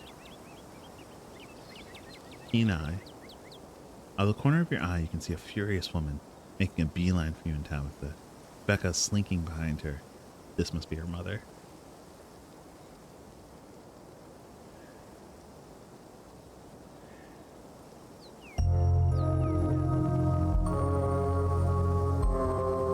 Excuse me, Miss Scarlet? Can I help you? Becca stares at you from a distance as the furious woman tears into Tabitha. What the hell do you think you're doing down here, grinning like a buffoon after everything that happened last night? A mine collapsed, almost killed my poor sweet innocent child. There will be hell to pay. Don't think I won't be pressing charges. Ugh, Mom, please, you're embarrassing me. Shut up, Becca. For all we know where she gets it. Mommy's advocating for you.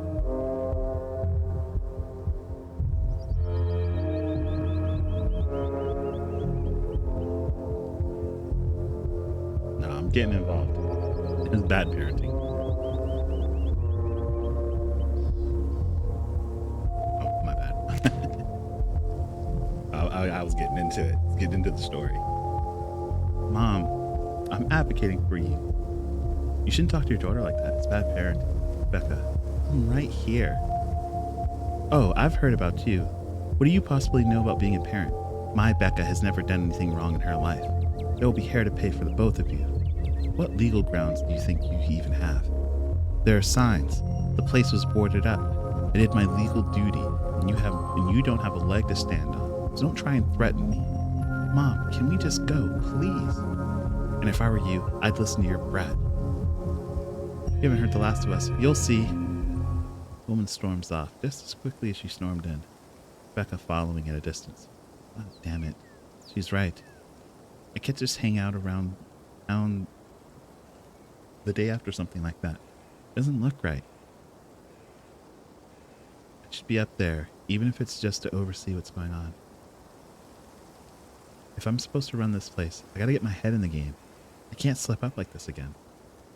Tabitha sighs, straightening up, her scowl returns. Stay out of trouble. I'll see you after work tonight. Your cousin turns and heads back to her car, leaving you alone on Main Street. That's sad, man. You enter the library alone. It's busier than usual. A small crowd has formed in the corner of the mayor foyer. Yes, you're here. Thank God. We have something to do this morning. My family's been driving me nuts.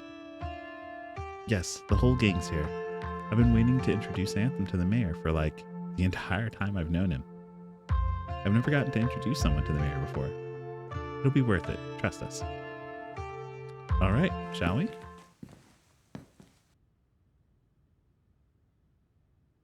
Yep, he's a dog. And judging from the serious portraits lining the walls, Tabitha wasn't pulling your leg. Every mayor of Scarlet Hollow in living memory has been a dog. You can tell this dog is the mayor from the little sash and his fancy top hat. There's a regal air about him, almost as if he knows the position of authority he's been elected to.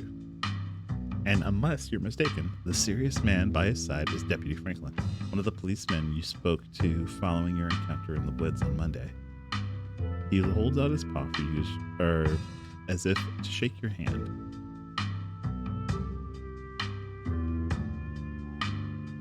I gotta greet the most important person in the room first.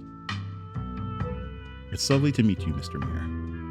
You reach forward and take the mayor's little paw in your hand, but his burly security detail stops you. No paw shaking, only head pats and ear scratches allowed. Isn't he just the cutest? It's the best part of living in Scarlet Hollow besides the nature. And all my friends and Winnie's Biscuits and the close-knit small-town community, of course. But having a dog mayor is a close fifth to the contest. Gretchen squirms and Stella's arms, straining to get at Mayor Jimmy. Hey, whoa, Gretchen, calm down, old girl. You're gonna pull a muscle. Miss Richmond, I'm gonna have to ask you and your dog to step away from the mayor. Should have known better. These two have never been able to get along. Stella walks off, struggling to hold Gretchen back. Gretchen was gonna beat up the mayor. That's crazy. She's gonna put that old man in his place.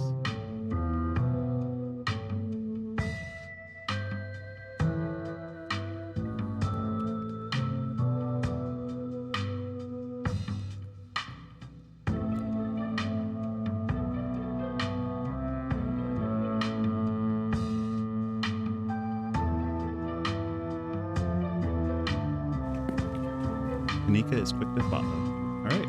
See ya, Mr. Mayor. Have a word with the police and clear my name, please. Looks like everyone else is already talking to Oscar in the next room.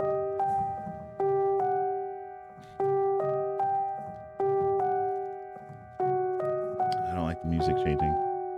Before you can catch up to your companions, you're intercepted by a nervous man with a cross around his neck. Mystical. It's hard to put a finger on it, but something impels you to dislike him. Sounds like old Gretchen and the mayor may have some unresolved issues, wouldn't you say?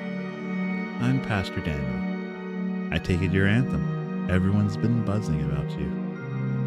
I'm so sorry about your aunt, but I'm sure she's in a better place now.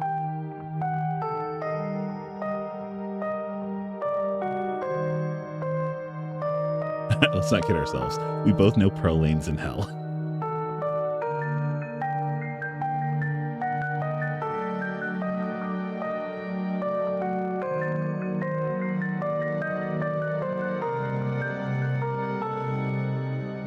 Don't talk to me. Back off, preacher man. I ain't buying what you're selling.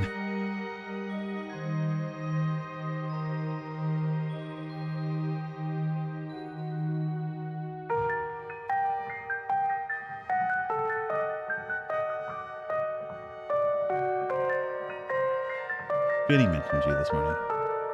That woman is the light of my life. I'm so glad that she's there to help your cousin through this rough patch.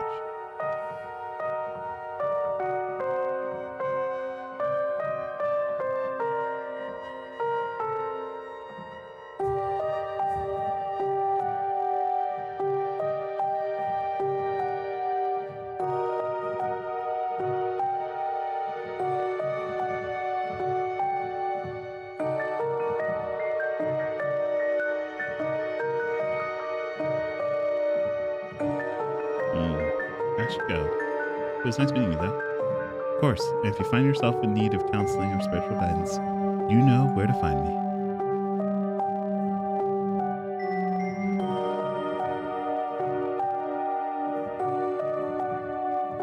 Thanks for the offer, but I'm fine. Even after everything that happened last night? Nobody was hurt, but still, from what I hear, it was quite the close call. Not to doubt your resolve, but I know I would need to do some serious praying to work through the emotions from something like that. Heck, I had to pray over it anyway, and I wasn't even there to witness it. Well, if If you ever feel like you're struggling and could use a good listener, you know where to find me. It was lovely to meet you. You have a blessed day, Anthem.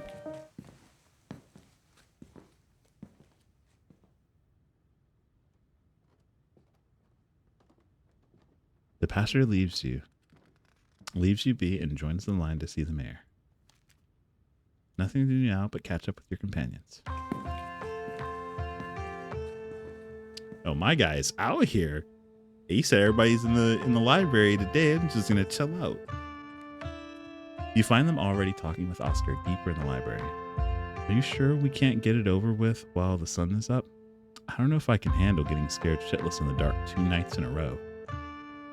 I wish we could, especially since I'm not particularly excited about going back in there after dark either, but I'm pretty sure it only comes out when the sun goes down. Yeah, there's no way I'm going until the spirit is at full power. I want to be sure we get the best evidence possible. This could be my one shot to get a real proof of ghosts. I'm not going to waste it just because I'm impatient. Y'all are going to be the death of me. I just hope it's possible to get rid of this thing. This is a pretty serious ghost infestation. Is that what you'd call something like this? I believe it's called a haunting, but ghost infestation also sounds good. I suppose we're the ghost hunters, so we can call it whatever we want. Anyways, I'll be bringing all the ghost hunting supplies anyone could ever need, so we should be set on preparations. The only thing y'all need to bring is an open mind. We have the power of friendship on our side. Still don't think ghosts are real. I'm starting to get cold feet about this whole ghost hunting thing.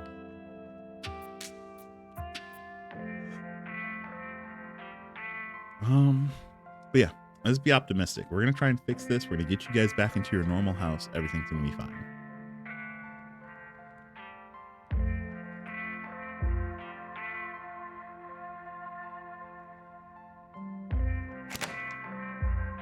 Heck yeah, we will. Okay. Yeah, whatever this is, we'll get to the bottom of it tonight. Thanks, guys. I really appreciate it. Well, if we're not doing the hunt now, I guess we should head over to Reese's. Absolutely. Come on, Anthem. Time to go bother our friend. I'm gonna get back to it. See y'all tonight. Time to go.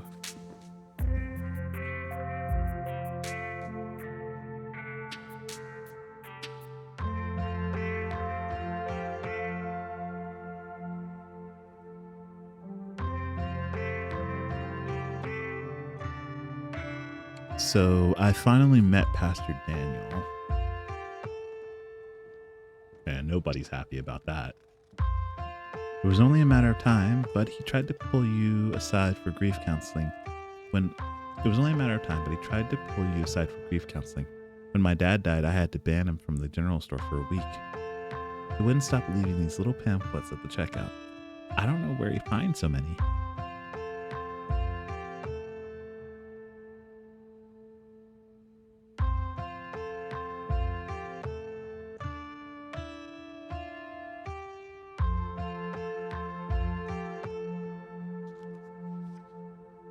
Me and Jenny keep trying to make me go to church. Yeah, it's like I said, not a lot of people go to church around here. It's not like folks in this town aren't Christians, but so creepy. No one wants to sit in the pews in that rundown old church and listen to that guy. Plus, the guy was grinning through the entirety of my dad's funeral. What a ghoul. I don't mean that in a stigmatizing mental illness kind of way. There's just a little siren that goes off every time I see him that tells me to get away from him. That's exactly how I would describe it too. The whole town feels the same way. Now that I think about it, he must be pretty lonely. He can look for friends somewhere else.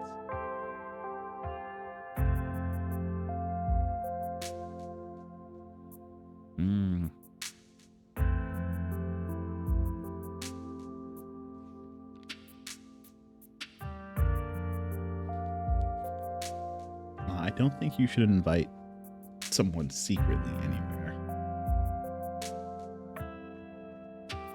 Not in this context.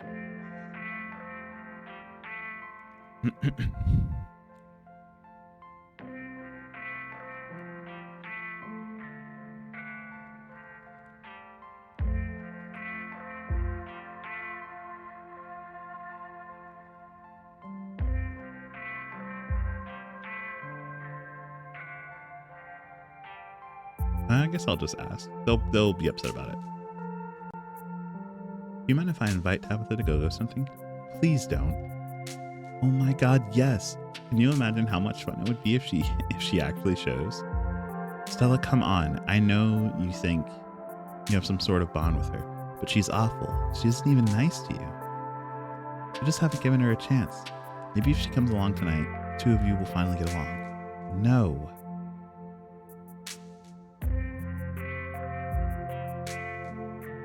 Okay, I won't invite her.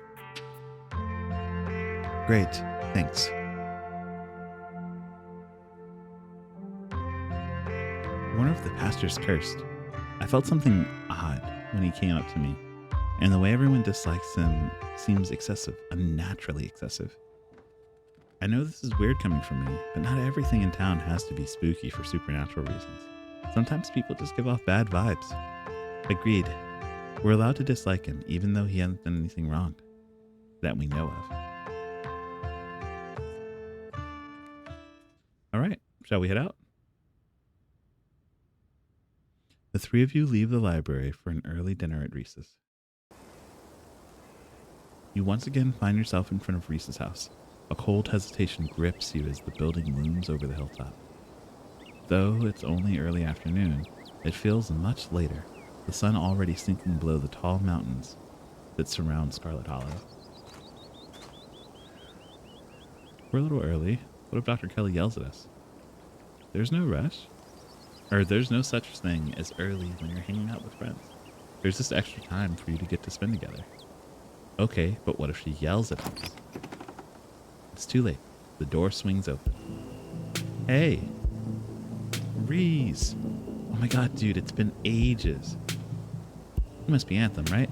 I've heard a lot about you. Stella's been relentless about making sure I got all of Anthem's updates.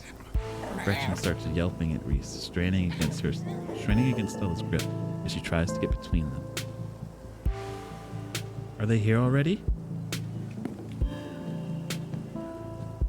I knew you'd show up early, Stella. And you brought the dog. Great. Yeah, I thought she might cheer Reese up. I don't know what's gotten into her all of a sudden. Dog stays outside. But it's okay, Stella. We can let her chill in my van for a bit. I'll run the AC and leave her some treats out. You know I always have some of those easy chew dog jerky stashed away. You know, she ain't got no teeths. But we go everywhere together. Do you want to come in or not? Kanika nervously tugs Stella away towards her van. Well, what about you, Anthem? Are you coming in?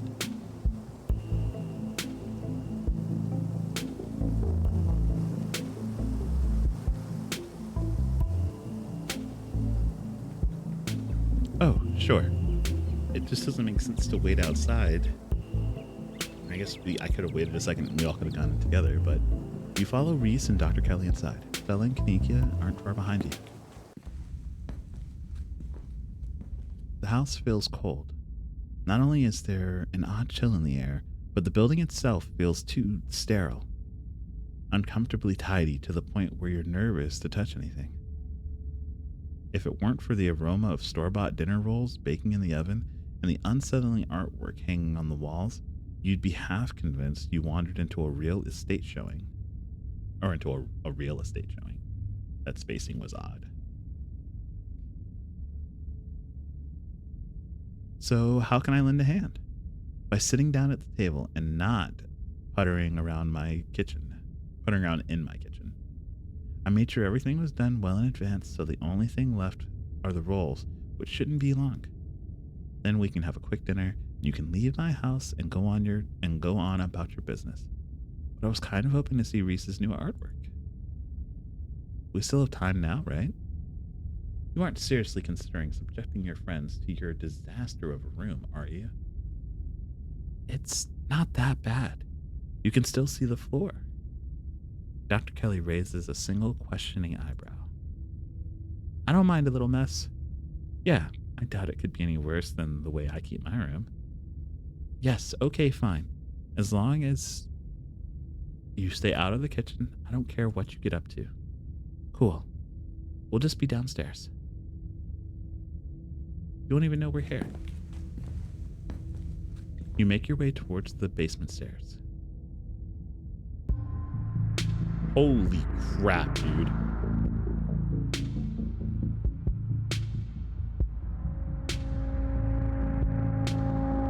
Yeah, this is a lot. The basement is what you might expect out of a tortured artist who spends all of his time confined to a studio. Discarded canvases line its edges, while trash and sketches leak out from their piles in the corners of the room, hiding the bare cement floor. Ghoulish faces coat the walls in paint, sneering out at their creator. Your mom is so scary. She can be a little intense, kind of overprotective, which I guess makes sense. Anyway, make yourself comfortable. You'll have to forgive the mess. I've been distracted lately. Haven't been thinking much.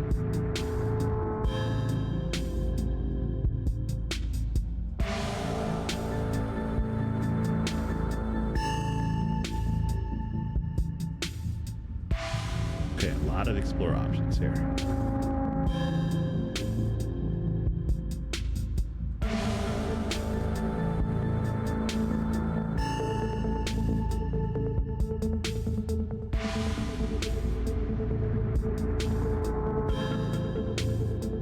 So you three go back, huh?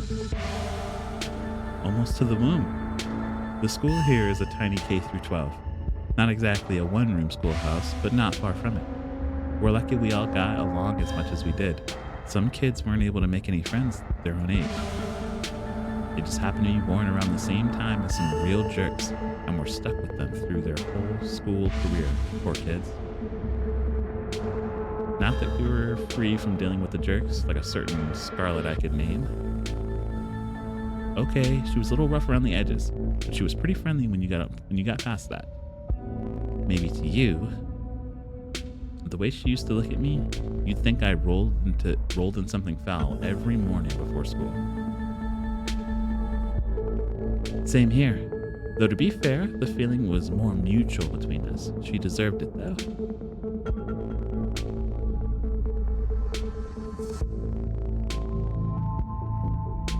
So Estella told you about everything that happened the past couple of days? Every detail. I wish I could have seen some of it myself, but he gestures in futility towards the walls of the basement. Are you sure you just can't sneak out one of these nights? The doc isn't keeping me prisoner here, Stella. I'm sick. You know that. I'm sorry, man. I didn't mean to. There's no point to apologize for. I appreciate the effort. Really, I do. There's just nothing you can really rescue me from. That die's already been cast.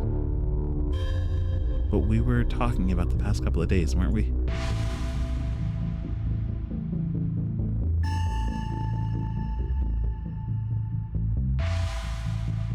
Do you have any thoughts of the ditchlings we've been seeing? Yeah, they've been coming up to my window at night. Wait, really? Is that why you texted me that they looked like something out of your own nightmares? Yeah, I thought I was hallucinating. I hadn't put it together that we might have been seeing the same thing until just now. I've been sketching them, actually. Tell me what you think. Yeah, that's them. That is them. He pulls out a sketch from one of the piles on his desk. Okay, that's exactly what I saw in my home last night. What does it mean that they have been lurking around here, though? I don't know. I like the company. They're kind of beautiful in a sad way, if you ask me. Agree to disagree with you there. Those things are going to be stuck in my nightmares until the day I die.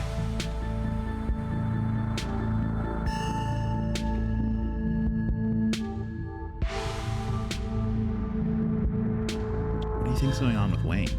Who? You know, the guy that's been following Anthem around, all ominous. Well, yeah, that slasher creep. I appreciate the classic Jason vibe he's got going on. Here's hoping he doesn't live up to the look. for all of our sakes. Well, do you think the town is doomed? I think everything is probably doomed at some point, but I guess that's answering a different question. Do I think the town of Scarlet Hollow is on the brink of collapse? Probably not, but it's not like I have a lot of perspective on it, on what it's like out there. There could be rioting on Main Street, and if Stella or the doc didn't tell me, I just wouldn't know. I would totally tell you if there was a riot. Would Dr. Kelly tell you that? I mean, yeah, I hope so. But the point I'm trying to make is that other people are my eyes out there. Okay? I'm not gonna ask about my cousin. I don't need many opinions to form on someone who is just family with me.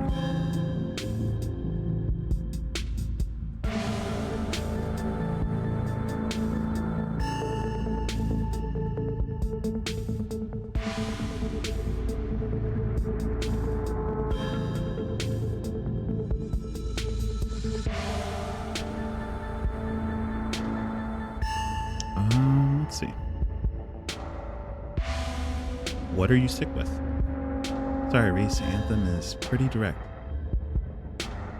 We don't have to talk about your illness. It's okay. I've come to terms with the way the rest of my life is going to be. You're so macabre. Reese, you make it sound like you've been sentenced to death. You haven't, right? Not exactly. No one really knows what's wrong with me, but it's been getting worse. I can barely keep most food down. My skin always itches like there are worms crawling underneath it. I could live for a long time or a short time, no one's sure. But I'm definitely not getting better. Whatever time I have left is going to be miserable. So I've done my mourning. My best years are behind me. My future's unknowable. But one day, I'll wind up in a pine box, just like everyone else. I'm okay with that. Damn, Reese.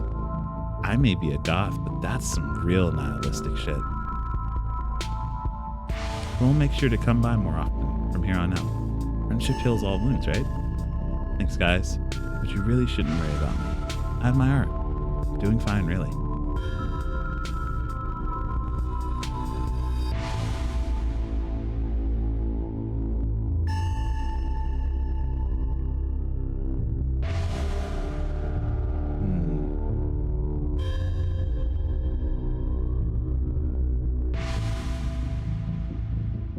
So what's the diagnosis? He's really persistent too. I'm afraid the answer isn't very illuminating because it's not any one particular thing. Just a whole mess of nasty things that add up to one big diagnosis of bad genes. Guess I pulled the losing card in the DNA lottery.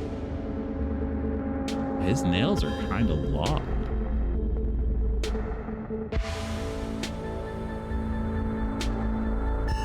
And hey, it isn't all bad. Some of it's just weird, like this. Don't do that. Reese pulls on the skin of his arm. It stretches unnaturally. Hyperelasticity. Kinda cool, right? Whoa. Does that not hurt? Nope. It feels fine. Like I said, it gets itchy under the skin sometimes, but I don't know if that's the elasticity, the medicine, or some other part of my condition. Actually, give me 2 seconds. I will be right back.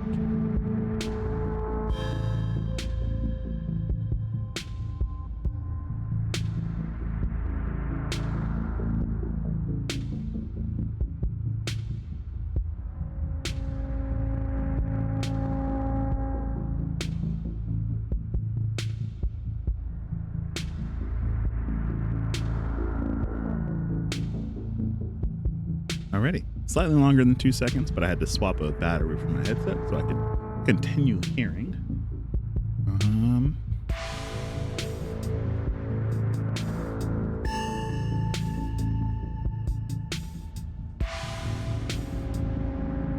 Your art. Each piece exudes a sickening miasma. It's like you can feel something squirming behind the paint. The brushstrokes acting as steel bars, trapping some anguished being within.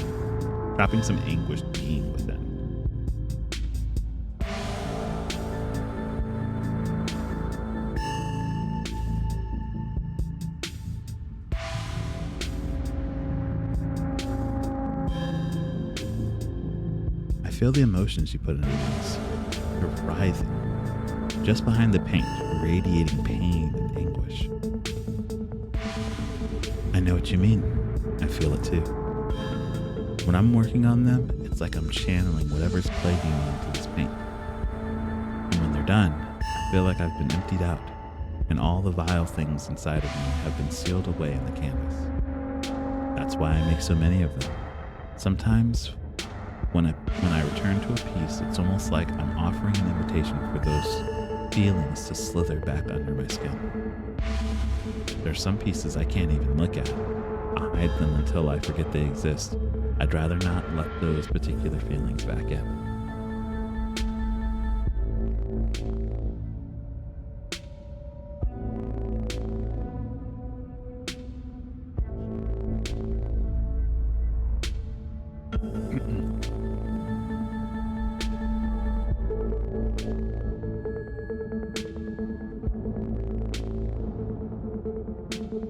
Sounds kind of like therapy.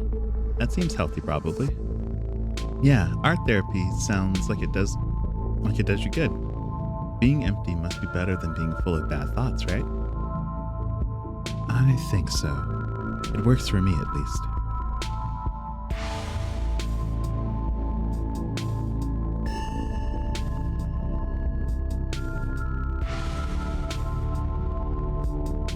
That's quite the movie collection you got. You got any recs? Let me think. Oh. Have you heard of Shi no Chi? Death Blood? I saw that for the first time recently, and it blew me away. Excellent example of both Japanese horror and found footage done right. We could even put it on after dinner, if you guys are interested. Yeah, I would usually be down for that. We've got to head over to Oscar's after this. We promised we'd ghost bust his place. He's apparently been dealing with a bad haunting. I feel like we should really be there tonight. Considering everything that's happened, he and Rosalina both need their support right now. Both need our support.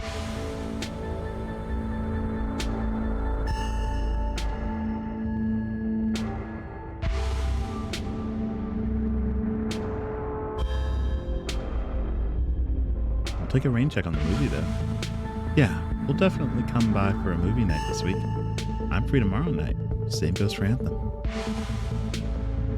I should probably work tomorrow, but I can close up early. I don't want to make an opinion on his mom. Like, I get it, but like at the same time, you know, some things are always different. I'm not going to offer to pose for his paintings.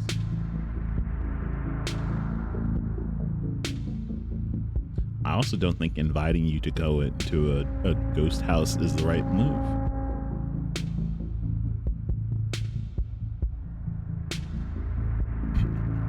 Sure. Oh, wow. Do you think you'd be down for that? We'd love to have you. That would be so amazing. But I haven't had the best luck of leaving the house lately. Even just walking to town is enough to put me on a bed for a week. It sucks. But make sure you bring your camera, Stella. I want to see everything that happens. Okay. Well, dinner's got to be ready right now. Almost on cue, Reese's mom shouts from the kitchen. Dinner's on the table. Guess that's it for catching up.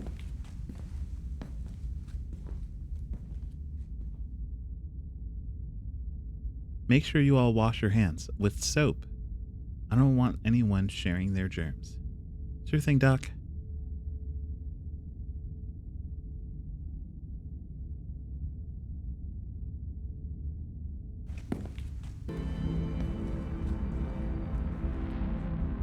Oh, they put his art on the walls?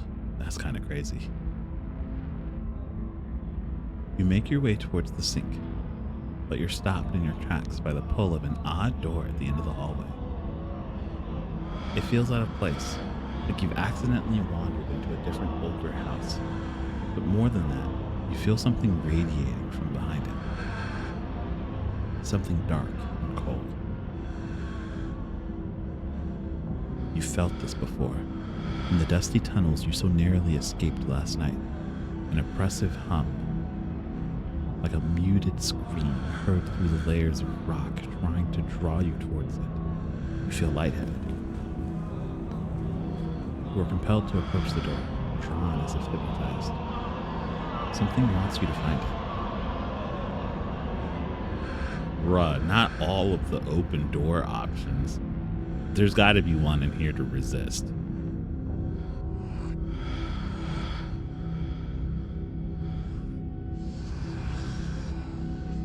Where's the come to my Simpsons button? There it is. Is there a normal one? No? Alright, cool.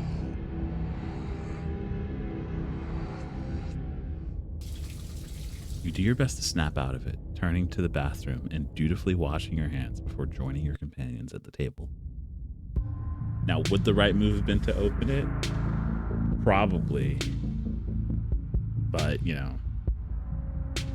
I gotta do the special things.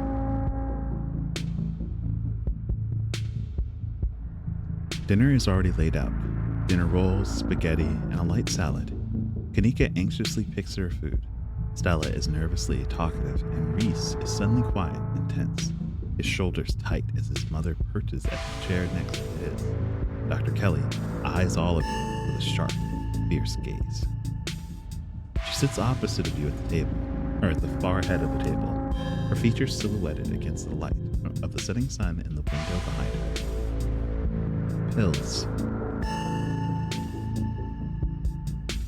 She slides a few tablets towards Reese. He obediently swallows them. This is excellent, Dr. Kelly. This pasta sauce homemade? No, it's from a jar. I worked too many hours to make my own pasta sauce. Oh, this is excellent. Well, you have an excellent taste in brands. And if you ever want any tips on easy homemade pasta, I know I. No thanks, Stella. I have the internet if I need recipes. Thanks again for having us, Dr. Kelly. We really appreciate it.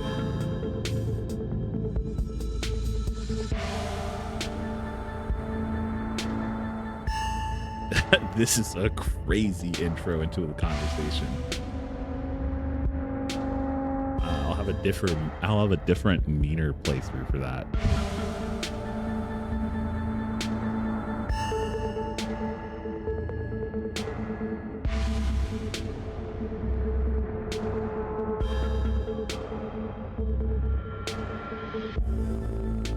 Have you ever seen a dead body? I have.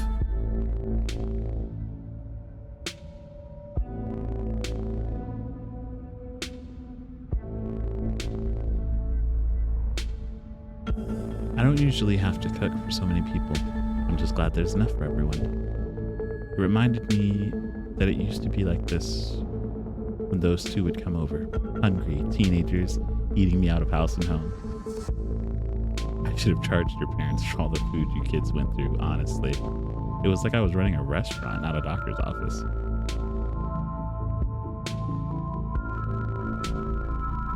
Please don't speak poorly about my cousin. My cousin says she admires you. Really? I didn't think Tabitha could look up to anyone who isn't a Scarlet. You just didn't get to know her.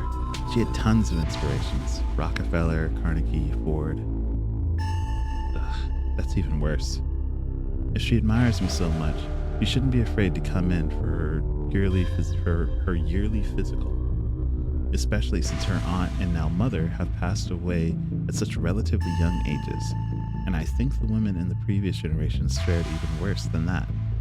I can't remember the last time I saw her in my office. She should get her priorities straight.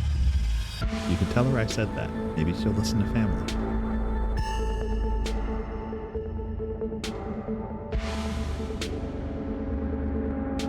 What were Stella and Kanika like as kids? Noisy and messy, like all kids. Keen-eyed, there's suddenly a wistful look in her eye, like she's glimpsing back at some brighter time in her life. Kanika softens too, her shoulders lowering from that defensive place by her ears. And they always had these little projects, videos or crafts or animal rescues, whatever it was that had captured their imaginations that week. The glimmer of joy at the corner of her eyes fades. Her glower returns in its place. But like I said, noisy and messy. Didn't we bring up a dead squirrel into your house once? Oh God, not the squirrel. I remember that squirrel. Didn't you think the doc could Frankenstein it back to life or something? And he calls her Doc, not Mom. I was like 12. I was very susceptible to what I saw in media and very sad about the squirrel. That's one of those things that keeps me up at night. I still feel guilty about bringing that thing into your house, Dr. Kelly. I'm just glad you didn't make it a habit. I don't need to ask her about a dead body. Don't need that type of attention on me from someone who looks at me like this. So at Reese.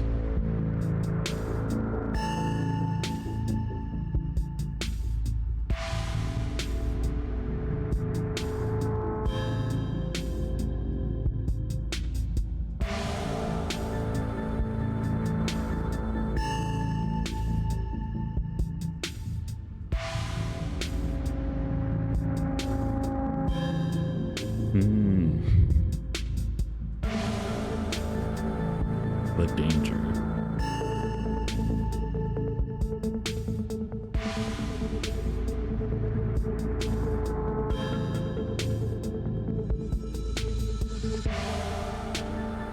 Have you seen any sick animals lately?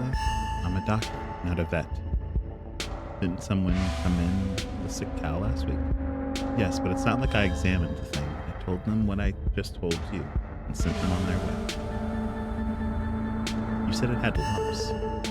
Sure, it had lumps, but I assumed it was suffering from some cow disease. It's not something I've done much research on.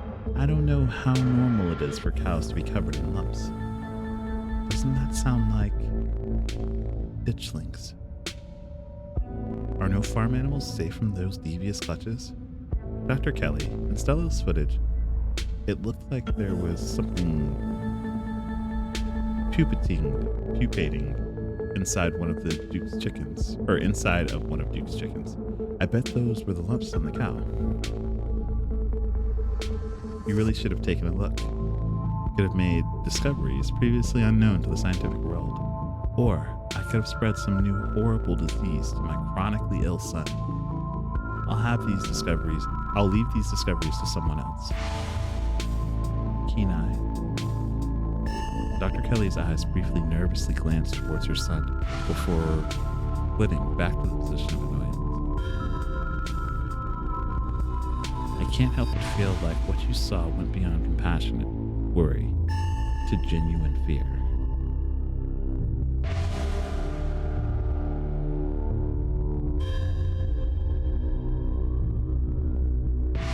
Have there been any strange illnesses spreading around town?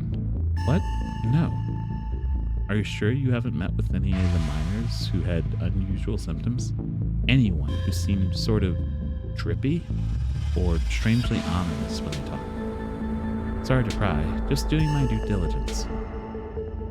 Absolutely not. I've barely seen so much as a runny nose, which is a good thing.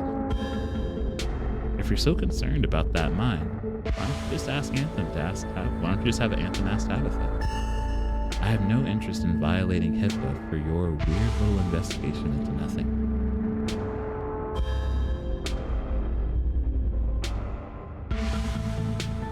Has anyone come in suffering from hallucinations? I'm not at liberty to discuss private medical information. Are you sure? Not even a little bit? It could help our investigation into the strange goings on. It's not like you have to name names. Investigation into what? The mine collapse? I think this is best left to the professional, Stella, not someone who runs around in the woods with a camcorder. Judging by the police response so far, Dr. Kelly, I don't think it is. We saw some stuff down in the mines last night that I struggle to explain. Maybe if we knew if there were any miners suffering from hallucinations, we could just rule it out as a gas leak. You were in an abandoned mine. The chances that you were huffing something dangerous and hallucinatory are through the roof.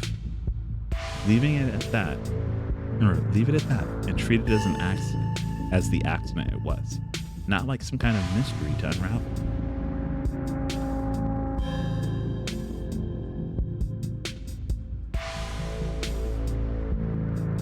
Have the police contacted you about Duke's body? Last I heard, they still haven't found it. Body? I was under the impression he was just missing. No, Duke, he definitely died. I saw the footage. I saw it for myself in person. So did Anthem. He is not missing. How the hell did that happen? Stella said it was one of those things in the woods, the ditchlands. They made a misfire. Oh, I see. This was for one of your videos. Reese, you should know better than to lend any credence to Stella's little cryptozoology stories. I don't doubt that something happened to him, but I'm sure there were no tools involved. I've seen them, Mom. Outside my window at night. They're real.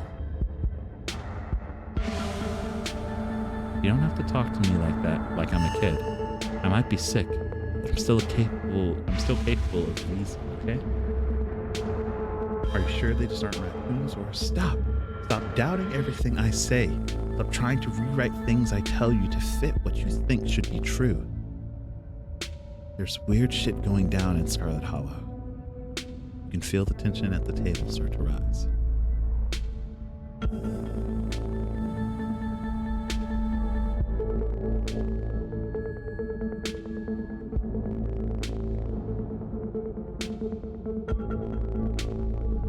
If you're a medical examiner, do you know how my aunt died? She suffocated. Tabitha said she suffered from sleep apnea, and at your late aunt's age, it can be deadly.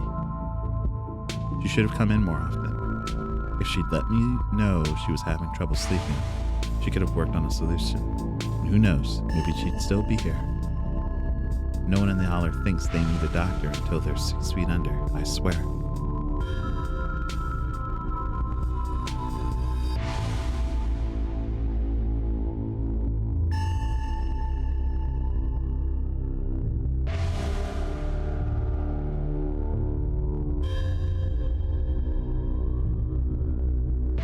You remain silent, quietly picking at store-bought spaghetti and dinner rolls. So, we were talking about maybe watching a movie sometime this week while Anthem is still in town. We'll have to see how you're feeling. I could handle the movie, though.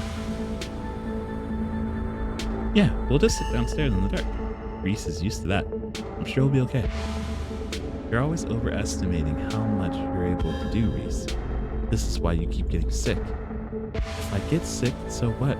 It's not like that's ever going to change. I'm sick every day, and I'm not getting better. I don't want to spend the last few miserable years of my life holed up in the basement alone just because seeing my friends has been deemed too strenuous. I'm an adult, for God's sake. I can't believe I have to ask for permission from my mom just to have friends. Ooh. He doubles over. Reese stops mid-sentence, wincing in pain and wrapping himself in his arms. Don't say things like that. I'm doing everything I can to try and fix. Silence as Dr. Kelly's eyes shoot open. Reese? Reese abruptly pulls himself from the table and leaves. Damn it, I knew it. I knew this was too much, or this would be too much. Everyone, get out of my house, please. Just leave us alone. Stop trying to interfere with his life. All it does is hurt him more. But we can't just leave him like this. Now is when he needs his friends the most. Now is when he needs me the most. I'm his doctor and his mother. I know you care about him. I know that. He knows it too. But all any of you would do is get in the way. So just leave, please.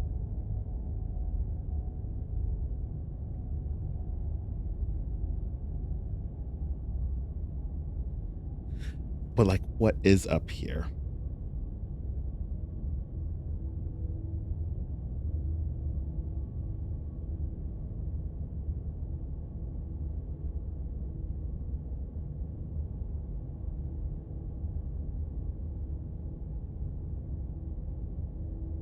Is it the medicine?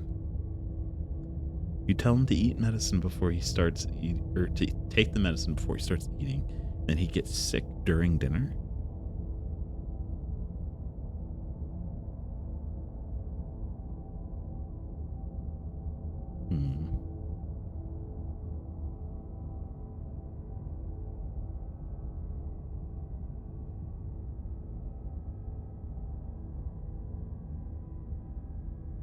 I'll get pushier later.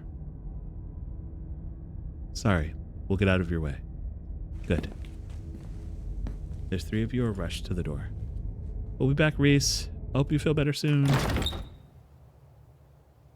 Dr. Kelly shuts the door in your faces. The click of locks signals the end of your dinner at Reese's.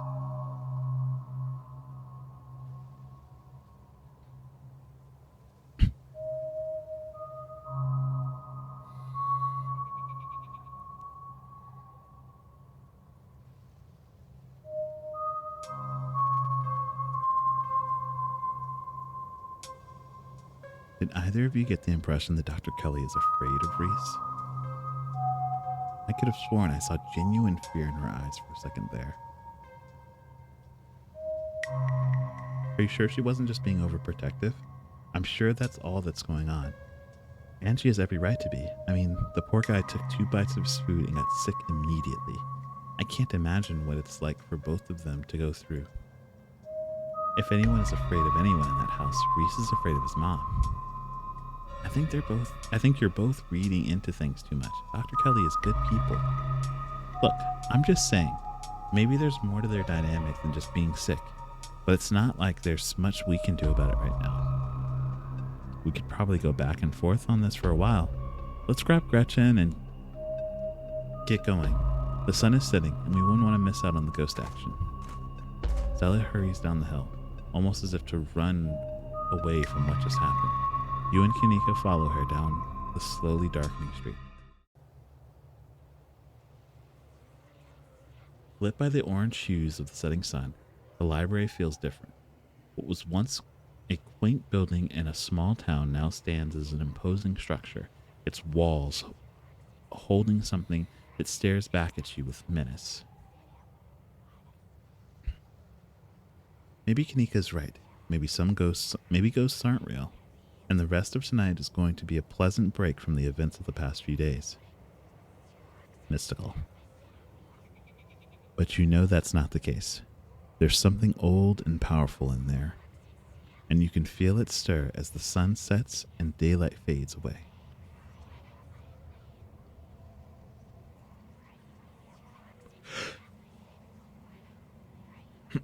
Sorry about that. Keen eye. Before you enter, a pair of figures in the nearby bush catch your eye.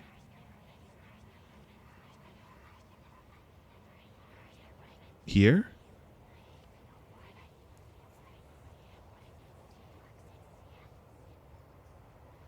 A pair of figures in the nearby bush catch your eye. You can't help but feel that with every passing day, the distance grow bolder. Yeah. Oh.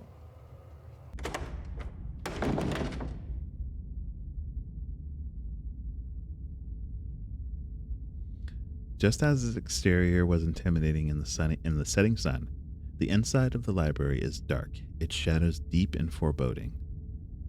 The meet and greet with the mayor ended quite some time ago, and the throngs of visitors took whatever joy was in this place with them as they left.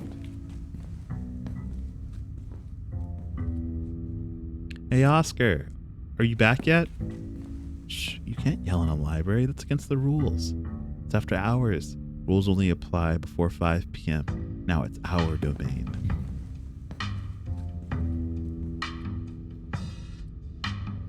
Hey, you're here. Hey, you're here sooner than expected. Hope dinner went okay. Yeah, it went okay. Reese wasn't feeling up for a longer hangout, unfortunately. I'm sorry to hear that. It's okay. This means we have more time to hunt ghosts. I've come fully loaded. Got my EMF reader, temperature gauge, spirit box, infrared camera, UV light.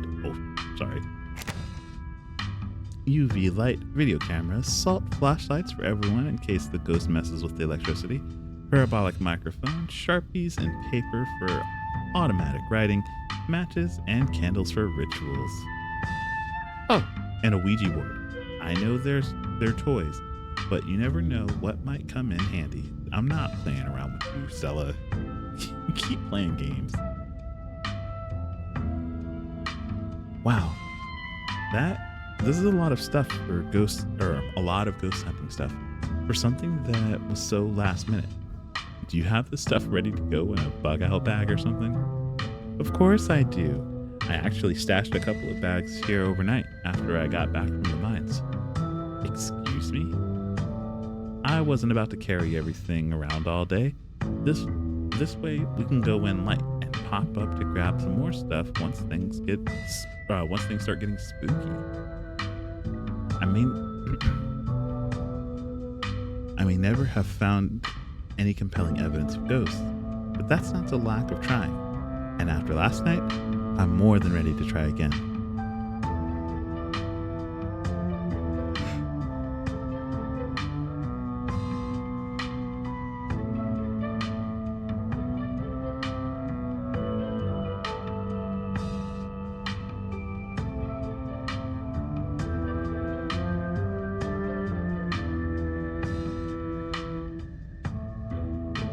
I've got a bad feeling about this. There were ditchlings in the bushes outside. Who knows how many more are lurking around here? That's concerning.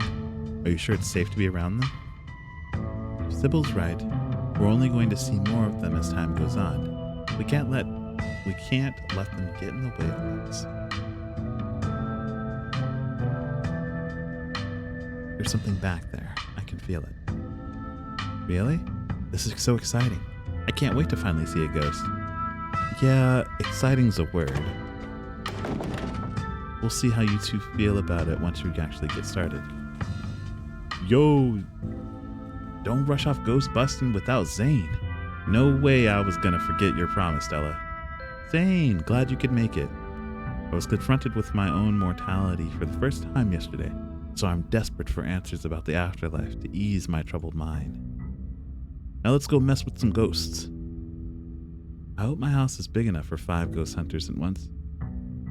If this is everyone, we can go ahead and get started. It's through the back. Follow me.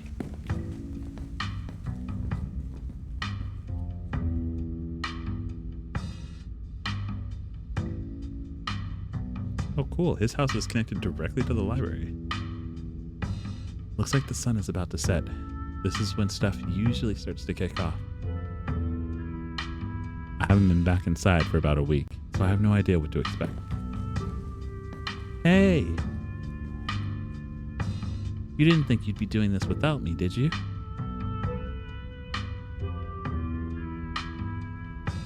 Rosalina? I thought you were at Alexis's place. Sorry, Mr. Gutierrez. She's really convincing. Oh, hi, Zane. What's up? Yo. You don't have to leave me out of stuff like this anymore, Dad. I'm not some fragile thing that needs protecting. I can handle seeing a ghost or whatever it is that's keeping us out of our house. I really don't think you want to see what's in there, Rosalina. I don't know if you'd ever be able to feel safe in our house again if you knew if it was there.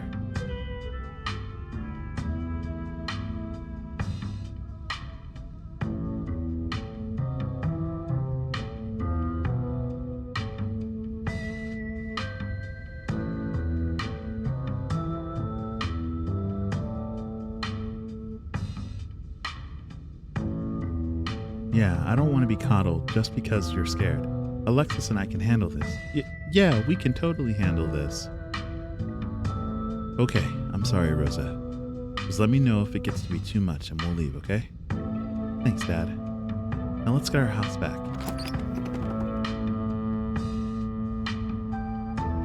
You all cross over the threshold and enters Oscar's house, or Oscar's living room. Family photos line the walls and stacks of books sit comfortably on wooden furniture. And there's that feeling again. Like the mines, like the door to the clinic. A dusty, suffocating, dizzying feeling. Something is in this house. Though whether it's a ghost or something worse, you cannot know. Okay. Looks pretty normal for now. I don't remember that picture being on the floor, but but that could be non-supernatural. Oops. Oh man. None of my equipment is picking up anything around the picture, but I'll set up a camera in case it falls again. Could be important evidence. You might want to save your camera for Rosalina's room. That's where I've seen the ghost manifest. I wonder if the ghost will even show up with this many people around. Wait, is it just me or does it feel colder?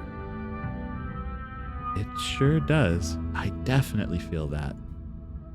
The temperature gun says it's actually a couple of degrees colder. That's normal. Rooms and hallways are sometimes colder than other parts of the house. Whoa, a genuine cold spot. I gotta snap a pic for that. I gotta snap a pic for posterity. Is that it? This isn't even very scary.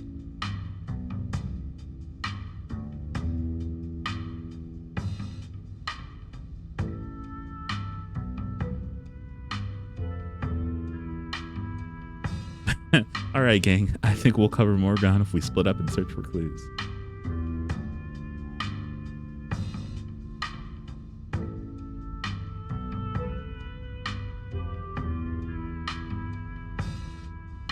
Wait, Rosalina, if the ghost mainly manifests in your room, shouldn't you have seen it?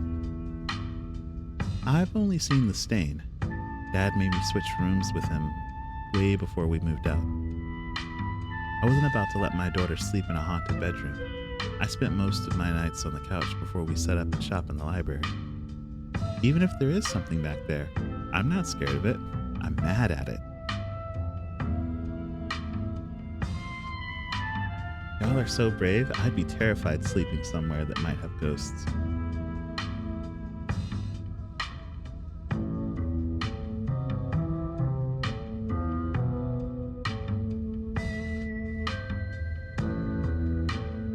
Maybe it's just shy. It's possible that it doesn't like crowds. It's only ever shown itself when I was alone. Dad, you said it usually comes out at night, right? I guess that means it still has some time to show up. I thought you weren't convinced any of this was real, Rosalina. If my dad believes in it this much, I'm gonna keep an open mind. God, what if it is just all in my head? I'm not sure it'd be more of a relief or an embarrassment. I don't know. This cold spot is pretty solid evidence, though. I won't be satisfied until we get a full-bodied apparition. Yo, Mr. G. How, scary does this guy look? Gotta know what to keep my eyes out for. It's a 10. Definitely a 10. Dope. Maybe we should, split up. I want to make sure someone sees this thing. Oh, if that's the case, I call dibs on Anthem. No, absolutely not. I think we all know how that would go. Ghost or no, splitting up is always a recipe for disaster. Yeah, you're probably right. If we discover a ghost here, we should all discover it together. It's not exactly the angle I was going for, but okay. Yo, once we find the ghost, how are we gonna get rid of it? How does one bust such a thing?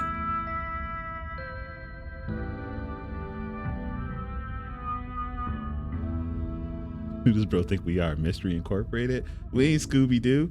You're right, we ain't Scooby-Doo. I've already seen too many monsters, been buried alive. This ain't an R-rated Scooby-Doo movie.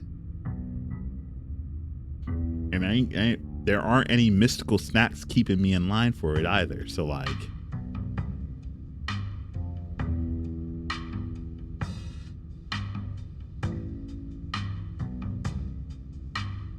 well, my ghost hunting kit has symbols for every major religion, assorted holy books, a bunch of salt, and some jars for ectoplasm. And if worse comes to worse, we can always use the Ouija board to politely ask it to leave.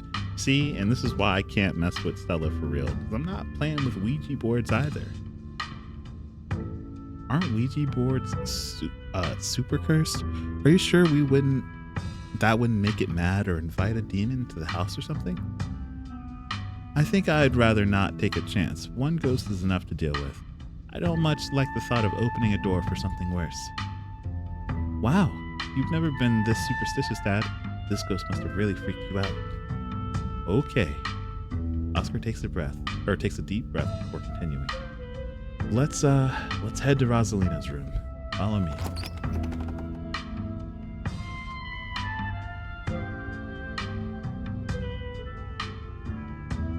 There is an ad ongoing, so I'm gonna just do a quick pause until everyone is back.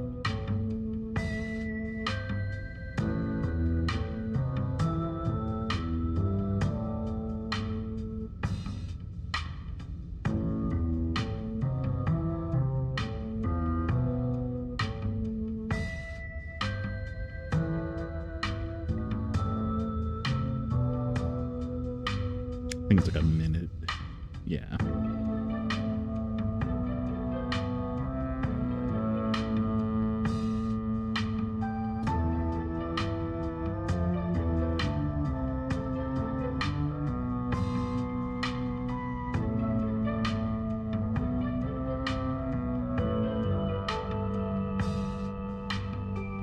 There we go. Should be back from our ad. And for anyone that missed it, there's a giant, almost like blood stain on the ground. Whoa. This is where I've seen it. It appears on top of the stain.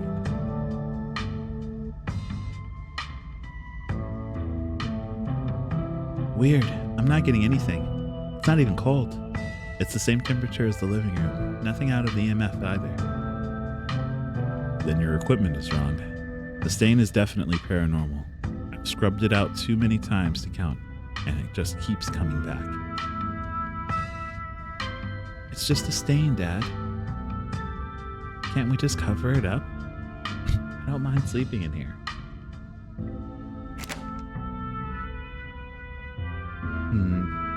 Let's get scientific about this. If you scrub the stain out a bunch, maybe it's a part of the summoning ritual. You can't say let's get scientific and then say summoning ritual. If y'all are offering a free carpet cleaning, be my guest. Mystical. The stain is an attempt at expression. There are no words, no decipherable patterns, but you can feel it. A cry for help from something that has lost its voice.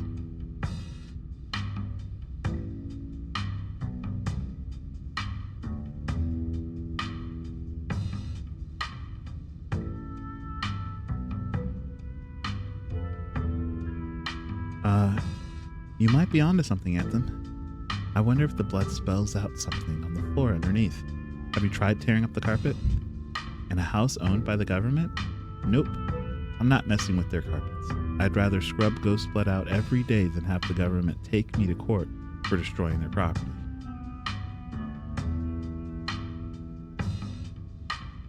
It could be a good idea. This would be a sign of structural damage, and I'm sure the government would rather know about it now than wind up with a bigger problem down the line, right? Only one way to be sure. Stella excitedly starts tugging at the corners of the carpet. Oh dear. You're doing the government a favor, really. Oh.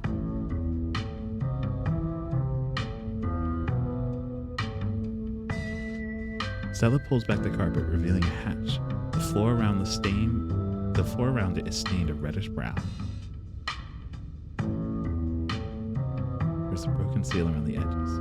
Whoever carpeted over this hatch didn't want anyone going down there.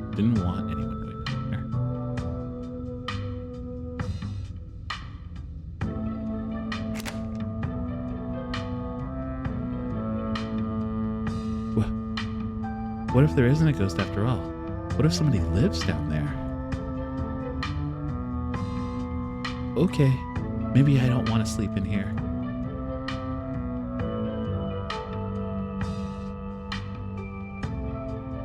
Nope.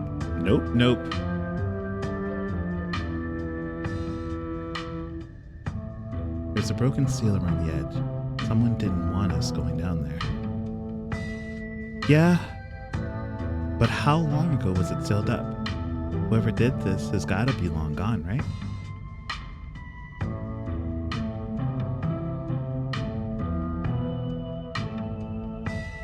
There's no basement in this house. At least we weren't told about a basement. And look at this red stuff. It's coming from underneath. Oh yeah, this is super haunted. All right, or this is super haunted. All right.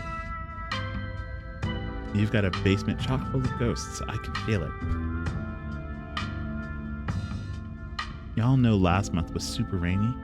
It's clearly been a long time since anyone stepped foot in the basement or crawl space or whatever is underneath the hatch. There must be a leak that's flooded the whole underneath of the house. The water dissolved the caulk around the edge and leaked through the carpet. And it's red because North Carolina has red as dirt. It's as simple as that. It's not mud, it's blood. Human blood. I tested it. Ugh. Maybe you tested it wrong? It can't be blood, right? Whatever it is, I need to know what's down there. I need to know what's been under my bed all these years. Yeah, there's an old hatch in the floor that someone tried to seal up. We're not leaving until we've explored every nook and cranny. Have you considered they may have tried sealing it up because it's unsafe? Uh-oh. Do you think the flooding could have made the house unstable? I'm all in on the ghost hunting, but I don't know if I could crawl into another dangerous crevice. I'm going for it.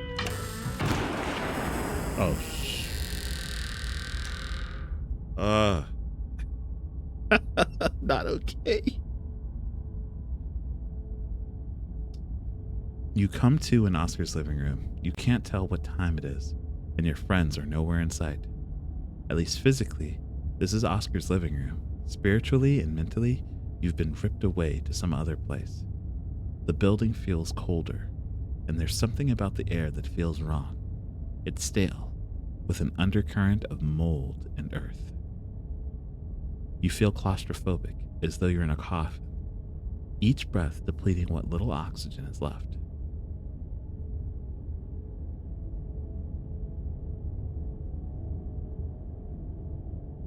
Hello? Is anyone here? I'm gonna pop in a save. I'm just gonna... Hello? Is anyone here? There's no reply.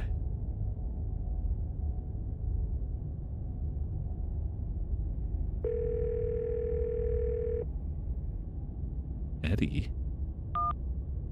You can hear something drop violently on the other end of the dial tone.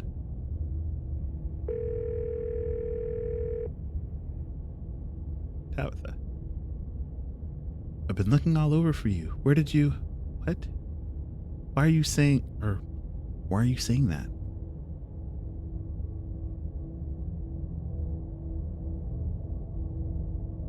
Eddie. Who?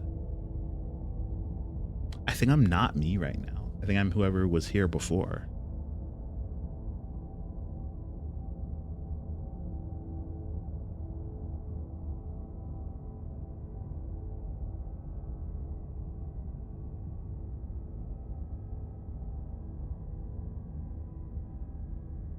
Is that some kind of old-timey radio clip? Hey, is something going on? Did you get into trouble again? You've got to be kidding me. And I have no idea where you are. Great. This is why you need to stop running around doing dangerous stuff. How am I even supposed to find you?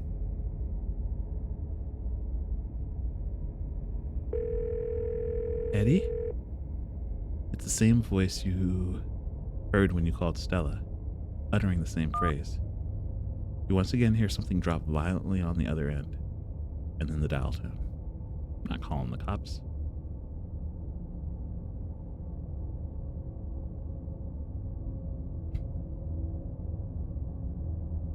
Alright, let's, I guess, go back into the room. Whatever just happened was weird, but your friends are probably still in Rosalina's room. Get further into the house. Oh, no.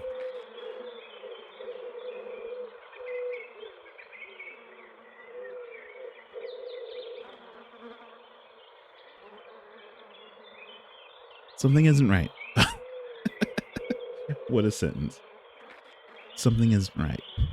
It feels like a late summer afternoon. The air is warm and wet. The scent of flowers drifts on the breeze. Oh, that scared abs. Oh my god. Oh, I'm covered in goosebumps.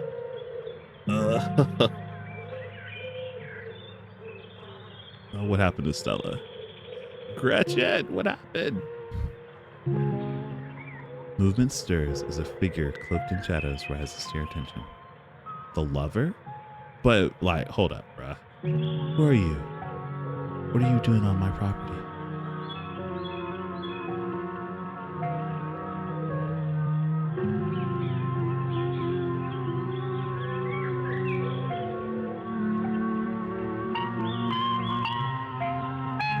I have a mystical option.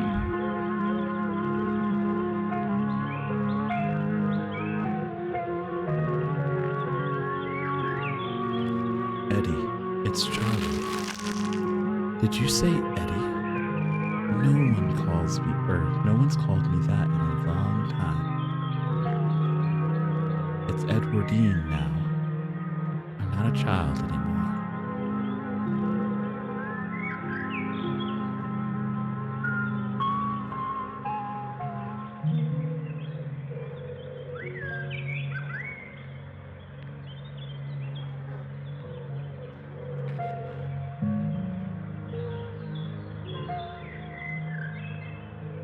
All right. Wait, no, don't override that. Just pop it in.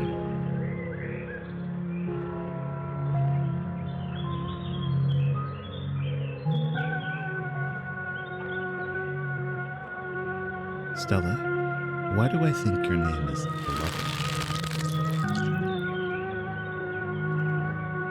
I wish I could say the same. You should have stayed gone, and you absolutely shouldn't have shown up here of all places. If you're caught, I don't think you'll understand what Father might do. I think I missed a line.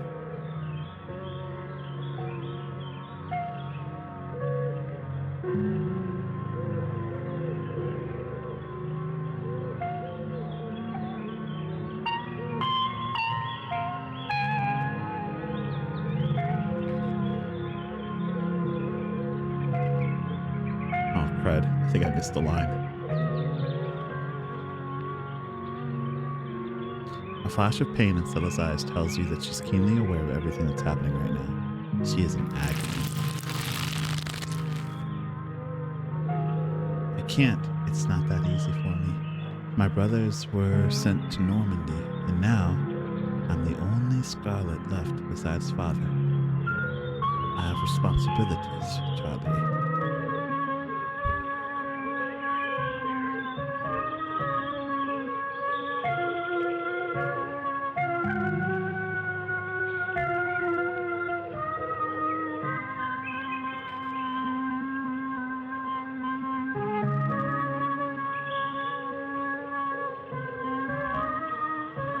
Screw your family, and screw my family. Why are we letting the choices made by our fathers destroy our lives too? You should just get out of town while you still can. Whatever you came back for, it's not worth it.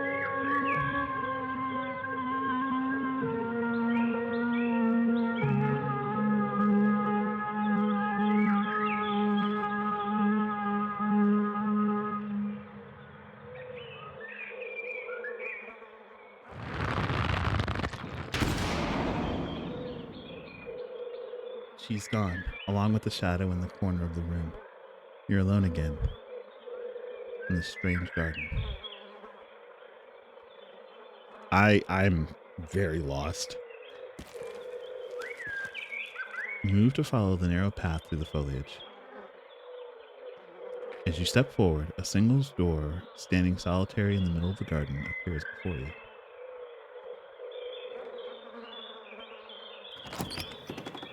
You walk up to the door and open it.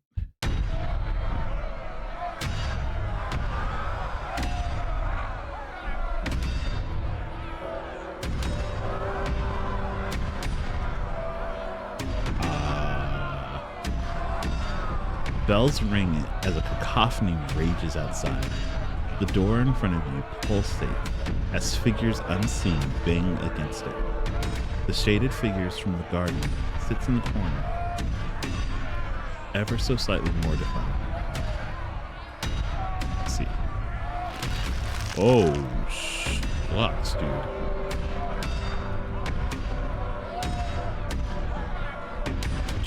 Junior, pack your things. Quickly hurry. The mob.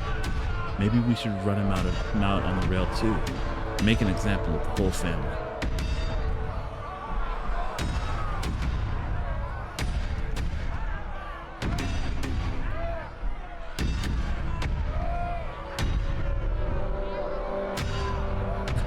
That's how I feel, Gabe.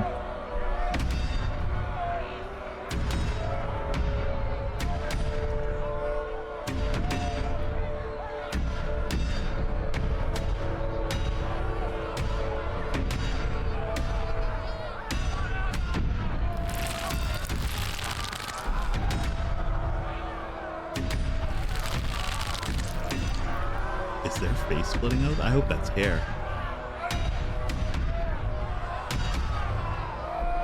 They were only children too. My boy was in there. Why should I give Junior here all the time in the world to gather his little toys and fancy clothes? My boy didn't have the kind of luxury. Kina. The claps. Junior is leaving. Charlie returning. It's all starting to come together. They're the same person.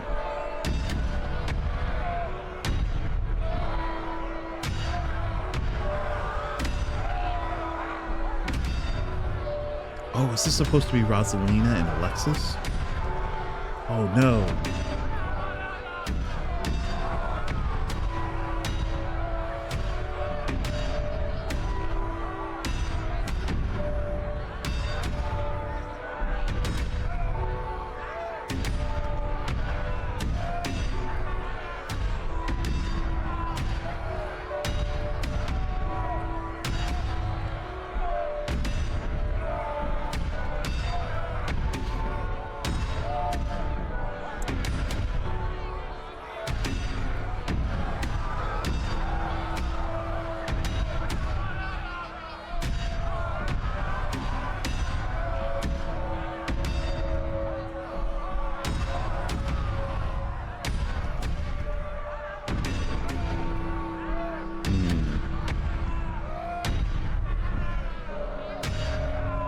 I don't know if I should be playing along or if I should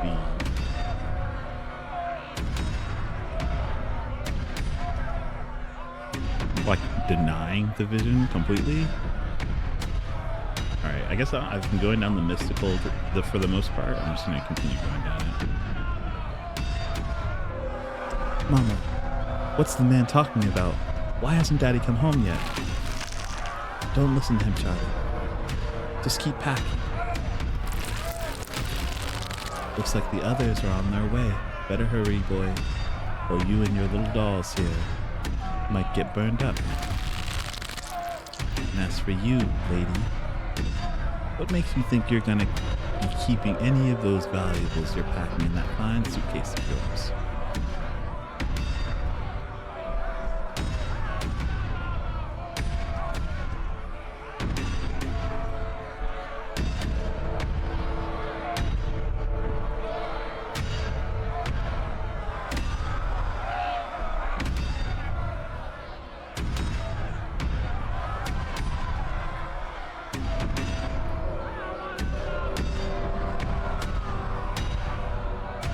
I know already Charles Shaw wasn't responsible for the collapse. You don't have to tell me that. Trust me, boy. The coppers ain't coming here tonight. And that makes you think you can talk to an adult like that? Maybe they should have put you to working in the mines too, instead of lazing around in this big house. Maybe you'd have learned a thing or two about respecting your elders. Don't talk to my son like that. Don't talk to me like that, woman. I call the shots. Now, get out, unless you want to go up in flames with all your precious jewels and expensive dresses. You're lucky I'm even letting you leave.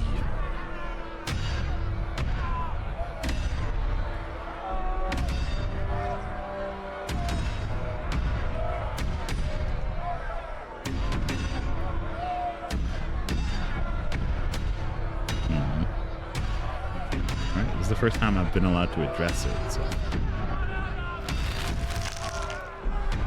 we can make new ones, even better than these. It's good for me. Shouldn't be playing with dolls anyway. Now you're gonna have to earn your keep just like the rest of us, boy. No more big inheritance for you.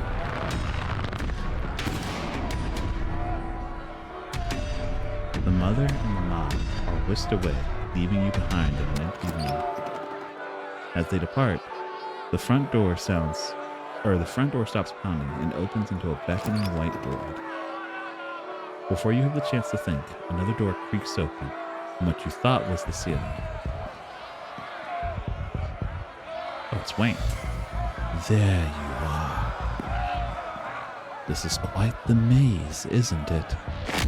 Oh, shucks.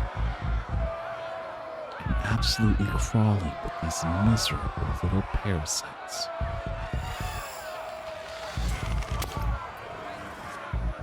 He just popped his head. Oh, yes.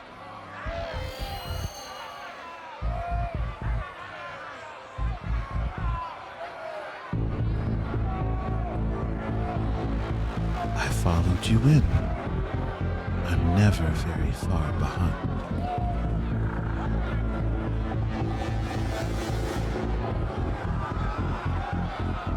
As he approaches, a smell hits him. Sweating, suffocated flesh with a tinge of saccharine and stomach-churning scent of decay. Shall we find the end of this little maze?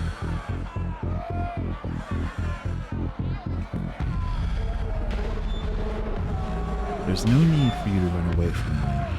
You step past him and walk into the void. Things continue to get weird.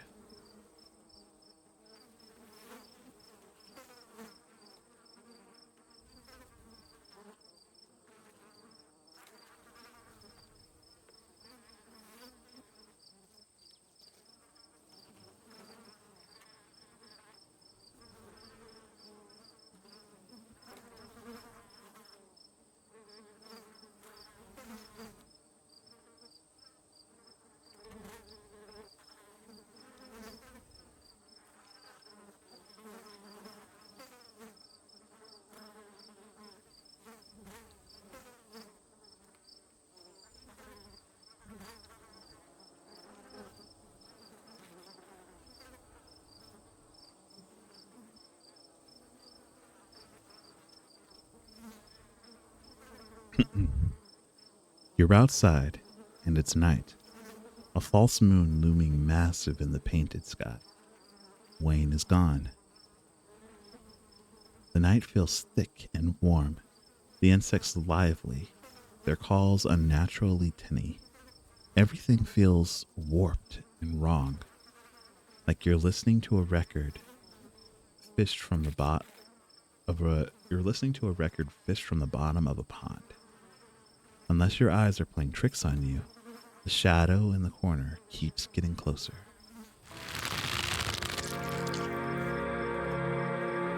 Ugh. You poor dear. I've been keeping track of you. Settling around town like a tomcat. You've fallen hard for Miss Edwardine, haven't you?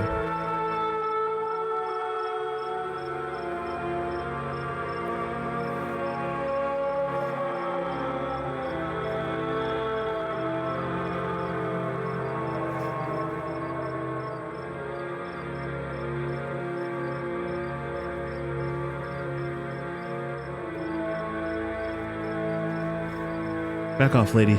I don't know you, and if you know what's good for you, you don't know me either.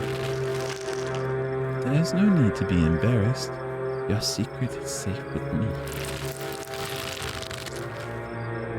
You know, I never did approve of what the Scarlets did to your family, and what it did to the two of you youngins. Childhood sweethearts, just think how lovely it would be if you could just be happy together. That's what you want, isn't it?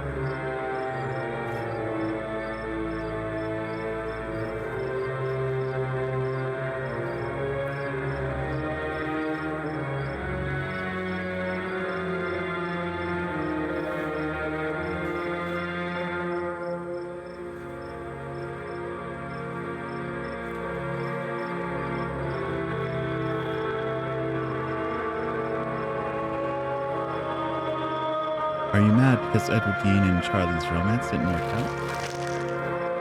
I'm sure by now you've realized the young lady doesn't plan on leaving with you. But it's not for a lack of desire. As you know, it's Enoch. Even if you dragged her over the town limits, this hold over her would make sure neither of you were ever happy again. Just think of what happened to your poor mother and father. Do you want to be the two? You want that to be the two of you?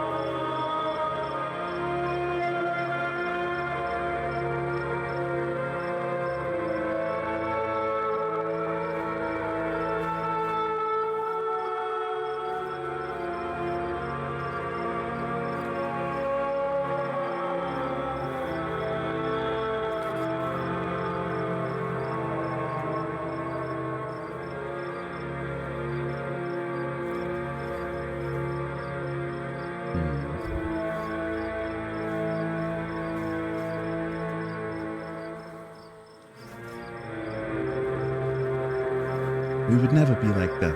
We love each other. My mother just loved his money, and as soon as it was gone, so was she. And then all he loved was booze. Me and Eddie aren't like that. The powers at work here are stronger than even your love could withstand. You need to break the bonds holding her here. Then you can both go free. No more misfortune, not for you, not for anyone else bold enough to step foot outside the hollow. The witch mime's handing you something, though her hand is empty. Everything you need to know is on that map.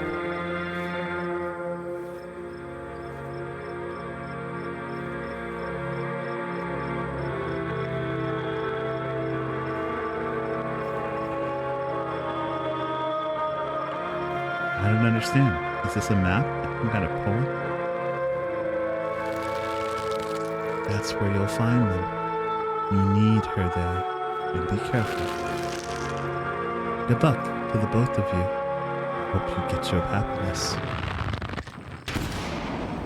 And she's gone. I'm trying. It's trying to get rid of me. It'll have to try harder.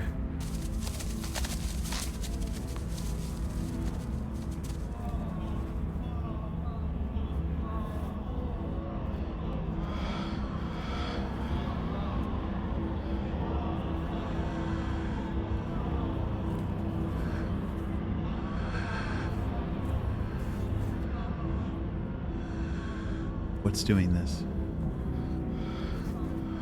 A resident. A ghost. Whatever it is you call it. The leftovers of a human existence. Festering and forgotten. Feeding the energy of more powerful beings to do things.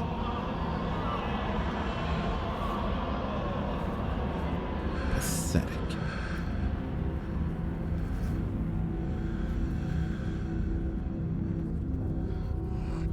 I thought you wanted me to stay at the estate, where it's safe. Now you want me to piece together a mystery? What changed? Events have started that cannot be stopped.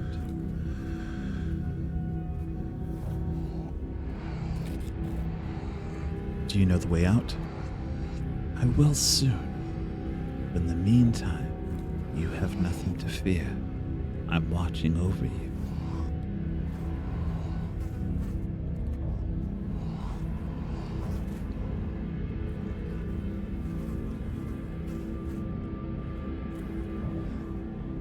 I'm not worried about myself. I'm worried about my friends. The people you only met 2 days ago? I'm sure if something happens to them, you'll recover soon enough. It's not as if your bonds are strong enough to leave a mark when broken. And what are you? I'm a friend.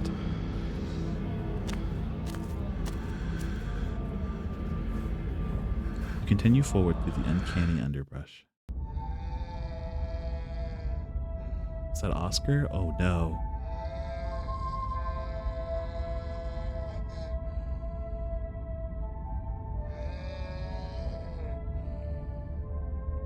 Once again, you find yourself separated and alone. A long wooden corridor stands before you, littered with bottles and rails. A figure rises to attention, blocking your way. I'm afraid he doesn't have long. If there's anything you need to say to him, I'd say it now.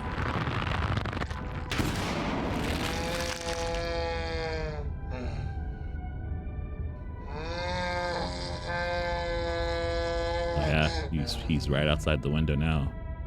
As the caretaker is swept away, the room pulls itself to you and you find yourself leaning over a deathbed. The father lies in its center, looking pitifully small. I'm sorry, boy. Sorry I let my troubles drive your mama away. And sorry those troubles mean I'm leaving you all alone now.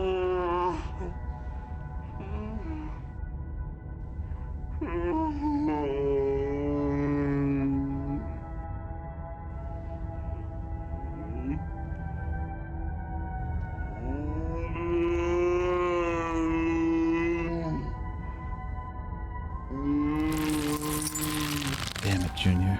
How many times do I have to tell you? I tried to stop it from happening. That damned snake Enoch went behind my back.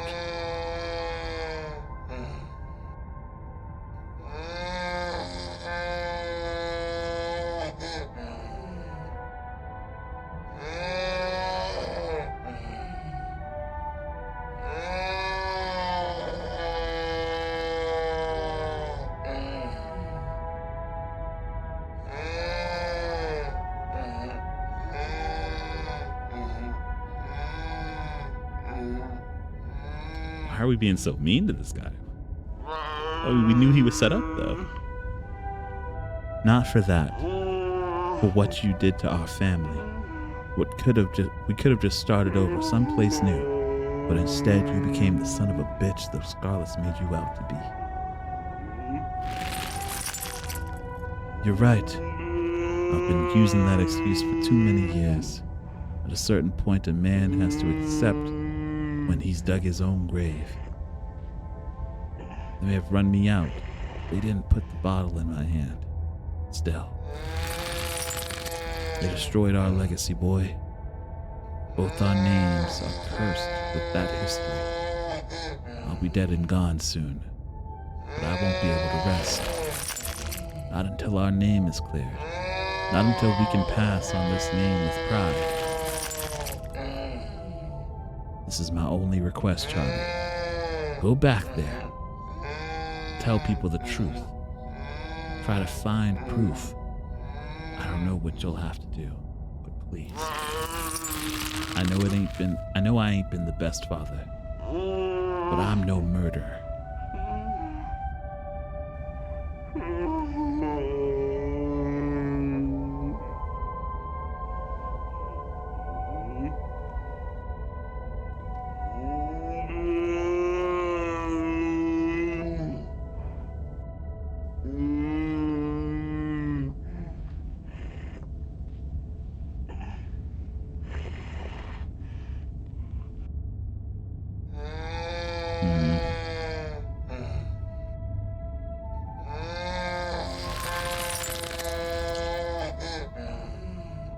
Damn it, boy.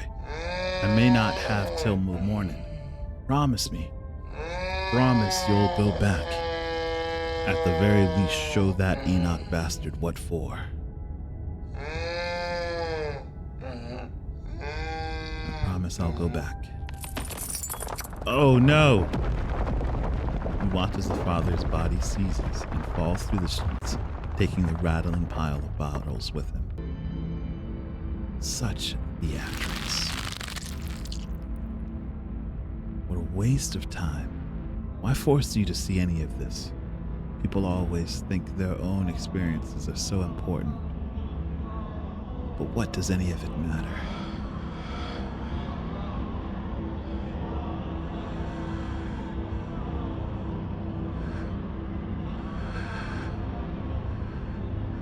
Are my friends dead? They're alive. I'm not sure if they'll stay that way. Do you know what it's trying to tell me? Yes, it's trivial. Don't worry yourself with it.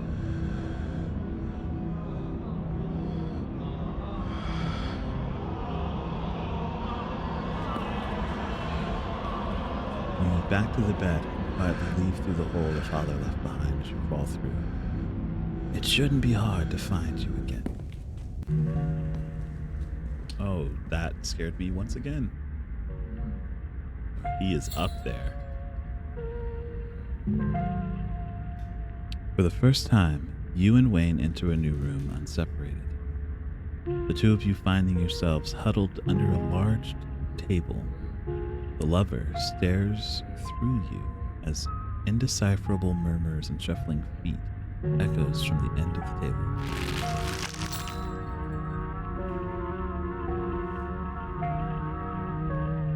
They're so lovely. Are you sure I can keep one? I must have worked hard on it. Gotta be near the end, right? The music is the same song that started when Stella first showed up.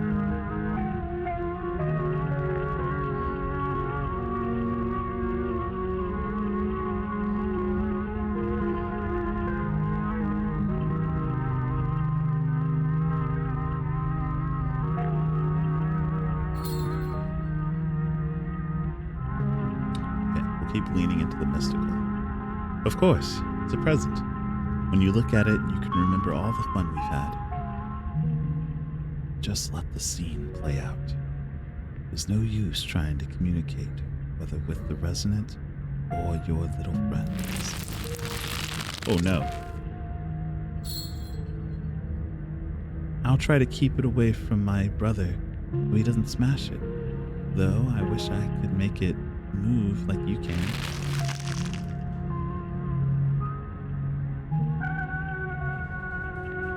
And you can even do voices.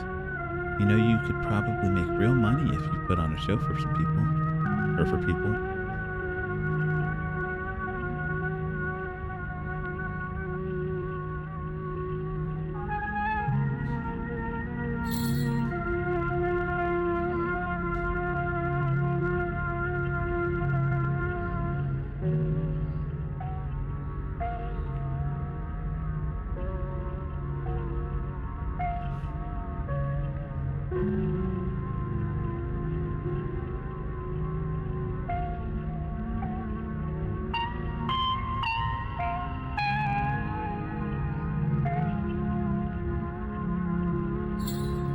Console my friend if she can hear me.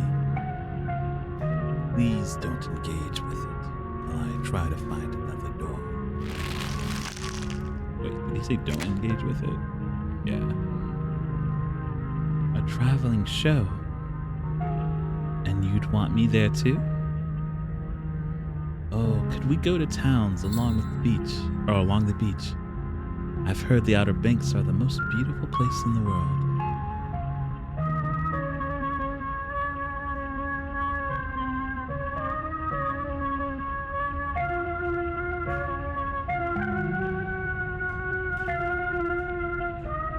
Of course, we can go anywhere you want. Thank you, Charlie. I've always wanted to see the ocean. Everything crashes to a thunderous black before you or Wayne can get in another word.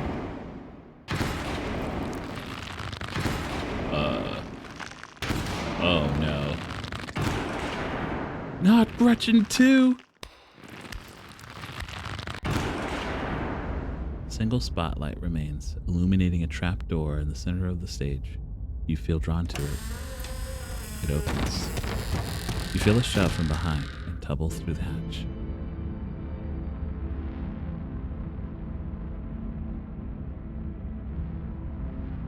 It took some digging, but it's there. The map was right.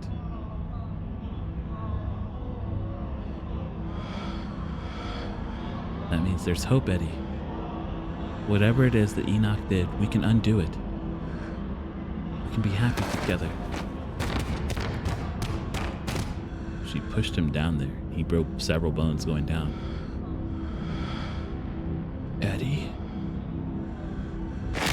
I don't know if she's possessed or... Oh, that's why his head looks like that. She crushed his head in. She hit him several times. Oh. Ooh. Oh, stop. He's dead. He's gone. Wayne is gone once again. There's nothing here but you and the howling void. Come on, am I on tribal now? Oh, is it because I'm the only Scarlet here?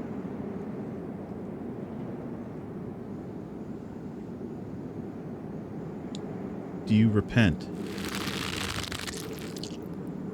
Do you repent for your crimes? Mystical. For the first time tonight, you recognize the names of your companions. Does this mean that the resident is growing weaker? Or is it yet another part of this act?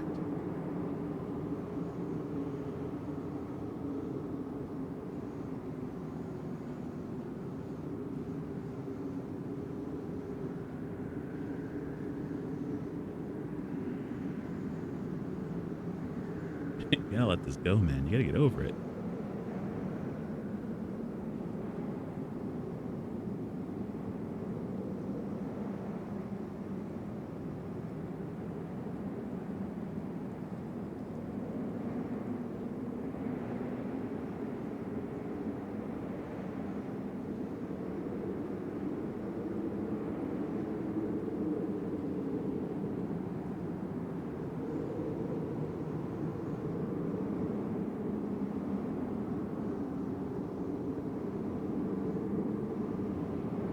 But I'm not responsible for any of this.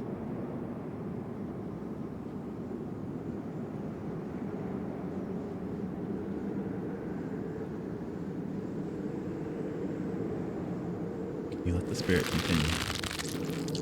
You must answer for the crimes committed by your scarlet blood. Until you do, I cannot die. I want to die. Please, I have been alone in the dark for so long. All I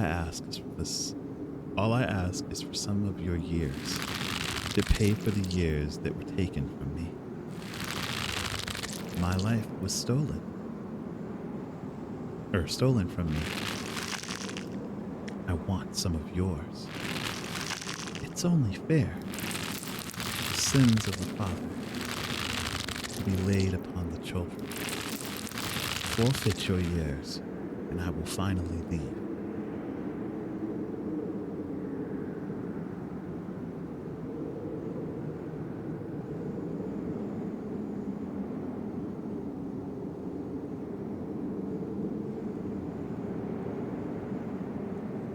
You can't actually make me do anything, can you? I can keep you here, and I can do whatever I want with them. You can refuse, but if you do, then I will stay. I will stay until I get what I'm owed. Don't understand. We will live a shorter life, and I will finally be satisfied. I will have justice. I will finally die. I will leave this house at last.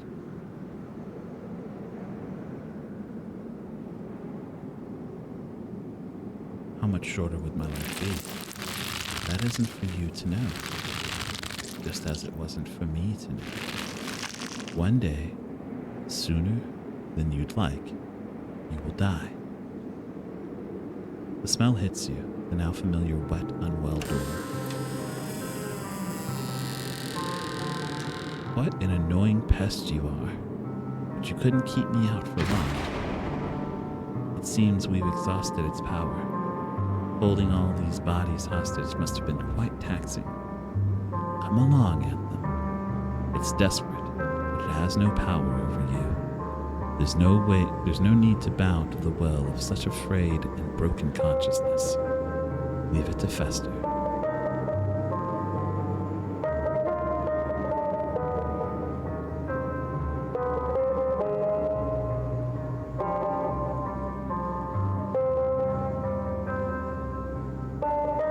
What about my friends? What happens to them if I leave? If I just leave? They've already left. They're not a factor in this. Where will Oscar and Rosalina live if the ghost stays? Don't give years of your life for something so insignificant. But I can't just leave the ghost here. You can. Oh, the house, man. You could move. Rent one from... bro, I'll talk to my cousin right now. You can rent a house. You can buy a house. You just work in the library and have nothing to do with this place connected to it.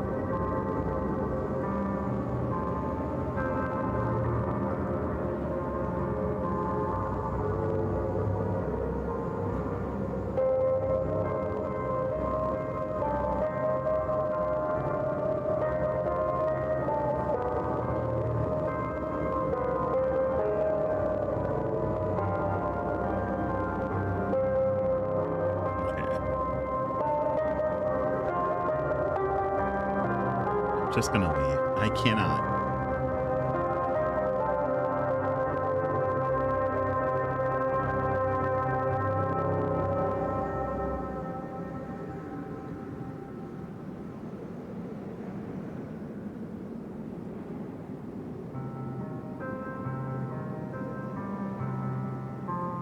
Screw this sins of the father crap. I don't know this ghost a thing. Let's get out of here. You don't need my help. Close your eyes. Feel for the stairs. You close your eyes. You fumble in the darkness, reaching out with your hands and grasping the air until your palm finds the wood. It's the staircase. You can feel it underneath your hands. You begin your ascent. Good. You've made it out of the pit. His overpowering smell returns to you as you place a confident foot on the wooden floor of what you assume must be Rosalina's room. You open your eyes as you try to hold your breath.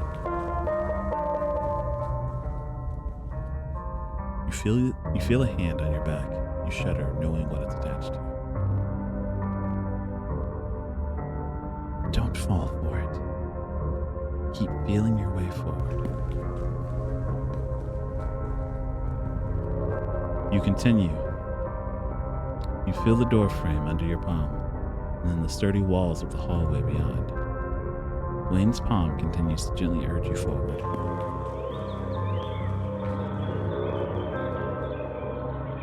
Oh, I guess I'm seeing the layout as it stood before the library. You stumble into the corridor, the annex of the library. The real world is swimming back into focus. Good. The main doors are just ahead. You feel a shove as Wayne pushes you forward. You fall towards the entrance, your legs still unsure of the ground beneath you, and the door flies open.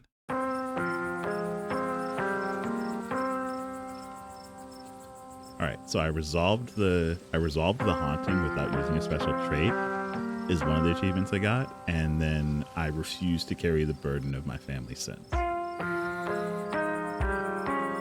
You're outside. It's real this time. A cool autumn breeze blows small piles of dried leaves across the steps. You made the right choice. It would have been so easy to fall for its tricks. I'm proud that you didn't. Be seeing you. He leaves before you can say anything in response. Thank God you made it out, Anthem. I went to get mom when I realized you hadn't left the library with the rest of us. I figured if anyone knew what to do, it'd be her. I see someone beat me to the punch. It sounds like you had quite the evening. I suppose I'll have to find another place for me and Rosalina to stay. This was such a disaster. I'm so sorry to have brought you all into that house. I should have left that place to rot. You and Rosalina could always stay with us, Mr. Gutierrez. I wouldn't want to impose on your parents like that. It's a lot to ask. I can figure this out.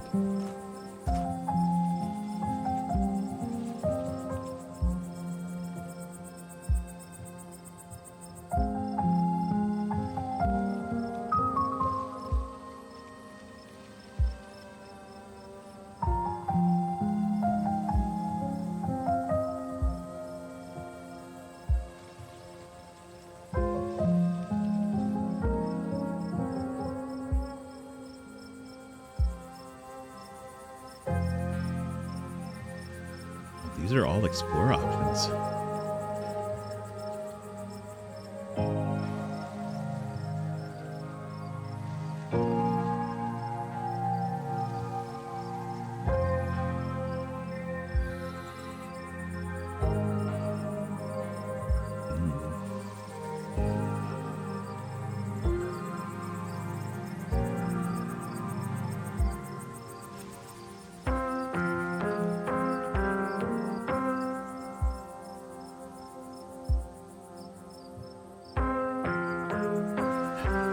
I'm sorry. I just don't think I could have handled the uncertainty of an early death hanging over me for the rest of my life. And who knows what giving up years of your life to the ghost would have done to you. You made the right call. I'm just happy you're okay. It's just a house, and we don't even own it. I'm not going to ask anyone to sacrifice years of their life for a rental. Even if we owned the place, the ghost is asking quite the down payment.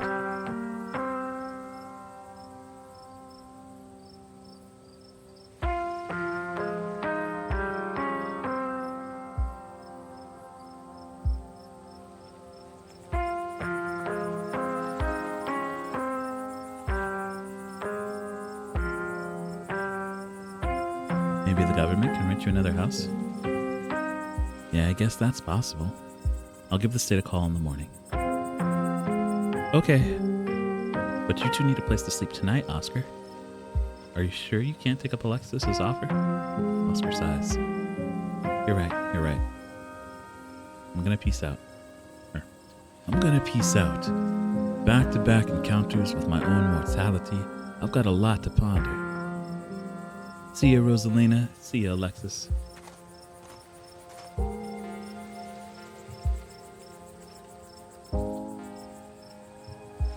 Zane walks off down the road. To think that ghosts are actually real. I mean, I know we don't have any hard evidence on us, but we all vividly experience the same thing. Stella's got to be over the moon right now. Where is Stella? I kind of thought she'd be excitedly rattling off theories by now. Oh, she's just standing there by herself. That isn't like her. Is she okay? I was wondering the same thing. We just saw a ghost, and she's just standing off by herself. Which, like, fair. That'd be a normal reaction for anyone else who had just seen a ghost. It's Stella we're talking about.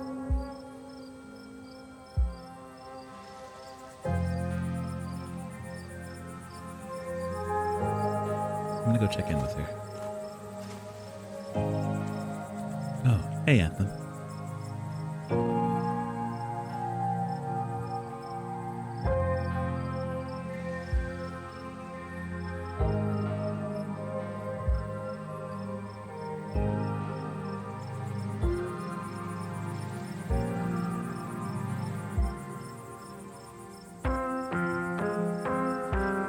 I'm sorry I couldn't get you out of there sooner. I'm so sorry, Anthem. I don't think I can talk right now. I'll call you, okay?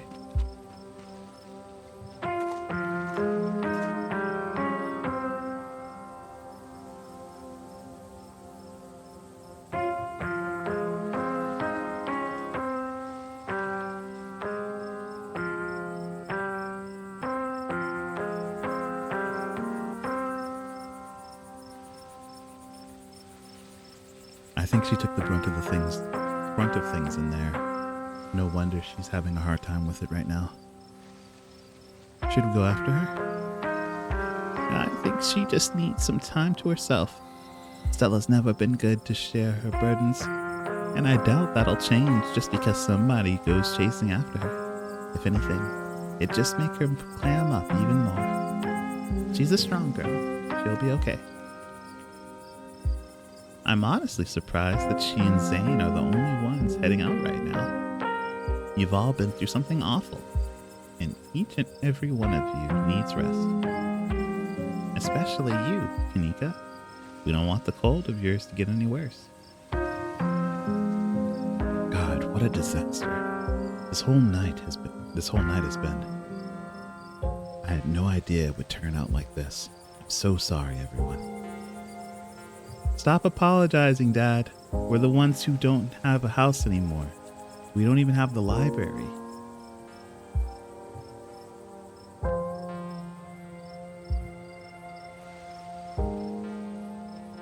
There was another carving in there.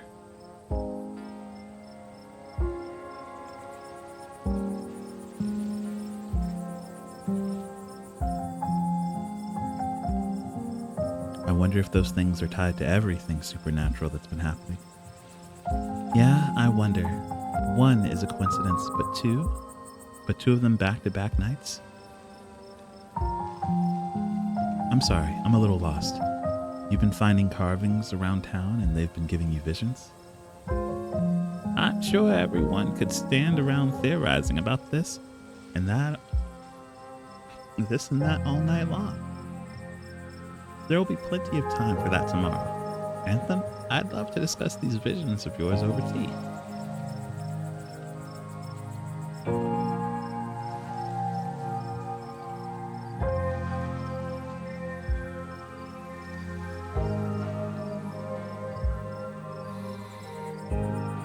Were you all conscious that whole time?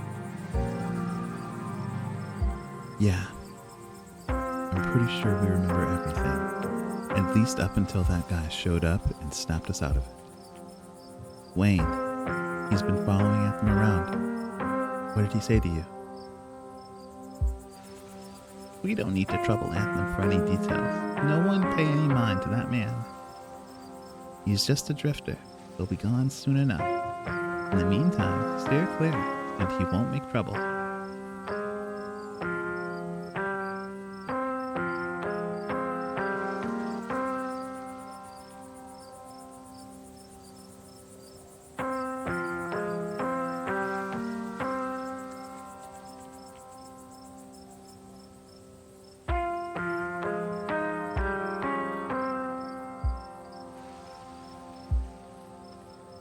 I'm really sorry, Oscar. I'm really sorry, Rosalina. It's okay. Worse things have happened to people, and the price was just too high. We'll find a way to pick things up. I know you did everything you could for us, Anthem. It probably was smart not to trust that ghost anyways. You won't have to do it alone. You won't have to do it alone, Oscar. You can help yourself to whatever you need from the store. This is a good town full of good people, Anthem. We won't let this ruin Oscar.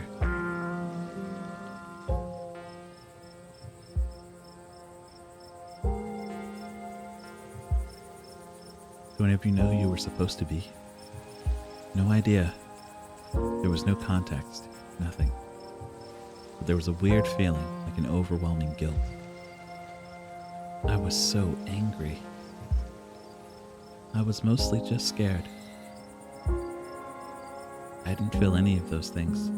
I don't know how to describe it. I felt powerful.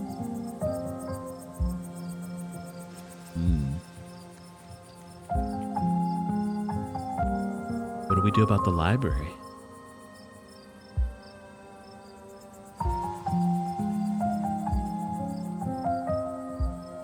We can always board it up until the ghost goes away, right?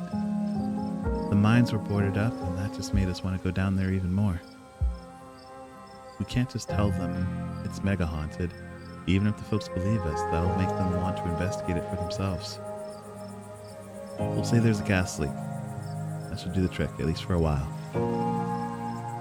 Sybil, is there a chance this goes away on its own? I'm not really an authority on these things, but it doesn't seem interested in fading away.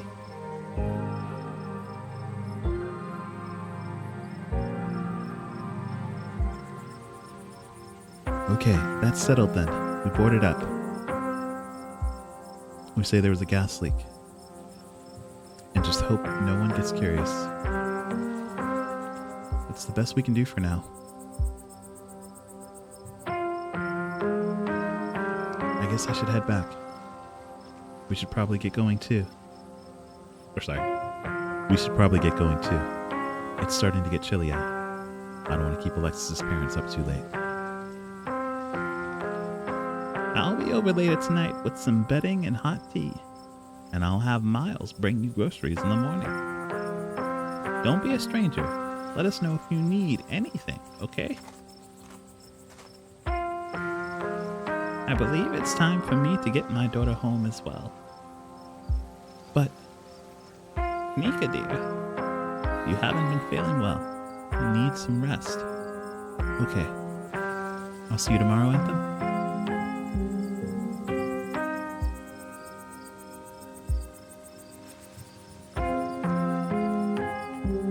Yeah, I'll see you tomorrow. Cool. Kanika warily treks back to the general store. I'll walk you home after I finish getting Kanika her tea, and we can chat about what happened. It'll just be a moment.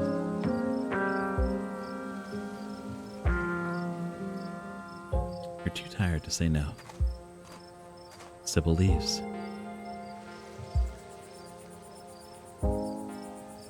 Make yourself comfortable for a few minutes while you wait.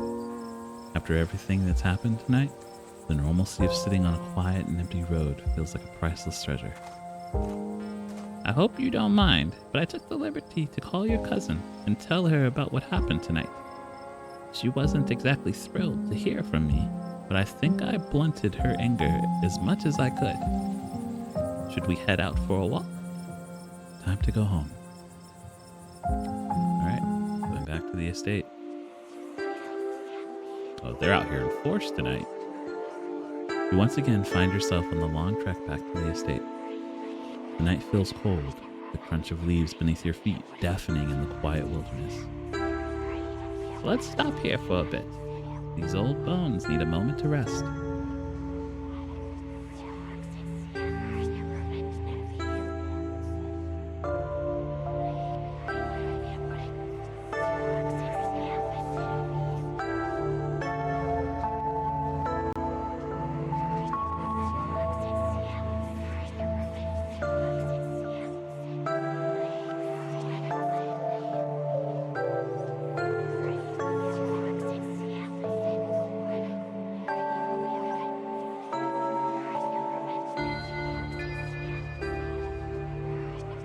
Edward Dean killed Charles Jr., but it feels like I'm only scratching the surface of things. What has my family done? Is that what the spirit showed you? Your family built one of the most powerful coal empires in Appalachia. Those sorts of things don't come about without betrayal and bloodshed. These are all assumptions, of course. I'm just an old woman who enjoys her tea, and the Scarlet Empire is far older than those rattling bones. If you want the bloody details, I'm afraid you'll have to find them yourself.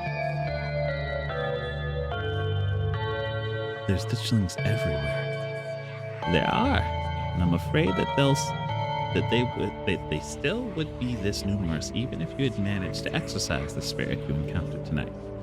Its presence was merely a symptom of the rot in this place rather than its cause. People are unfortunately just going to have to get used to the sight of these things in the coming days. Are you a witch?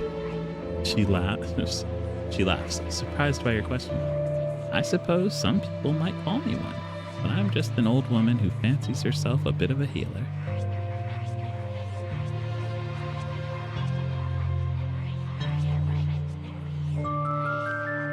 What you call yourself isn't important. You're more powerful than you let on. Well, I do drink plenty of tea.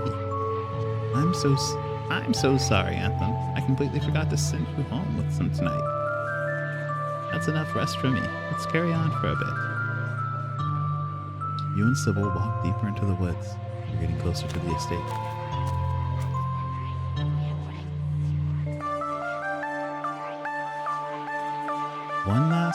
One last rest, and we'll get home.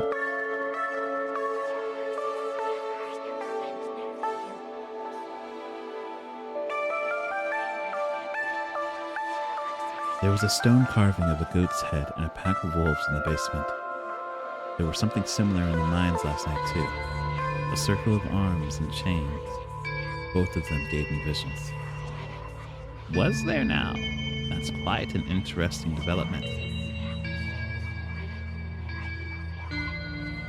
Perhaps we could discuss these visions over tea. My grandmother had a special blend that supposedly helped with dreams and visions. I'll be sure to have some ready by tomorrow.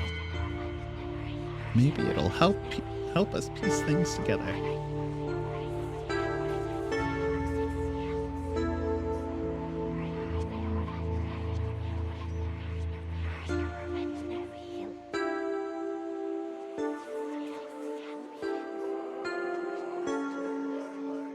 You just believed me?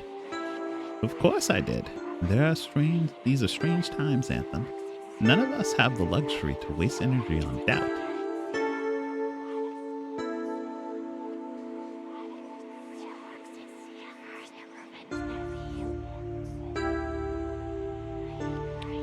Sybil, what is Wayne? Like I said, he's just a man.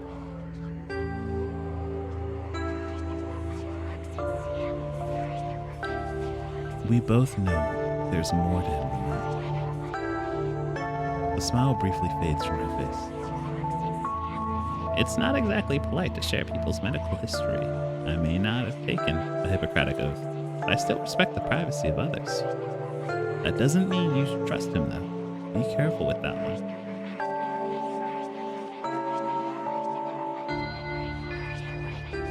Why can't I just go home, like to my real home? I'm afraid this is your real home. It called to you, didn't it? Otherwise, you never would have gotten on that bus.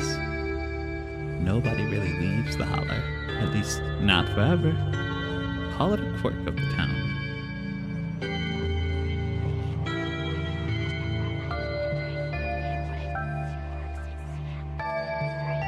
Oh my god, you're right, aren't you? Oh my, you're absolutely horrified.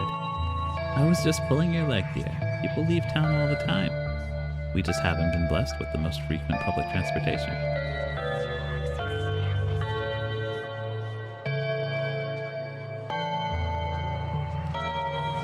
Are you ready to get moving again? I am. The estate shouldn't be much farther. You and Sybil trek through the remainder of the woods and find yourselves on the outskirts of the estate. I'm actually going to leave on this here. I'm going to just do a quick save in case the unthinkable happens. But I'm going to run to the restroom, and I will be right back.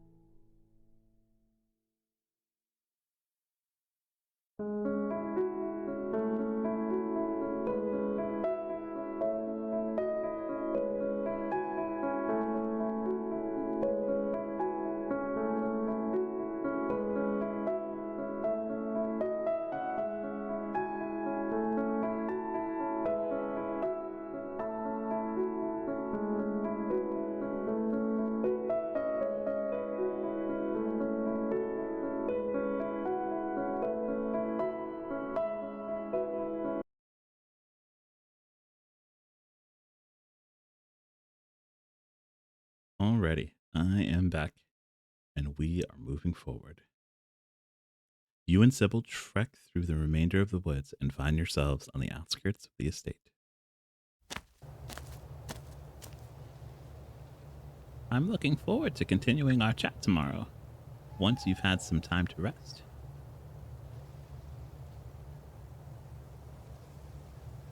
Good luck handling Tabitha. I tried to soften her up over the phone, but there's only so much softening you can do with someone that prickly. Bless her heart. Get a good night's rest, Anthem. You've earned it.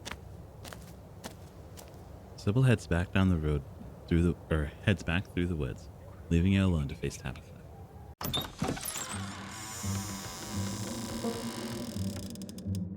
You open the door to the estate and as quietly as you can, only to find your cousin anxiously pacing the foyer. She's been waiting for you. I see you finally decided to drag your sorry ass back here. I don't even know what to say. I've told you so many times to stay out of trouble, to keep me posted about where you are, to come home in a timely manner. What's the matter? What's the point of saying it all? Clearly, you just don't care how your actions affect me. I don't know I don't know how to make you care.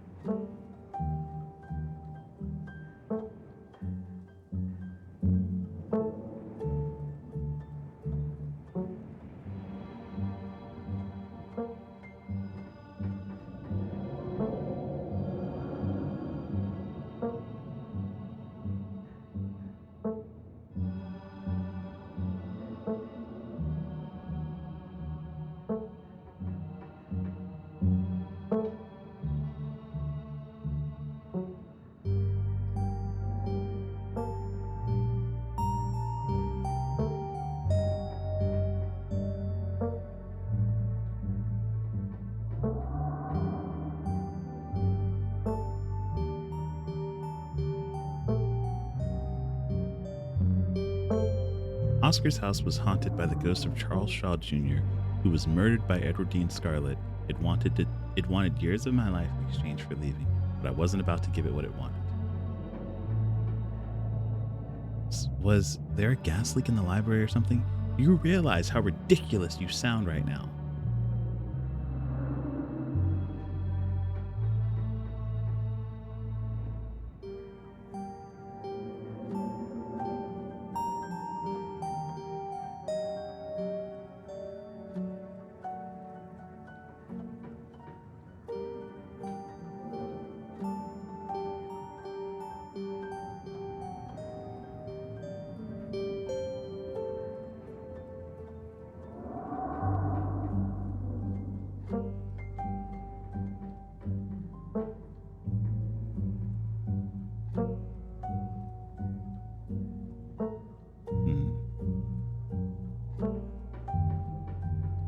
Sybil says a lot of things, Anthem. For all I know, she was making stuff up to cover for you. She's nice like that. It's annoying.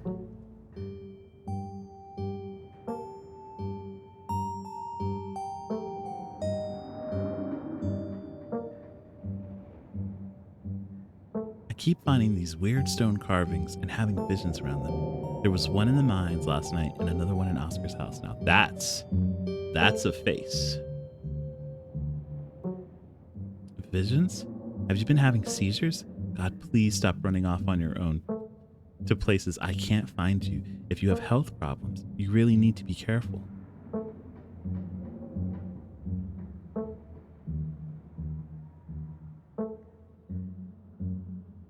You expect me to know? They're probably some kind of ancient artifact. I'm not an archaeologist. Have you been getting enough sleep? You sound delirious.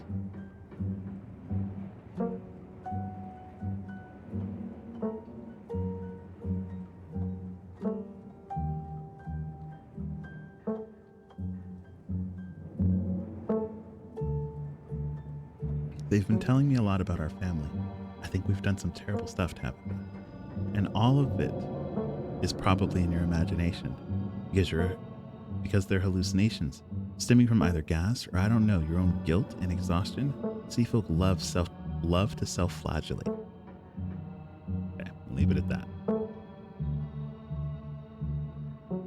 Are you done? Great. No, I wanted to apologize. Man,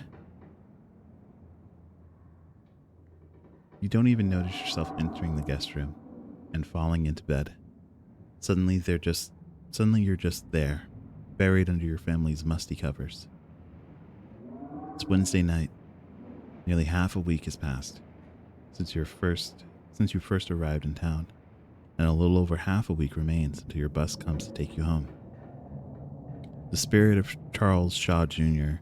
now commands the entirety of City Hall, a swirling void of wrath and despair that the people of this town will have to learn to ignore. Disaster looms, its tallest yet over Scarlet Hollow.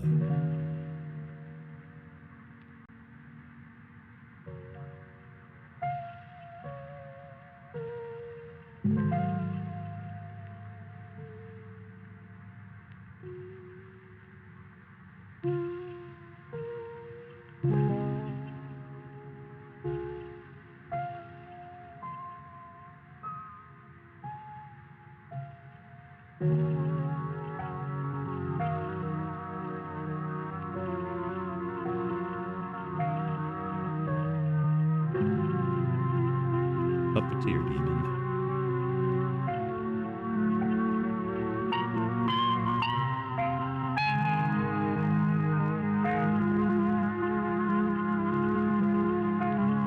All right. I just got 3 more achievements.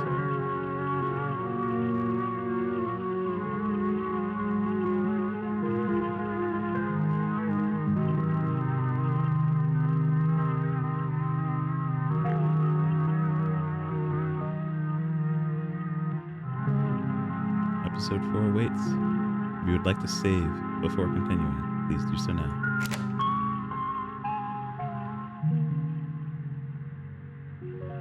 All right. Episode 2 was a little shorter. Episode 3 actually feels like it was a little longer.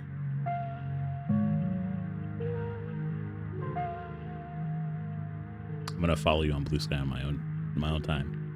But like, Jesus Christ. Okay, we're not going to start episode 4. Episode 4, and if I believe correctly, episode 5 is also out. But for now, I think we are done for the evening.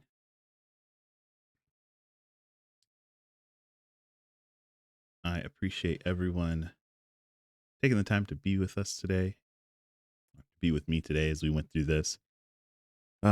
Seeing all of the things that have happened. But for now, we're just gonna go and say hello to Soji. They're in the middle of playing their Blue Protocol, trying to become the Shield hero. And here is our raid message. Feel free to use whatever emotes you want, or you can use your channel points to pick up the emotes. The next stream you can expect me in would probably be my Tuesday stream as we return to you guys with our weekly, though it's 2 separate games, our weekly D&D game. But for now, you all make sure to take care of yourselves, take care of each other around you. That's all we can do. And I will see you all in another timeline. Bye for now.